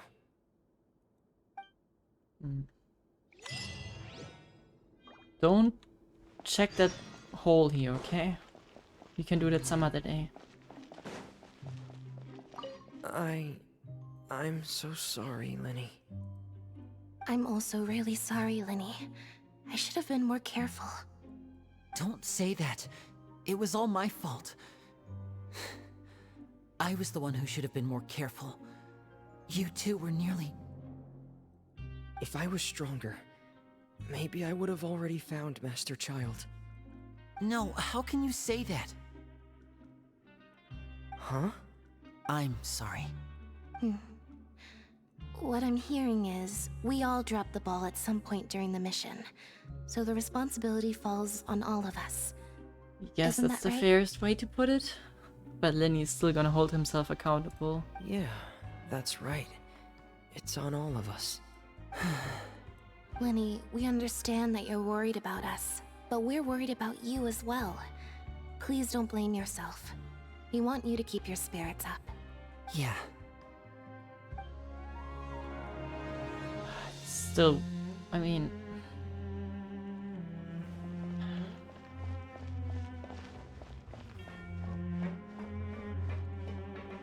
You guys be careful.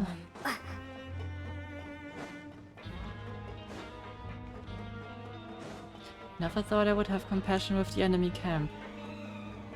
Okay.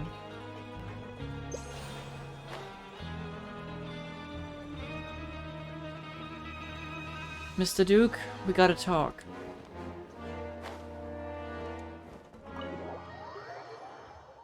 And please without any analogies or long sentences talking around the topic instead of really addressing what's going on.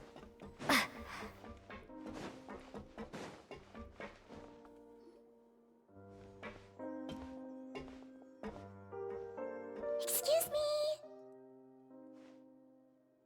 I take it Mr. Fremenet's condition has stabilized? Of course. I wouldn't have left the infirmary otherwise. I've been expecting those two, but might I inquire as to the purpose of your visit, Miss Siegewien? I wanted to check up on Miss Cloran. How are you feeling? Mostly fine, I think. If you don't mind, I'd like to perform another quick physical exam. It'll just take a few minutes. All right. Thank you for looking out for me. I'll take my leave for now, then. Well, want to explain yourself, Wriothesley? Wriothesley. I will not be able to remember that ever. Of course, but I'm not partial to the word choice of explain. How about enlighten? No, please explain. Where should I begin? Not How giving you about that you whirlwind. start by asking me any questions you have? You can start with whichever one you'd like to get answered the most. Then Paimon will begin. Did you know about Lenny's goals from the very beginning? No. I just knew they were Fatui operatives sent to the fortress by the Knave. As for their specific goals, I only figured those out as you made progress on your investigation. You managed to monitor and stay ahead of them even though you didn't know what they were trying to do? They came here with ulterior motives. I'm quite adept at discerning what that kind of behavior signals. And you didn't stop them? Why? Initially, I thought their goal was just to investigate Childe's disappearance. Linny suggested that I had deliberately let him escape, but in truth, I didn't really do anything special to help or hinder him while he was here. Everything he did, from finding helpers to leaving this place, he did on his own. Of course, it's inevitable that the Knave would make a big deal out of her fellow Harbinger's unexplained disappearance. I'm also quite curious about where that Harbinger went. So I figured I might as well let the Fatui do their own investigative work. So you were hoping Lenny's group would just do your work for you? You make it sound like that's a bad thing. It is. Unfortunately, things didn't go as planned. I assume that Fremenet has told you already, the ratio of primordial seawater around the Fortress of Maripede is on the rise. The Forbidden Zone has always been Linny's target, and you got roped into that investigation after running into him. I began to intervene out of concern for your safety, and also to prevent the fortress from becoming entangled in more irksome matters. But why for our safety? We don't react to primordial water, so... Are the rumors true?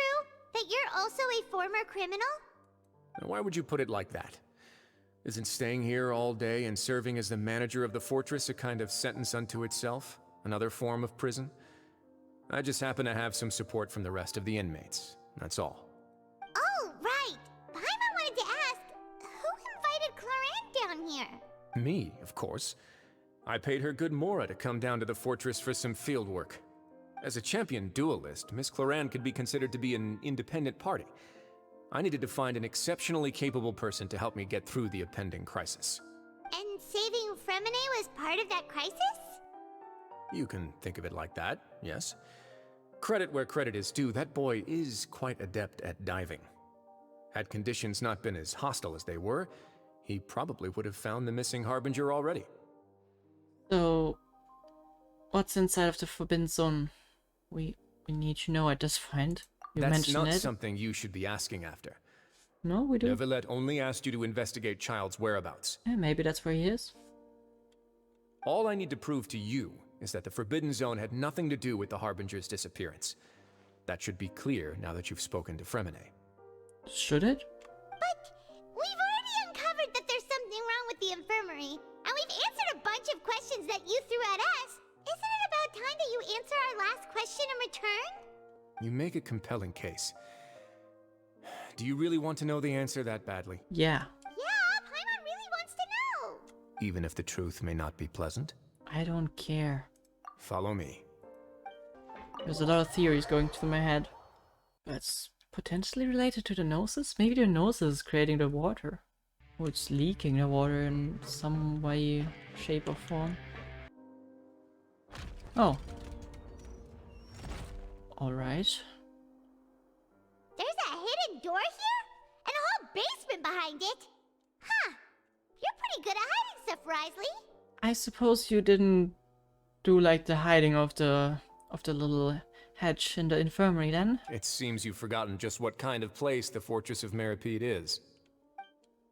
It seems like you haven't seen the hatch in the infirmary. That was quite obvious. Right, what is this? Stand on the central plate. Wait, is there a secret mechanism or... Whoa!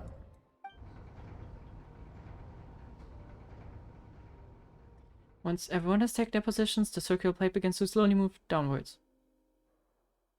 Yes, for once I can manage to read one.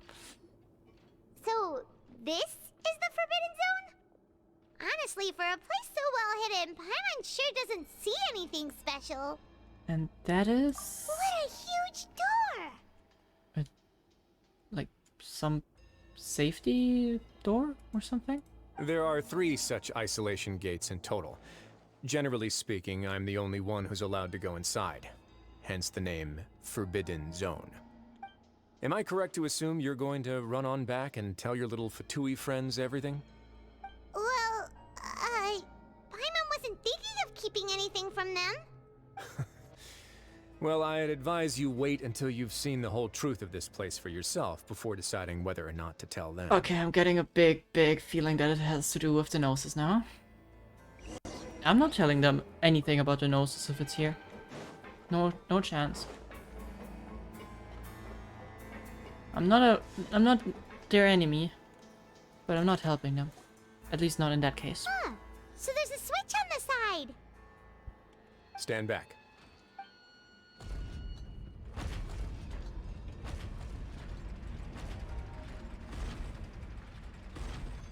Whoa! They all just went up one by one. What's that in the middle of the room? Go on, have a look.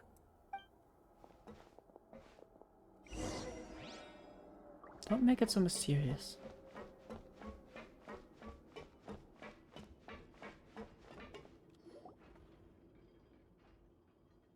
This room is really empty. We have nothing in here, which is strange on its own. There's also a device smack dab in the middle of the room, which looks like some massive sluice gate? I have no idea what I've that been is. interested in what lies beyond that gate ever since I assumed leadership of the Fortress of Maripede. Of course, it would be unwise to recklessly open it, but it'd also be risky and negligent to simply ignore any potential danger that could be behind it. The readings on that dashboard have not budged since the day when I first laid eyes on this place.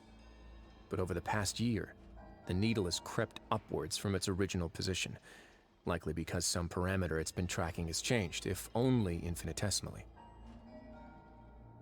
Okay, so that's holding back the primordial water then. Normally I would have ignored it, but I happened to have some free time when I noticed it, so I investigated. Any guesses what the reading could be tracking? I'd assume the pressure, huh? Very reasonable guesses. I've considered both of those as well. Unfortunately, our dashboard is tracking something less ordinary. Or the percentage of primordial seawater. The temperature should vary with weather and climate changes, so for something that rarely shifts, the water pressure is more likely. We ran a few tests to increase the pressure from the outside, but the readings didn't change at all. Later on, a few more possibilities occurred to me, such as a potential connection with the primordial sea. I began to make a few preparations based on that hypothesis. Over the past few days, the needle has moved again. With that, and the symptoms that Furina displayed after leaving the fortress, I can now confidently conclude that the readings represent the concentration of primordial seawater in the seawater nearby. Okay.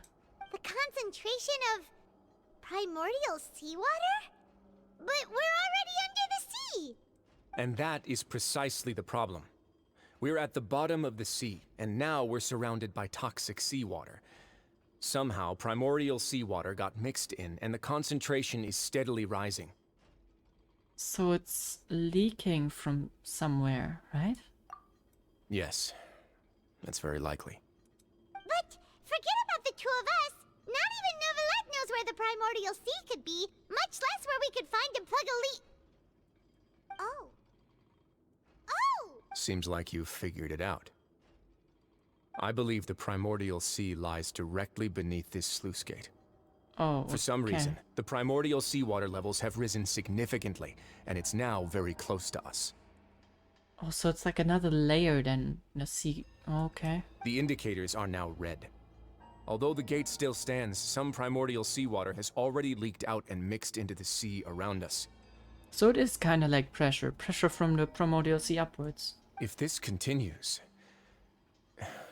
soon it will no longer be able to hold back the primordial sea at all.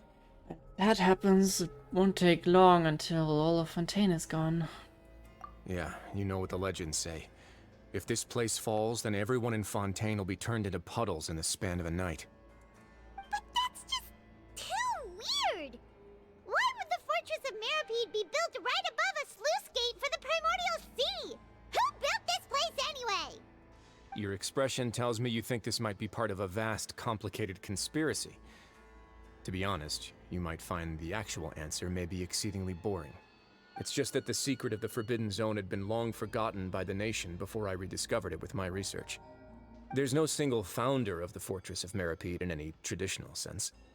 What we know about its history has been left to us by the people who used to live here. When the previous Hydro Archon Egeria ruled the land, all convicted criminals from Fontaine were exiled.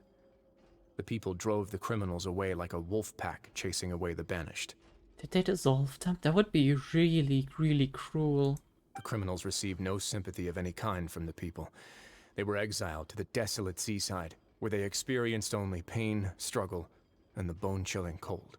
Okay. Some of them began to repent, and prayed to the Hydro Archon, asking if there was still anything they could do.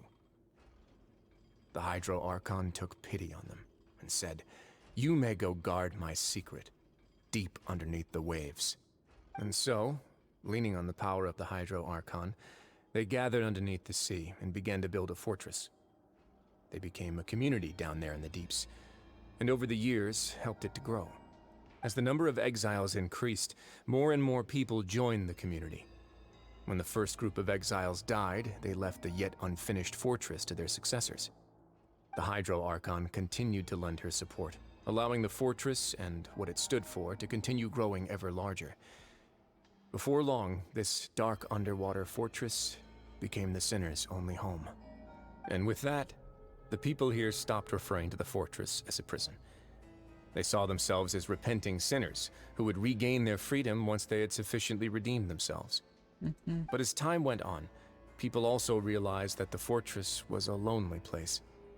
Once they had gotten used to life here, they could no longer feel comfortable living in the overworld. Once they had finished serving their sentences, some people left and some others chose to stay. They'd find some idle position and let their withered souls fade away with the ancient secrets of the past. After many, many centuries, few people still remember the reason for the fortress's founding. Now they just see it as an integral pillar of Fontainian society, as the place where criminals deserve to be sent. Now and again, Researchers managed to break one law or another and live out their days in the fortress. I learned all this from an elderly historian. Everyone else just thought he'd made it all up. But now you know every part of that history is true. Indeed. It's just as the prophecy says. If this gate fails, then everyone will be dissolved into the sea. Yeah, but it is doomed to fail. If it, whatever it is measuring really, seems to be climbing, and that means there's more coming. At some point it will fail. So I'd say you believe in the prophecy, huh? To be frank, not really. No? But sadly, that hasn't stopped this prophecy from proving all too accurate.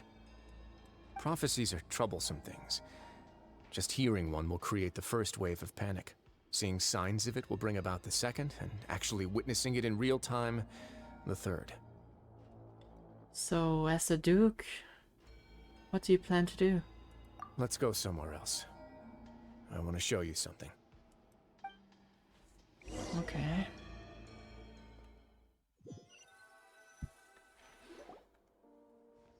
This is it. Your Grace, perfect timing. The results from our last round of experiments have...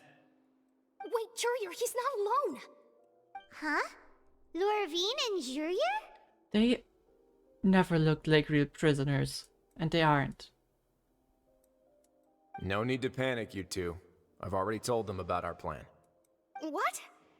After you warned us not to tell a single soul about any of this? I'm skeptical as well.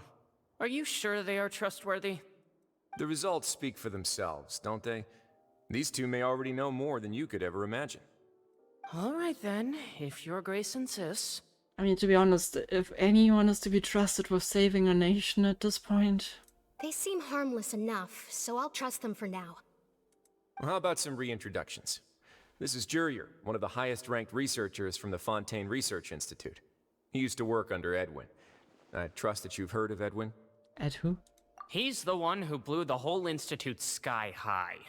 Everyone knew he was a bit crooked in the head, but you're not a local, so I guess it's possible for you not to have heard of him. Never heard that name.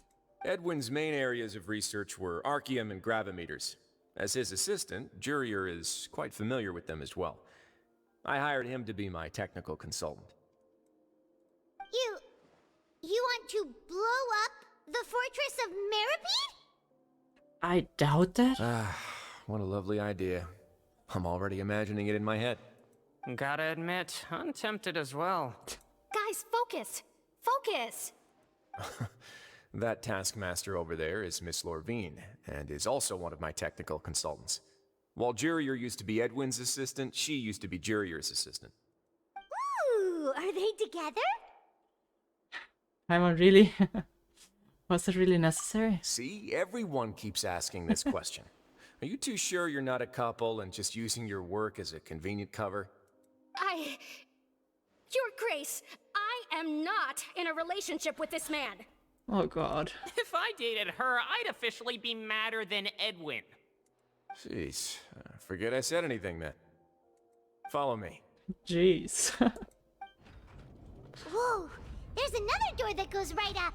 How does he stay so serious while always cracking slight jokes? Your constant amazement makes it seem like the fortress can do anything. But Paimon really thinks everything's super cool. What do we see here? Just the normal room here, or? Well, let's spice it up a bit. And here you go. Oh, okay. Is this a shipyard? More that looks like it. What a huge ship! Are they building like a ship to rescue the Fontanians? This is also a production zone that Paimon's never seen before. What's going on? How much do you know about Fontanian history? Not much at all. Well, then maybe you haven't heard the story of ancient Lemuria. To give you a quick rundown, Fontaine used to be ruled by the Lemurian dynasty. According to legend, The Lemurian king Remus came to this land after being inspired by divine revelation and found the seer Sibila, who had taken on the form of a golden bee. Taking the golden bee with him and riding on a huge ship, the Fortuna, he created his nation above the surging waves. He called his nation Lemuria and used the Fortuna to incessantly search for new tribes and islands, calling on them to join his empire. There's a ship in this story too? Where there's water, there'll be ships. People believe that hope can always be found at the end of a voyage. Do you believe that too? To a point, I think. As you've already seen, I have a whole factory's worth of labor, materials, and technology at my disposal. Certainly can't hurt to give it a try. So the moment I began to speculate that the Primordial Sea might lie underneath the gate, I also began this project. Alright, so you're trying to really make a big ship. What was that story called? There was some story in the Bible or something that was similar to that? Were you inspired by the legendary Fortuna? Maybe. Fontanians need something to hold on to cope with the impending disaster. So, why don't you share that with everyone to avoid panic? Were the workers to find out the truth behind this ship, riots would destroy the fortress faster than any catastrophe. Why? As the fortress's administrator, I'd never make such a reckless call. What's the point of destroying it? That seals your doom. Alright, that's enough talking for now. I'll need another 3 cups of tea to soothe my throat. Do you have any other questions? Seems like you're good. Come on, I'll take you back. Alright. That is a bit worrisome. I guess I was kind of hoping nothing bad would come from me. I'll leave you here for now. Oh, thank you so much. No worries. But don't forget, it's up to you whether or not you want to share what you just saw. What you do from here on out will likely affect those 3 as well. They want to help. It means that my actions now will decide the next step Linny's group will take. In other words, if I want to tell Linny the truth, I must make him understand that we cannot afford excessive conflict right now. Yeah, we'll put a lot of thought into it for sure. We will. Great. I look forward to what happens next. Rough. That thing is, like, already so close to breaking. What if he doesn't even manage to complete his ship? We're back! Welcome back. Do you want a cup of tea? Why is everyone so obsessed with tea? How can you be so much like Wriothesley, always drinking tea? Huh. Actually, now that you mention it, I just remembered something now. While I was sedated, I could still barely hear 2 people talking next to me. They were discussing everything, from the leaves to the water and even the teacups themselves. Must have been Wriothesley and Sijuin. Yeah, I heard 1 male voice and 1 female, so it should have been the 2 of them. They really were just talking about brewing tea. I really can't make sense of this place. I get that. So, Traveler, Paimon, were you able to learn anything from Wriothesley? Yeah, he explained everything. Very well. Then, would you mind checking your answers against my speculations? Looks like you're feeling better now, huh? Yeah, I took the time to rest, so I'm feeling a lot more relaxed now. Nobody else is around, and Miss Sijuin is also busy with something or other, so let's just talk here. Alright, then I'll posit my theories. I asked myself 3 questions. Alright. Firstly, why was Fremine affected by the primordial seawater? It was because he dove into the sea. My theory is, the long-lost primordial sea is probably very close to the Fortress of Maripede. Ooh, he's good. He got that right on the first try.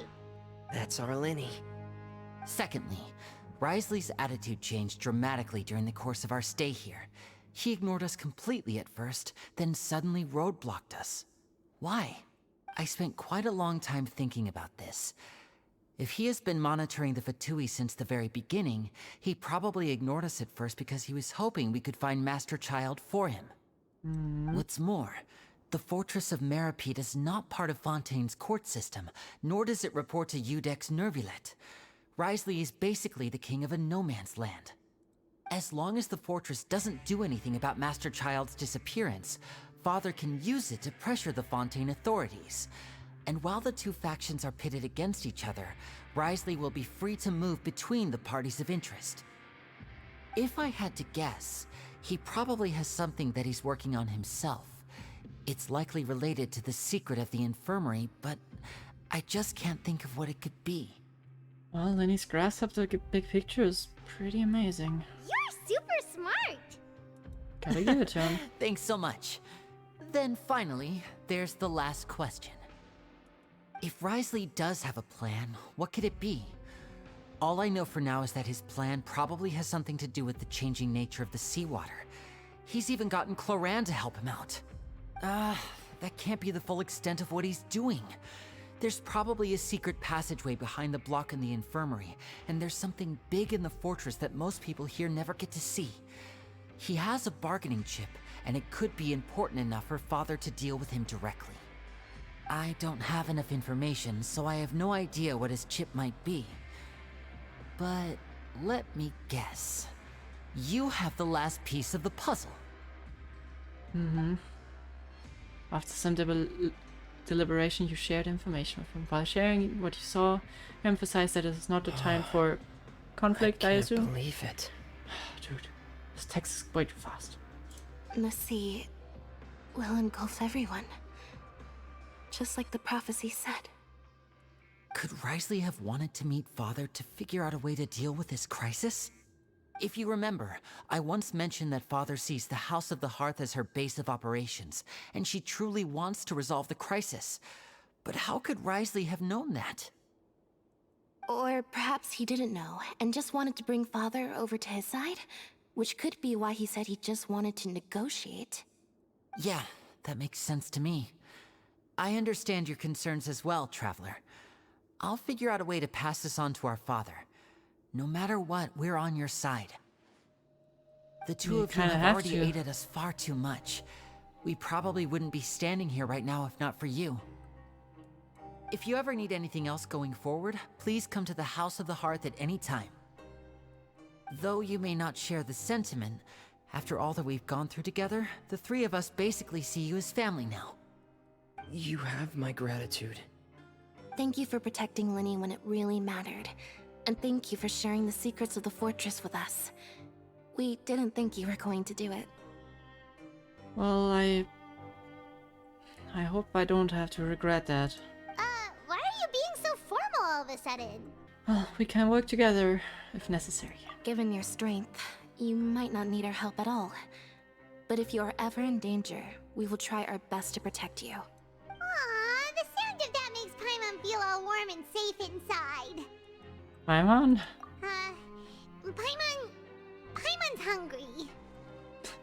Not the time. You've done so much already. Go get some food. Good Fatui help people? I guess, but it's just... They don't help people, right? They just follow their own agenda. It kind of sucks for them if the whole country gets swept away. It's also their hometown. Alright, then we'll catch you guys another time. I don't know. It's not like they do this because they're good people. Right, let's get Paimon some food. Maybe Clorinda's there as well. That would maybe help. I mean, it's nice to know what they're doing here, but I still don't feel like I know how to help them. It's time for dinner. Welfare meals now being served at the coupon cafeteria. Come on, let's go pick up ours as well. Traveler and Paimon, over here. Are you here for dinner too, Miss Sijween? And I'm taking the opportunity. Huh. You're right. She's actually sitting in the fortress cafeteria. Kinda saw it coming, huh? What would you like to eat? Well, we can choose? That's new. Yep, you can. I've already talked to our chef, Mr. Wolsey. It's all on me today, so you can get whatever you'd like. Well, be careful with what you wish for, not that she's giving you the purple meal again.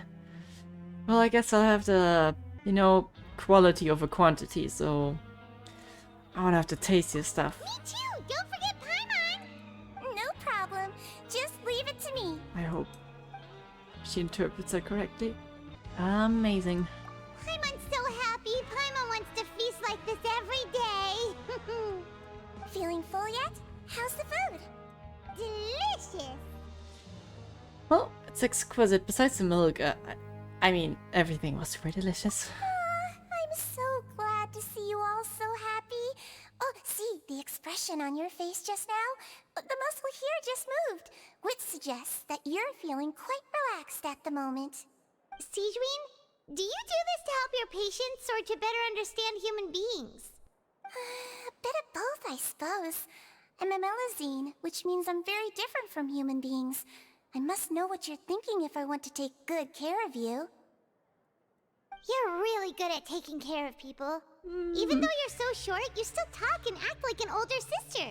Yeah, she's short and acts like a nurse, but then she shoots people with a freaking sedation machine. I don't know. Really? You're reminded of an older sister? That's great to hear. Oh, and what did you mean back in Wriothesley's office? When you said that you were protecting Linny and his siblings as well? Oh, that. I just asked His Grace to look out for those children, especially that diver boy. I was getting a bit worried after hearing that something was wrong with the water. Thankfully, Glorand is very strong and managed to save him in the nick of time. His Grace also sealed the pipes after Glorand left, to make sure that Linny wouldn't impulsively chase after his brother. I thought Sijuin would probably be one of the, more informed people.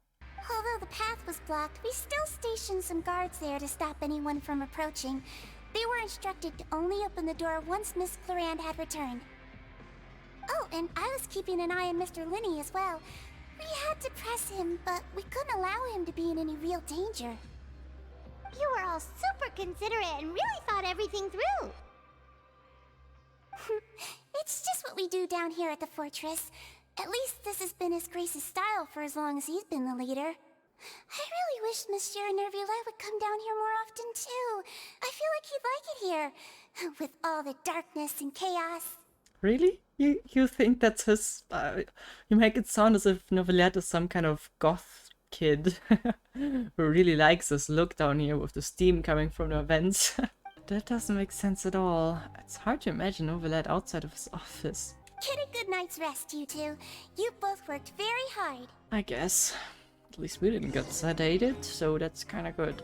Glorand, you're not escaping my sights. Glorand! Ah, it's you two. How's dinner?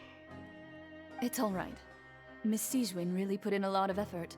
So we heard that Wriothesley invited you to come down to help, and you saved Fremine too!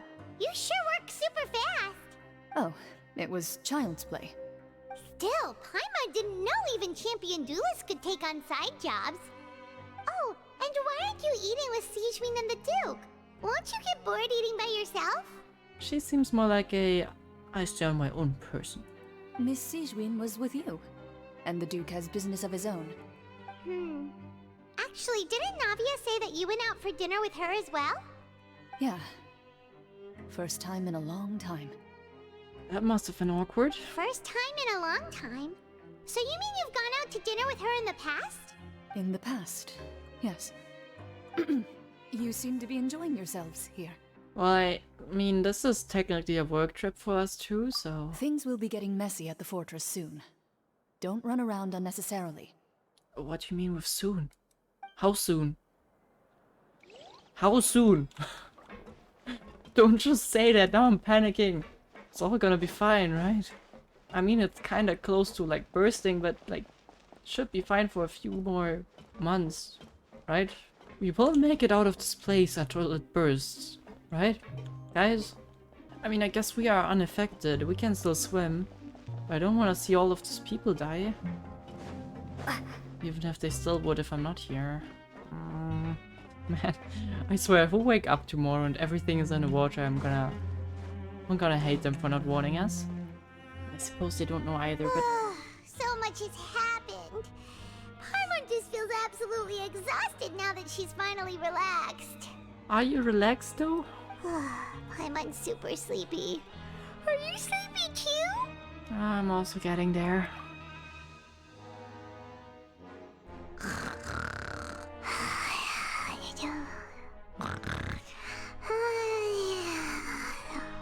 Now I want a little Paimon pillow. Oh, she really fell asleep immediately. Are they sleeping? Aw. Paimon wants seconds for free. Of course. Cute that they're sleeping together in the same bed, even though I have two. Would be kind of weird. Good night, Paimon.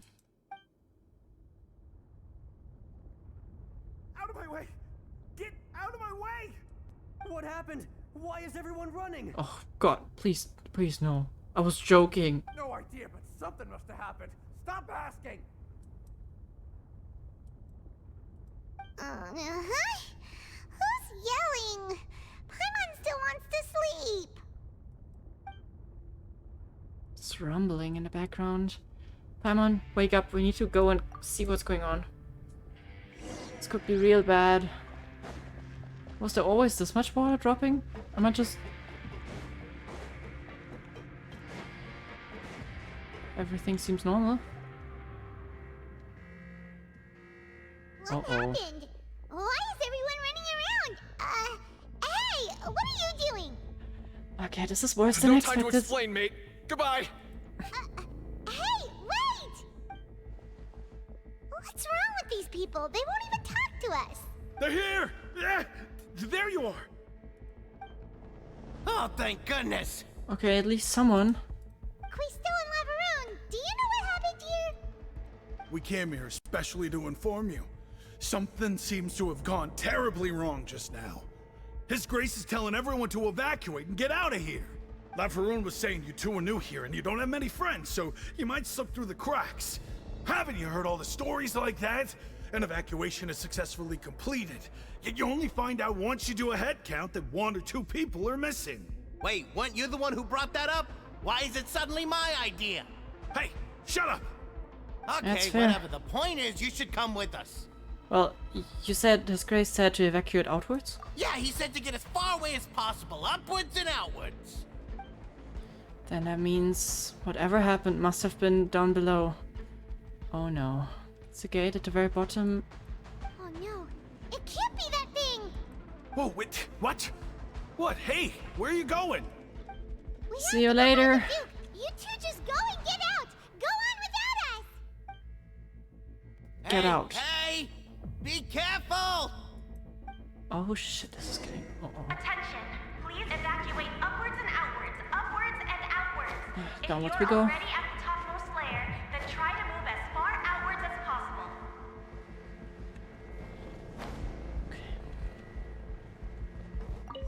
Dude, I thought we had so much more time. Not good. Door is open, you must be down there. On.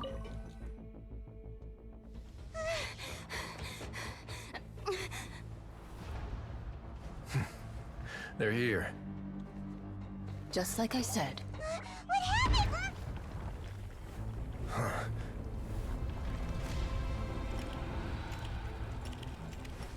You're just in time. Are you... But be ready to run. You guys need to run. Wait, you guys are...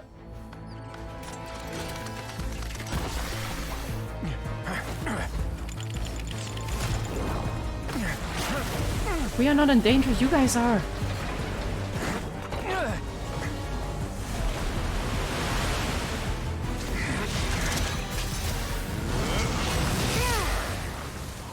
Okay, I suppose that works. For a while.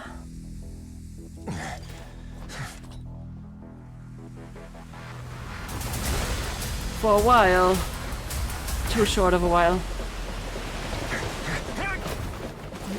Get out of here! What was your plan? 3, 2, 1.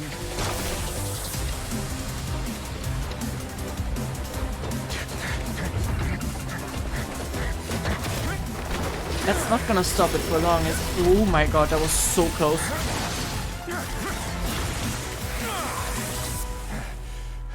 That's gonna hold? This won't hold it for long. Yeah, I Find thought so. Neuvillette. Tell him the defenses are about to collapse. Then what will happen to you? Until he arrives, we're the last line of defense.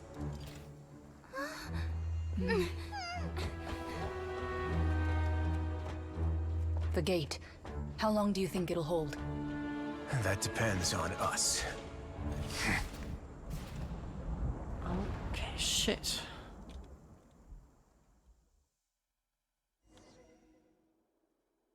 What is Novelette gonna do? What is he gonna do? If he knew how to stop it, he would have... Why are you here? Traveler, I need you to head to the Opera House immediately. I Furina don't- will soon be meeting with the knave there. You must protect Furina, and make sure she doesn't spend too much time alone with her. Yeah, sure, you can explain everything else later. Will do. You have my sincerest gratitude. Oh no, I don't even know what's going on down there then. Ah! Man, we can just pray now that they find some way to figure it out. And that situation up here doesn't seem that much better. Everything is so chill. Meanwhile, a storm is brewing underneath. Look! There are a ton of Fatui and Palais Mermonia people over there! The knave is probably here already. We need to hurry! Are you two the traveler in Paimon? Monsieur Nervalet has left instructions. Please follow me. Thank you. Though I'm sure he's already explained, this should be a mostly cordial conversation, unlikely to give rise to violence. But it would be most appreciated if you could protect Lady Furina to the best of your abilities. I think she needs more than just physical help, probably. But, oh man, we can't just have a nice chat right now while the world is potentially breaking up beneath us. I guess we're pretty far away, but...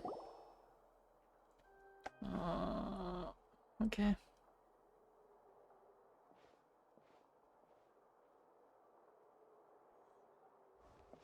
That's the first time that we're actually meeting with her, so right? you two are the honored guests Miss Furina mentioned. It's kind of the first time we meet both of them. Like, in a closer setting, but especially the first time with the knave. Of course, of course! How could they not attend a meeting such as this? I must always have 2 or more guests at my dessert table. Otherwise, the occasion would be too lonely and unbecoming of my station. Does she know what's going on? Should we inform her? It is my pleasure to make your acquaintance, traveler. I have heard much of your accomplishments.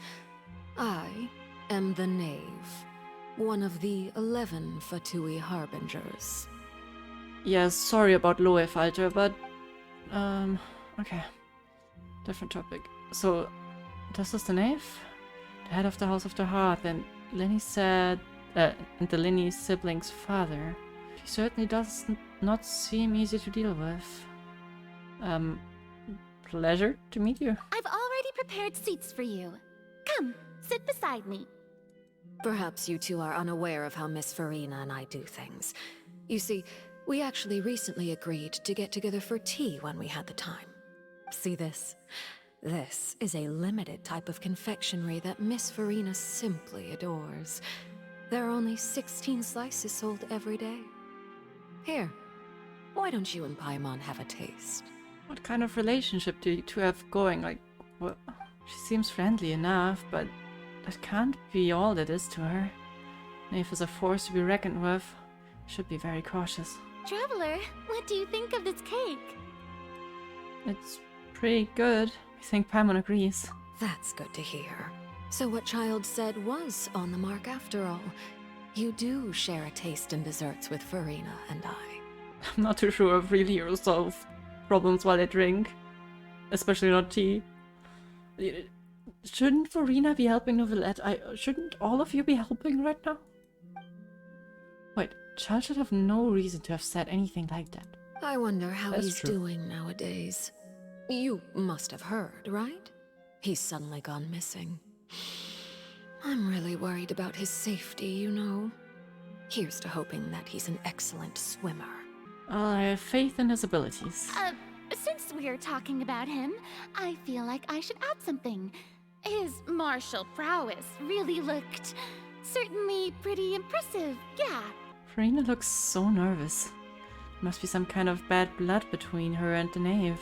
Oh, so you're also familiar with his aptitude for fighting, Miss Furina. Oh, right. I almost forgot. Childe was subdued by Iudex Neuvillette right in front of you. Against ordinary people, my colleague would never be on the back foot. But alas, he just never imagined he'd run into such a person. I must express my admiration for Monsieur Neuvillette. Yeah, he seems to be pretty powerful. Hopefully that helps him with whatever he's doing right now. Anyways, I managed to find a few leads on his whereabouts. Coming from you, that's not surprising at all. But I thought you would be happier to hear the news. Of course, but it's still a bit of a shame. You see, I would have been far happier had I received this news somewhat earlier. As you well know, a long time has passed since Childe disappeared. Well, in any case, there's no need to worry. We know for sure that Childe is still alive. Oh, and just how do you know that? How do we know that? Yeah. Because we found evidence that proved he left the Fortress of Maripede. But that doesn't... And where did he go after leaving the fortress? Well... One statement just left us wide open. The Fortress of Maripede lies deep beneath the waves. Unless he pranced right out of the main gate, he must have had to swim for it. Do you have any proof that he surfaced safely? No.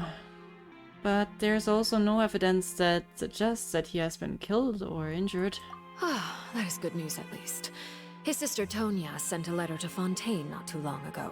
Since he was unfortunately unavailable, I picked it up on his behalf. Do you have any idea how he usually writes back to his family? Dear Tonya, your letter made me feel like we were still enjoying our time in Snezhnaya together. I'm currently admiring the scenery on the streets in front of the Opera House. Is it something like that? It doesn't seem too far off. But it's also not really nice. She's turning up the pressure. I'm not sure if I'll be able to convince her, but I can try to at least distract her from Furina.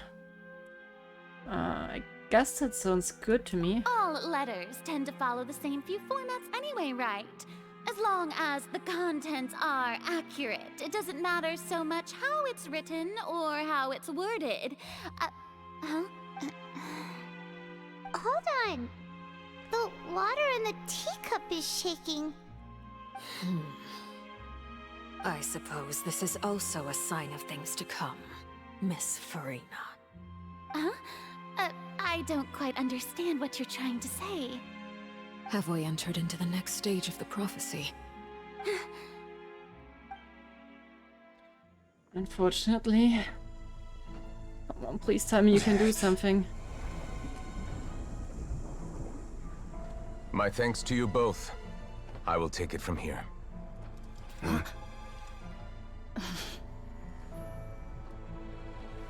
Sure you don't need a hand? Quite sure. Are you sure? Wow. So, what's your secret, huh? Let me guess. Nah, who knows? Maybe it's just your sense of responsibility. Sounds about right. Make a run for it.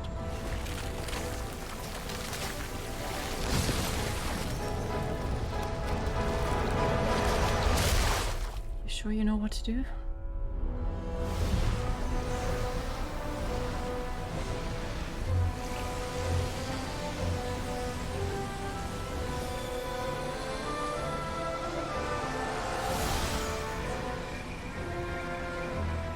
A day may come when the prophecy is fulfilled, and the waters burst forth. But it is not this day! This ancient power could easily obliterate an entire race. A tsunami of fury would unleash endless catastrophe. If you could do that all the time, then... Why just now?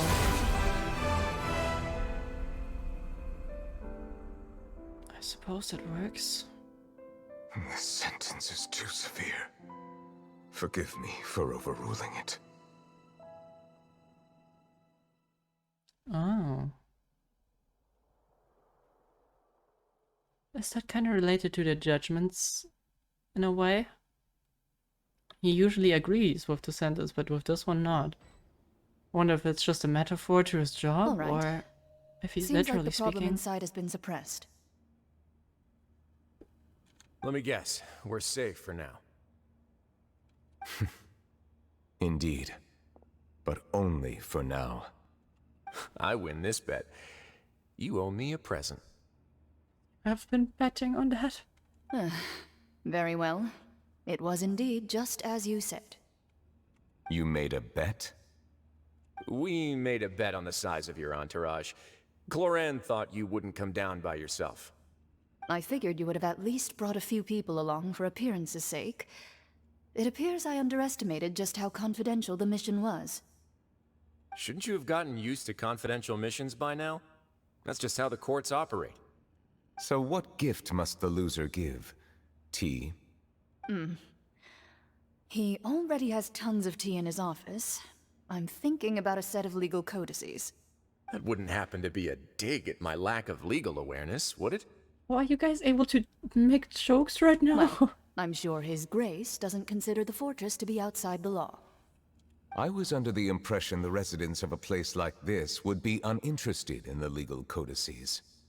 That was obviously a joke. Anyway, you've still got some unfinished business to attend to in the overworld, correct? No need to stay here if you have a pressing matter. We all know you can't leave Palais Marmonia for long. Thank you. I hope everything went smoothly with the Fatui Harbinger.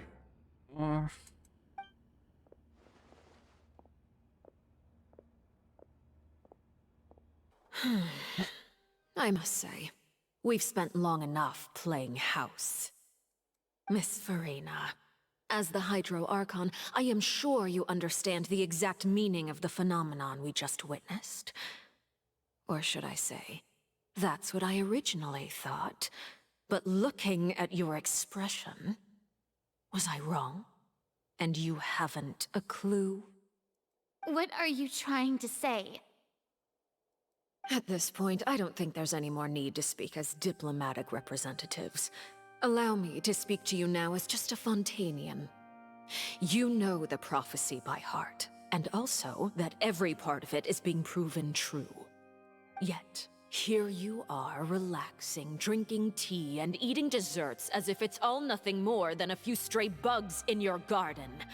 Do you really think that's acceptable? Yeah. The prophecy's hanging above our necks like a guillotine. Every faction is looking for a way to either avert the disaster or save their own. Even the orphans of the House of the Hearth have devoted everything to saving their homeland. She's not wrong.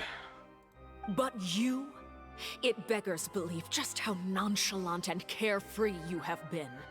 From the very beginning, you, the god Focalor, you have utterly failed to take action. At least that's how it seems. I'm not sure if she just said, hey, Novelette, I don't know what to do. Just do it for me. But yeah, it seems like it. You're wrong. I've never ignored the prophecy, nor have I just been passing the time in self-indulgence. Retract your accusation and stop doubting the wisdom of the gods with such absurd conjectures. I am not alone in my doubts, you know. All the children of Fontaine may be harboring the exact same thoughts right now. Oh, great Hydro Archon. How are you going to save them? Save us? How are the people you've sworn to protect supposed to survive in a land that will soon disappear beneath the waves? I have my ways, and I've been working on them for all this time. Even if you look down upon me, you have no right to judge me. Fontaine will be saved. Even if I still cannot see the true future right now, as long as I continue on as I am, I will be able to hold my head up high. It's the first time she spoke up for herself. Rina's not acting like her usual self. She's actually more seriously refuting the knave's accusations. She means what she says. She's not putting up a front. Then I ask you, Miss Furina, just what have you been working on? Where can we see it, and what is it doing to help? So, was this all a lie? Or can she really not tell us? She was so full of conviction and confidence just now, but now she's deflated like a popped balloon. My machinations are just like the prophecy itself. They will only reveal themselves at the fated time. It is just that beings like yourselves are unable to perceive them as of yet.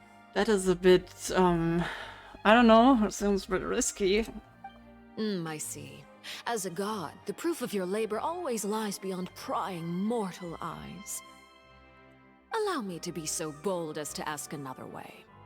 Would it be possible for you to tell us the parts of your plan that are not confidential? Such as your emergency response plan for the impending disaster? An emergency response plan? You don't seem to have it planned through, do you? Oh, that look in your eyes. Have you not even prepared one of those? The emergency response plan is also strictly confidential. Yeah, sorry, Furina, I don't even believe you anymore. Then allow me to jog your memory. Miss Furina, what is the purpose of your Oratrice Mécanique d'Analyse Cardinal? And what do you plan to do with the massive amounts of indemnitium that has accumulated over the years? The Oratrice? It's just like it appears to be. So you also have no idea. If I'm not mistaken, someone's using it to prepare for something.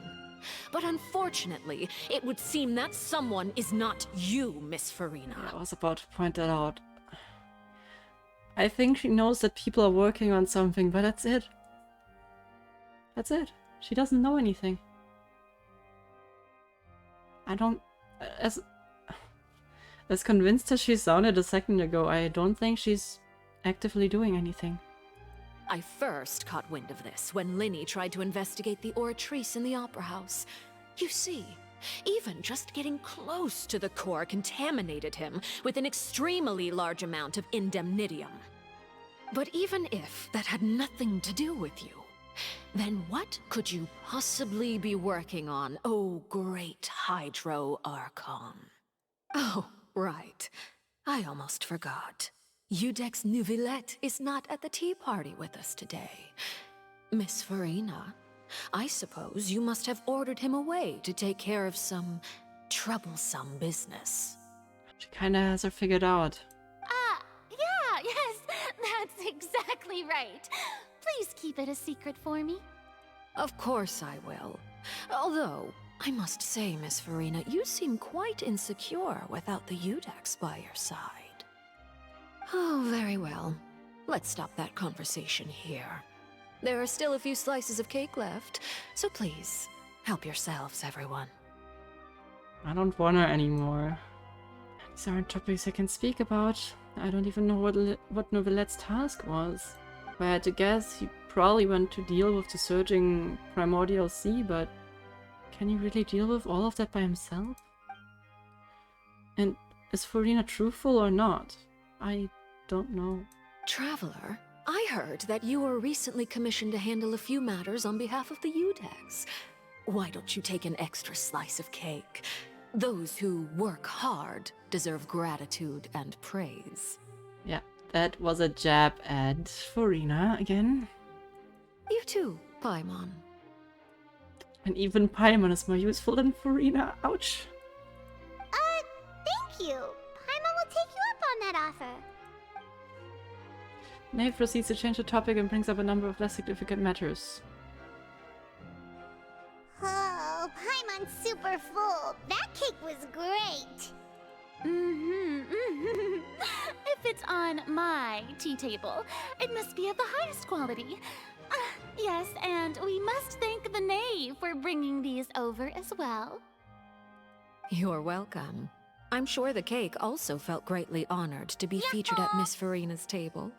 And I was merely catering to Miss Furina's tastes, seeking a chance to chat over tea. She goes through weird stages of, like, complimenting Furina, completely putting her in her place, and Furina's just clueless. I feel like, I don't know, maybe she's just too terrified to do anything. Well, I kind of expected some behavior like that from a knave, but Furina, you kind of make yourself look very pathetic right now. It is getting late. Why don't we call it a day? There are still a few matters that I need to take care of, so I must take my leave now. At least she's not hostile to us. Very well. We'll end it here. Mind seeing me off, traveler? We could use the opportunity to discuss Childe before I must be on my way. Okay, I hope I didn't speak too soon. Paimon's coming too! I really hope I didn't speak too soon. The tea party turned out to be even more difficult than I'd imagined. Why are you looking at me like that? Is something the matter? If there's nothing urgent, then I shall be retiring for now. What will we do with you?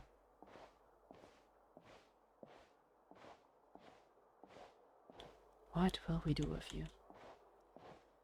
I'm kind of afraid of going out there right now, so that's kind of part of why I'm walking so slowly. I have a bad feeling. I don't really want to have a one-on-one conversation with the knave. I'm glad that you were willing to come with me. Of course, Childe was just an excuse. I have no interest in your dealings with him. Yeah, I suppose so. That's what Paimon thought. So, what do you want to say? I'd prefer not to battle right now. You lent your aid to the children of the House of the Hearth. As their father, I would like to express my gratitude. No need. Was there anything else? That was all. Formal topics should be discussed in formal settings, and informal topics in informal settings. I know you just returned from the Fortress of Maripede. Relax. I have no intention of trying to get anything out of you. Linny, Lynette, and Fremine are still there, and I trust their judgment and abilities. Shouldn't they have also left? They've all been working very hard and have always done all they can to fight back against anyone who tried to stop them. Especially Linny. You mean Wriothesley. He's a tricky one to deal with. It's unfortunate that Linny's so eager to prove himself that he can't learn to rely on others, including me. By the way, and you can just consider this a bit of idle gossip, but what's your impression of Furina? You are outside of our disputes, and the freest person in all of Fontaine, able to move around most easily. Allow me to share my perspective with you. Sure. I expect no compliments. And that's everything that happened during the trial. Master Childe was declared guilty and immediately transported to the Fortress of Maripede. Didn't he say he was coming here on vacation? Does he not feel an ounce of shame for all the trouble he has caused? Forget it. He did give us an opportunity. I will be meeting someone shortly. Do you require help with any preparations? No need. I will take care of it myself. I need to meet with Furina, the Hydro Archon. She is at the heart of Fontaine. But what's fascinating about her is that she often seems more like a celebrity than a working Archon. Kinda is. Can strike that seem more like with an is. She often is more like a celebrity. Because, to be honest, does she work? Does she even work at all? What's her... No, she actually doesn't. I think the most that we saw her working is when she was trying to get us into jail. Oh, come over here, you little critter, you! Oh my, that outfit. You dare to run from me? Stop right this instant! My goal is just to discover the location of the Gnosis. But I didn't expect the chance to approach Furina to be handed to me on a silver platter. This is so easy, it's actually making me a bit suspicious. Yeah, I don't think she has it. Anything left unguarded is usually just bait. But no one will blame someone for taking the bait. After all, from the moment it was attached to the hook, the bait is meant to be sacrificed. So you tried? It's just as I guessed in the second before I struck. The hydronosis is not currently held by the Archon. In fact, this Archon doesn't seem like a god at all. And I sense that she's under some kind of curse. I suppose I understand why she's so freaking scared of you now. But what kind of curse? I mean, she is not the original Archon, yeah. I wonder how they found a replacement for her. Who are you? And what are you trying to do? Please don't kill me. I'm begging you, please.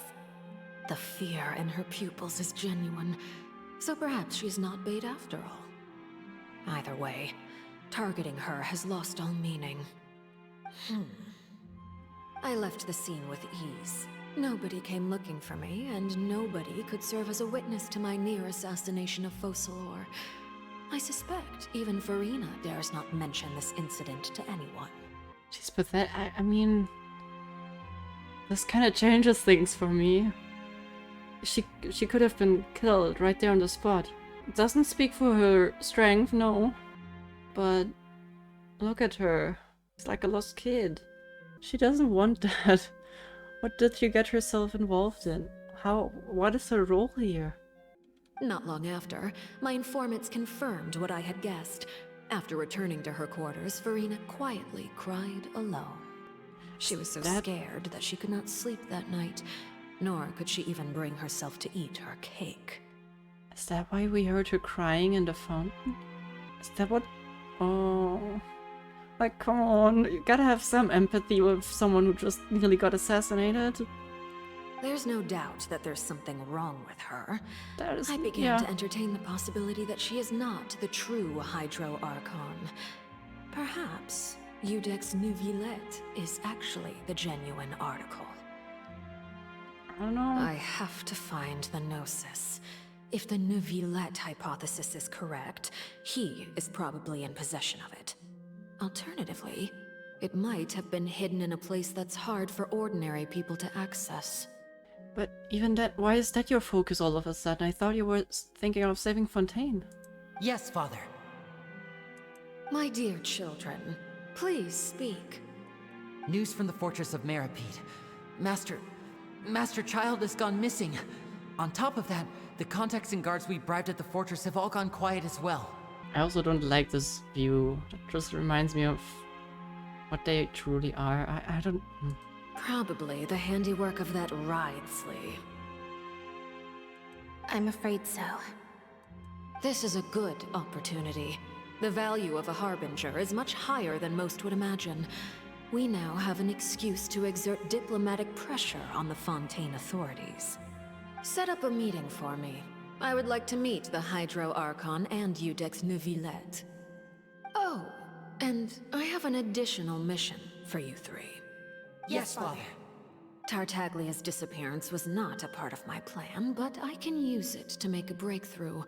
With this as my excuse, I can ask for an official audience and continue my investigation of Furina and Iudex Neuvillette.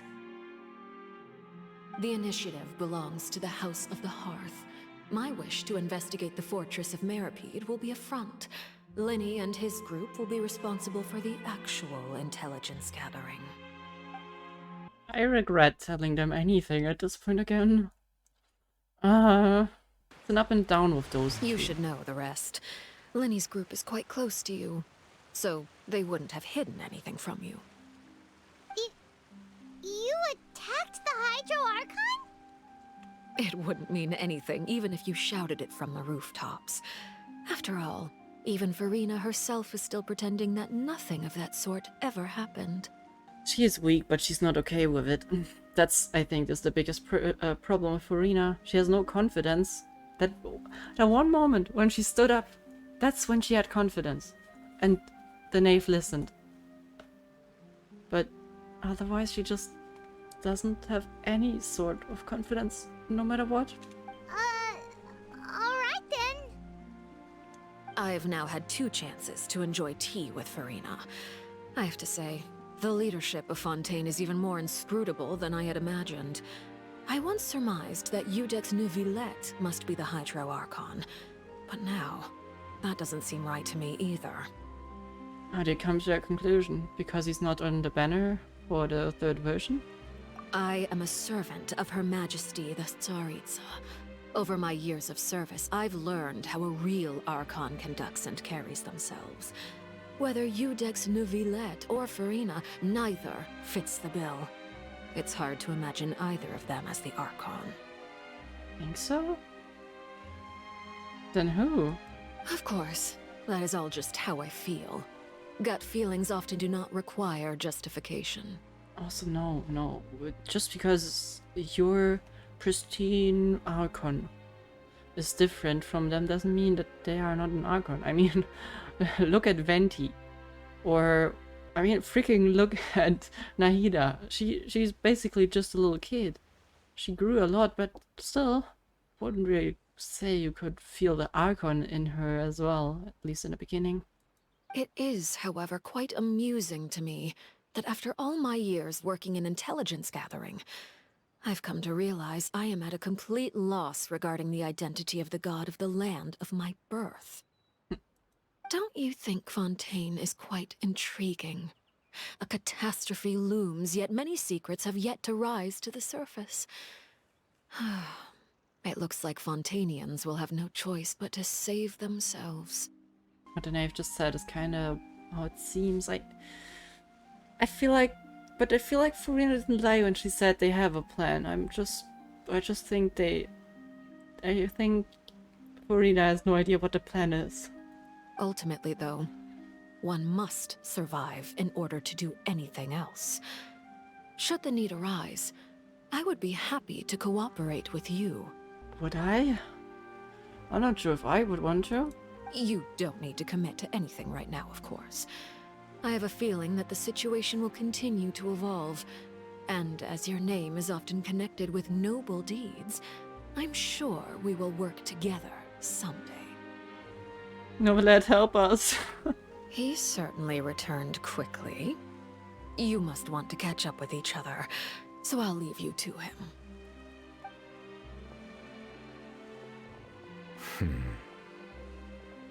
I'm sorry, Novelet, but tell me. Novelet, is it over? For now, yes. But this issue will prove quite thorny in the long term. I'm concerned that sooner or later the prophesized events will occur. Please don't use the word sooner again. Sooner turned out to be in a few hours. Couldn't you have given me a warning? Thank you for protecting Furina. May I ask what happened down there? To put it simply, I used my power to force back the primordial sea and reseal the sluice gate. And as for what happened on our side, you recount the happenings of the tea party. So as expected, the knave has turned up the pressure on Furina. She's trying to feel her out, though I'm still unsure as to her motives. Can I ask some questions? Permission granted. You have enough power to force back the primordial sea. Does this mean you have some deeper connection with the Hydro Archon? Whoa. It can't be that you're the real Hydro Archon, right? I don't know what's real. But that's just a speculation on our part, though. You can't tell us? Then that's okay. We can talk about something else. We won't try to force you. You guys in Fontaine are super strange. I feel like you should tell us, though. It's kind of important. If we want to help, we should be informed of what's really going on. If by the phrase, you guys, you are referring to Furina and I, then although I'm not sure just what you are trying to imply, I must clarify that I do not share her positions on a multitude of topics. Okay, what does that mean? Is that a no? But you managed to protect those in need to be defended down there? I believe so. The fortress has a long and complex history. It has seen much grief and suffering. And now, another catastrophe will soon be upon us. I mourn this turn of events. Huh? Why is it raining all of a sudden? Well, seems like Novelette is not too sure about whatever he's doing as well. Ah! The sky is suddenly filled with dark clouds. The rain became heavier. Light rain soon growing to downpour. Just moments before, Novelette has mentioned his sense of grief. Thinking of the legend that Fremine said, it said that the dragon of water resided in Fontaine. Every time he weeps, the skies will cloud up and pour out rain. Yeah, well, sorry, Lumine, but we're not too surprised. You may be closer to the truth than you think. But why hide it? Oh? Don't we deserve answers? He's the dragon sovereign of water. That would make sense, but... The dragon of... just like, what? you know, the other dragons that we met? Huh? Or otters. Please do not be so surprised. Answers, please. Furina?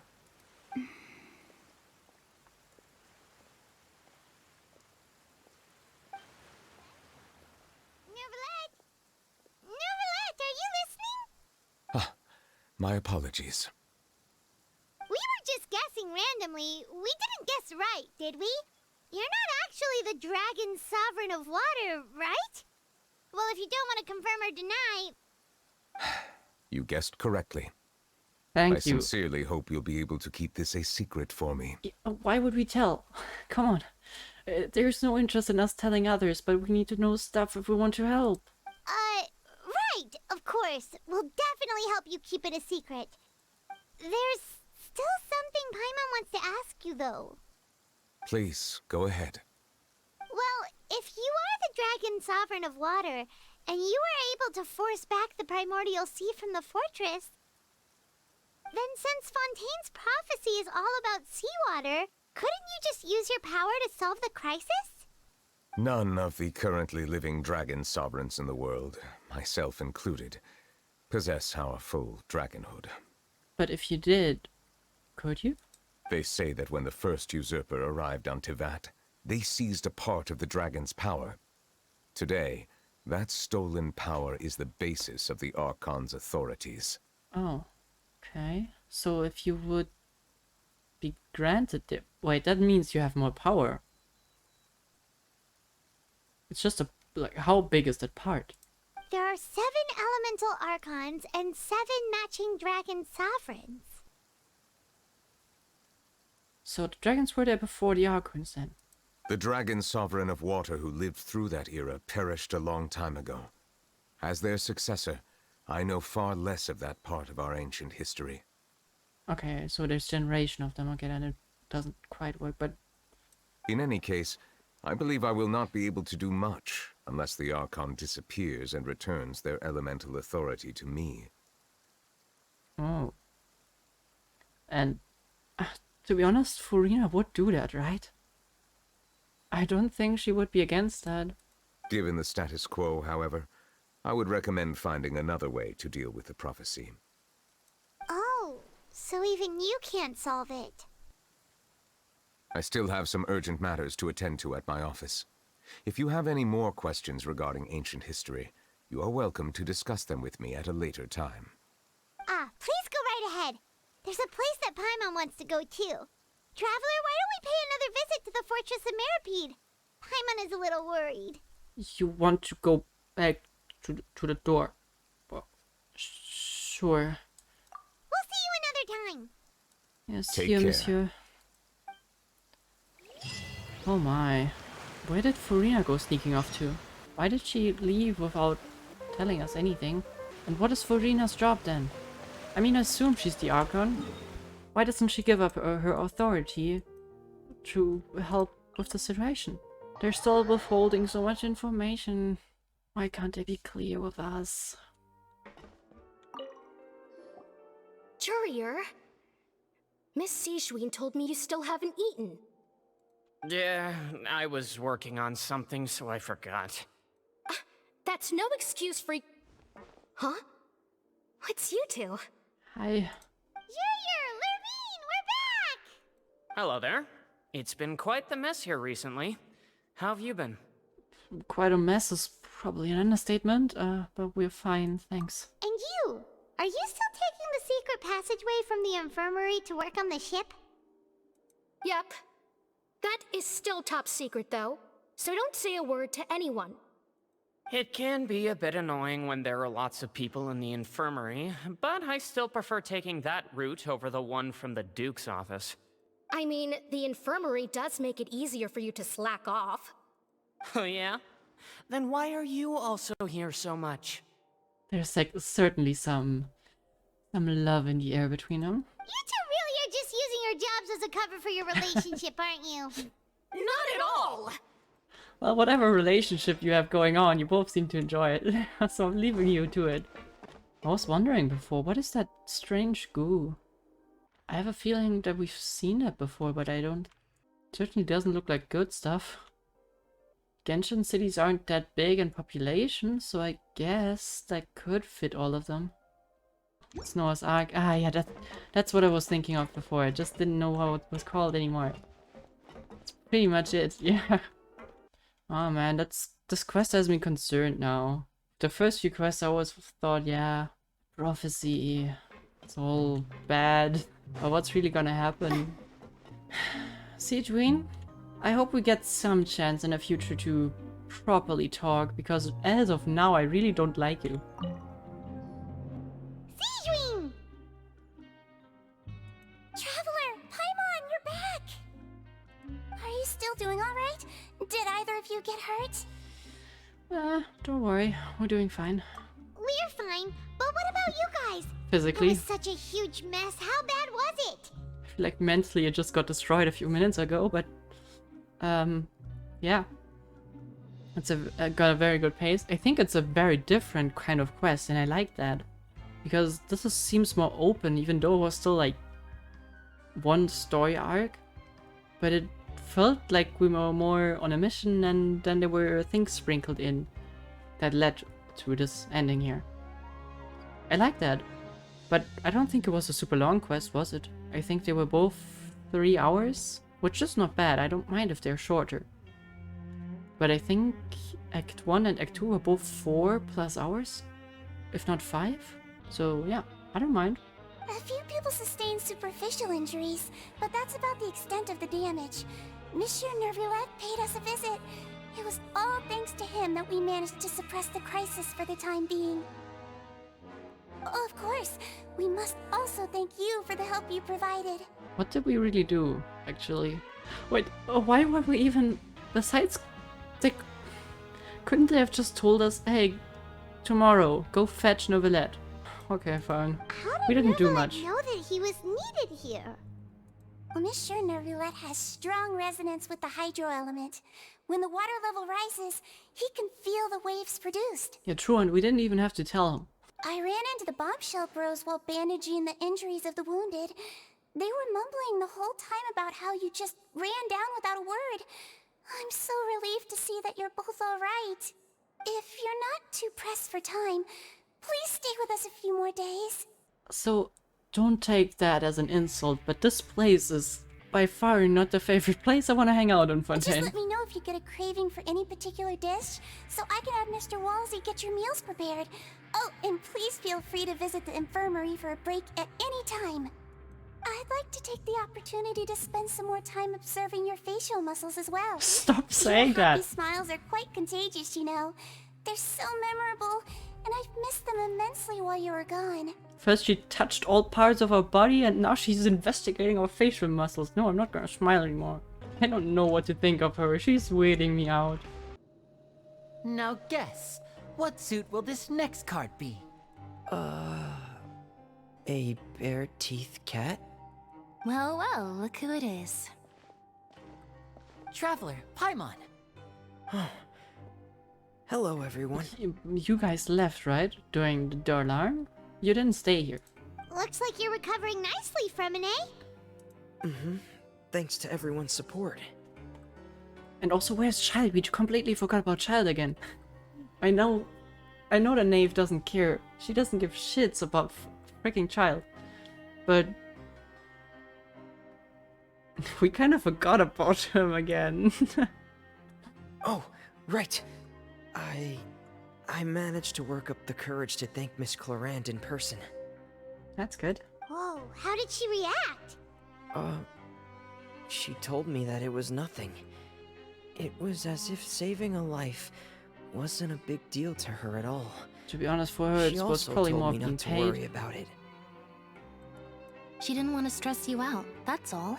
She's right, and it's best not to dwell on it. Yeah. Okay, but check this out. We went back to the opera house and we met the knave. Uh-huh. You met Father? Did she say anything to you? A lot of things, yeah. She said a few things that were, a bit hard to understand. And also that she's looking forward to working with us in the future. I'm not sure what we're telling them. That was a little bit weird. Just like this weird. Her attitude towards you is even better than what we'd imagined.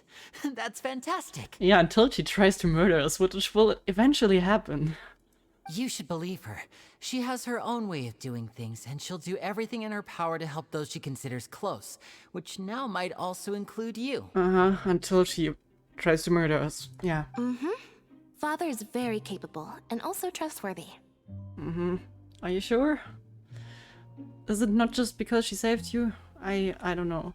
When I saw that image of you guys reporting to her, I felt nothing but, well, you guys being kind of suppressed. But that's, just my view. Oh, Paimon just remembered that she thought Linny was a bit too proud as well. She said that you should learn how to rely on others sometimes. Got it. Huh. That does sound like something that Father would say. Hey! Are you going to stay here for the next few days?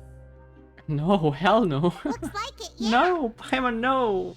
We're free to leave. Why would we stay here? Excellent. I will host a tea party. For real? Then Paimon wants another serving of cake.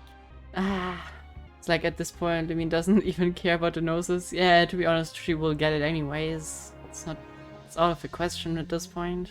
Or maybe we can just dissolve Furina's godhood.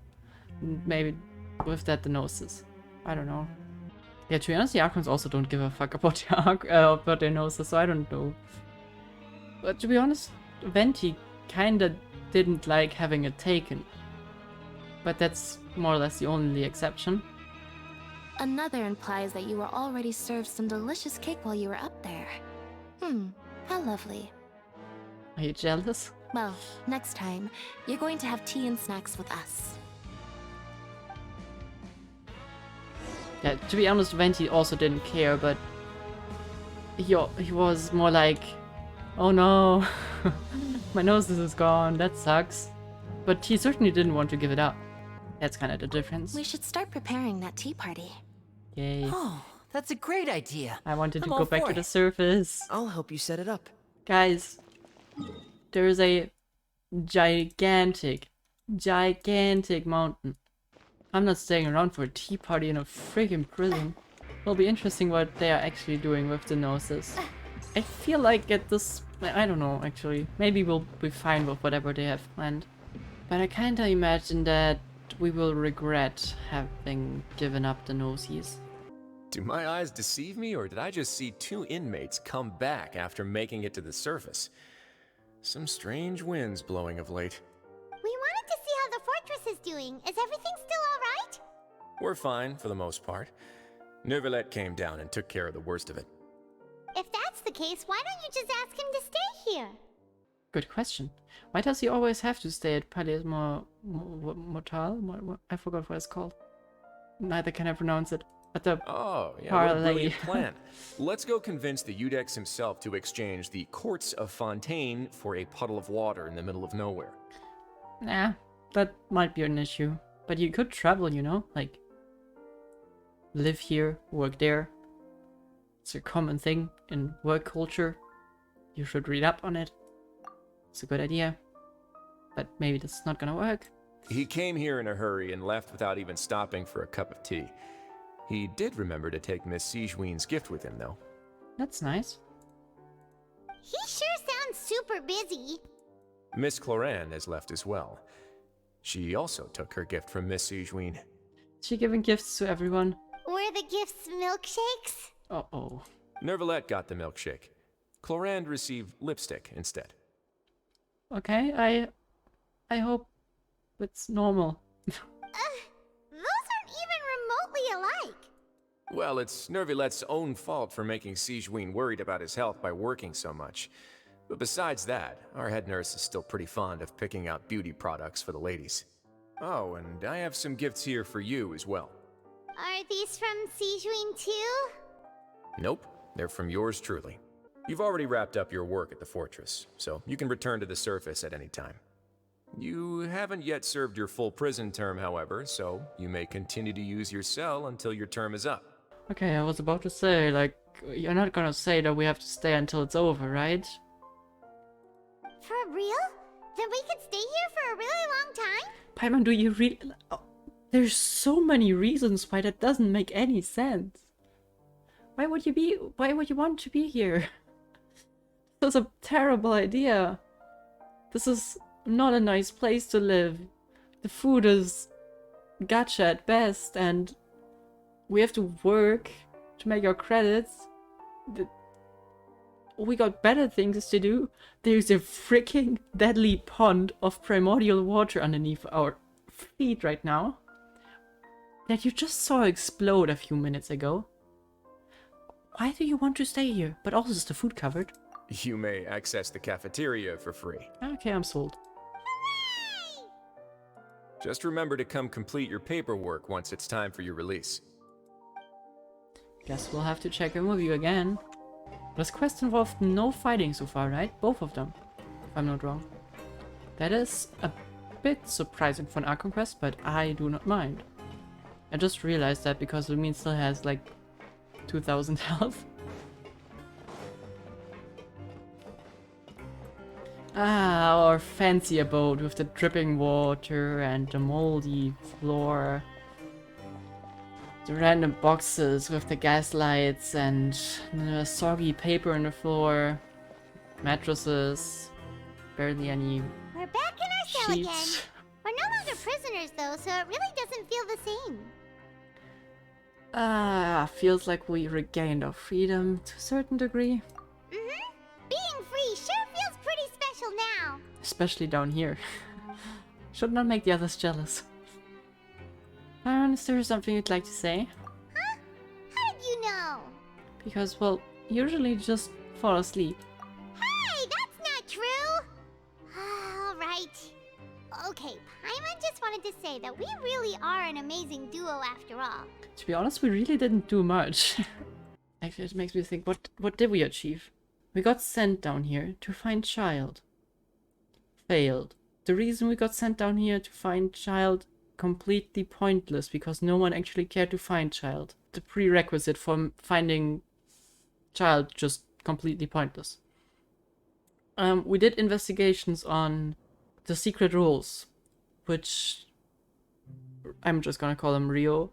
Rio was already completely aware of and could have told us at the moment's notice if he was willing to tell us. We managed to send Fremine on a journey that could have killed him.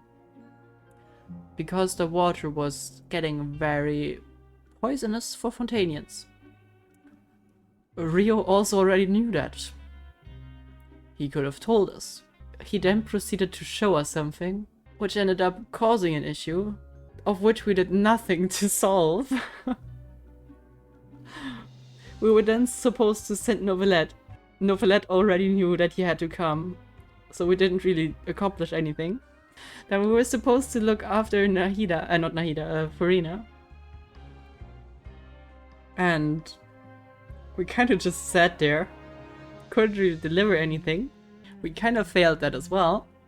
I mean, we learned a lot. But we really didn't do anything.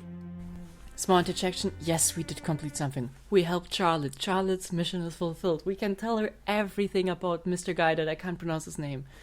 So, perfect. What more do you want than please Charlotte, right? Ah, gotta love Charlotte. Free beds, medicine, you drink tea and eat cake. Yeah, that's kind of all things we got to do. You're just freeloads we're just freeloads and bodyguards at this point. We don't do much. Oh my god. You know, at least sometimes we have the feeling that we accomplished something. Last time we solved 2 crime cases. We did really good thing for the law system. This time we were just a decoy for some useless job. I mean, I'm glad I learned so much, but I really don't feel too accomplished. There are so many bad things in the world, and we're just 2 people, but we've still been solving problems no matter where we go. Isn't that pretty cool? Yeah, we're the best bystanders ever. You're counting Paimon today? Aren't you the only adventurer here? Ah, being a guide counts. Then let's ask Catherine to give Paimon an adventurer handbook as well. Oh yeah, that's more Paimon Paimon will also gems. be an adventurer from today forward. I'm in. Just our thoughts making Paimon giddy. Paimon's gonna crash, so you sleep soon too. The last time we fell asleep here, we woke up to a whole mess outside our cell. The primordial seawater nearly rose up.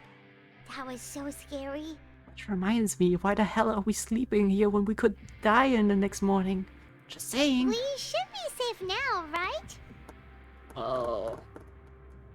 Probably. Alright then, good night to you, traveler. Good night. Don't get swallowed by flooding water waves. Love ya. Oh, look at them.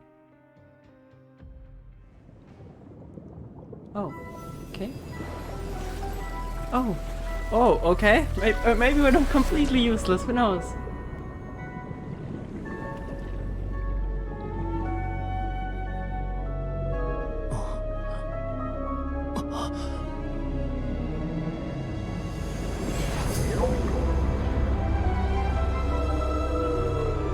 Is that Novelette or some other being? No, I don't think that's Novelette, right? That doesn't make any sense. What was that thing? It's a whale Archon? Okay, never mind. We didn't save Childe. Ah! We didn't do shit. Traveler, when did we turn so useless? Next time is the last, right? It's only main Archon quests till 3.2, right? Oh, things are gonna escalate next time. I think really quickly. Novelette said sooner than later. I think it's sooner than sooner. Nah, but I'm so glad with kinda everything that I've been doing. This Archon quest was, as I said before, super different to the other ones. A lot more explory and just do your thingy. At least it felt like that. But it was fresh and I generally am super satisfied with the writing. The characters feel so alive. Especially Mr. Duke that I can't pronounce his name of. I loved having him on screen even though I hated every second he said something. The region is amazing, it looks amazing. I think I've never had that much fun exploring a region. I feel like this quest was more of a cliffhanger than the other one. The other one felt like, nice, we got it solved. Oh yeah, there's this whole debate about the prophecy and we will deal with that in, like, what?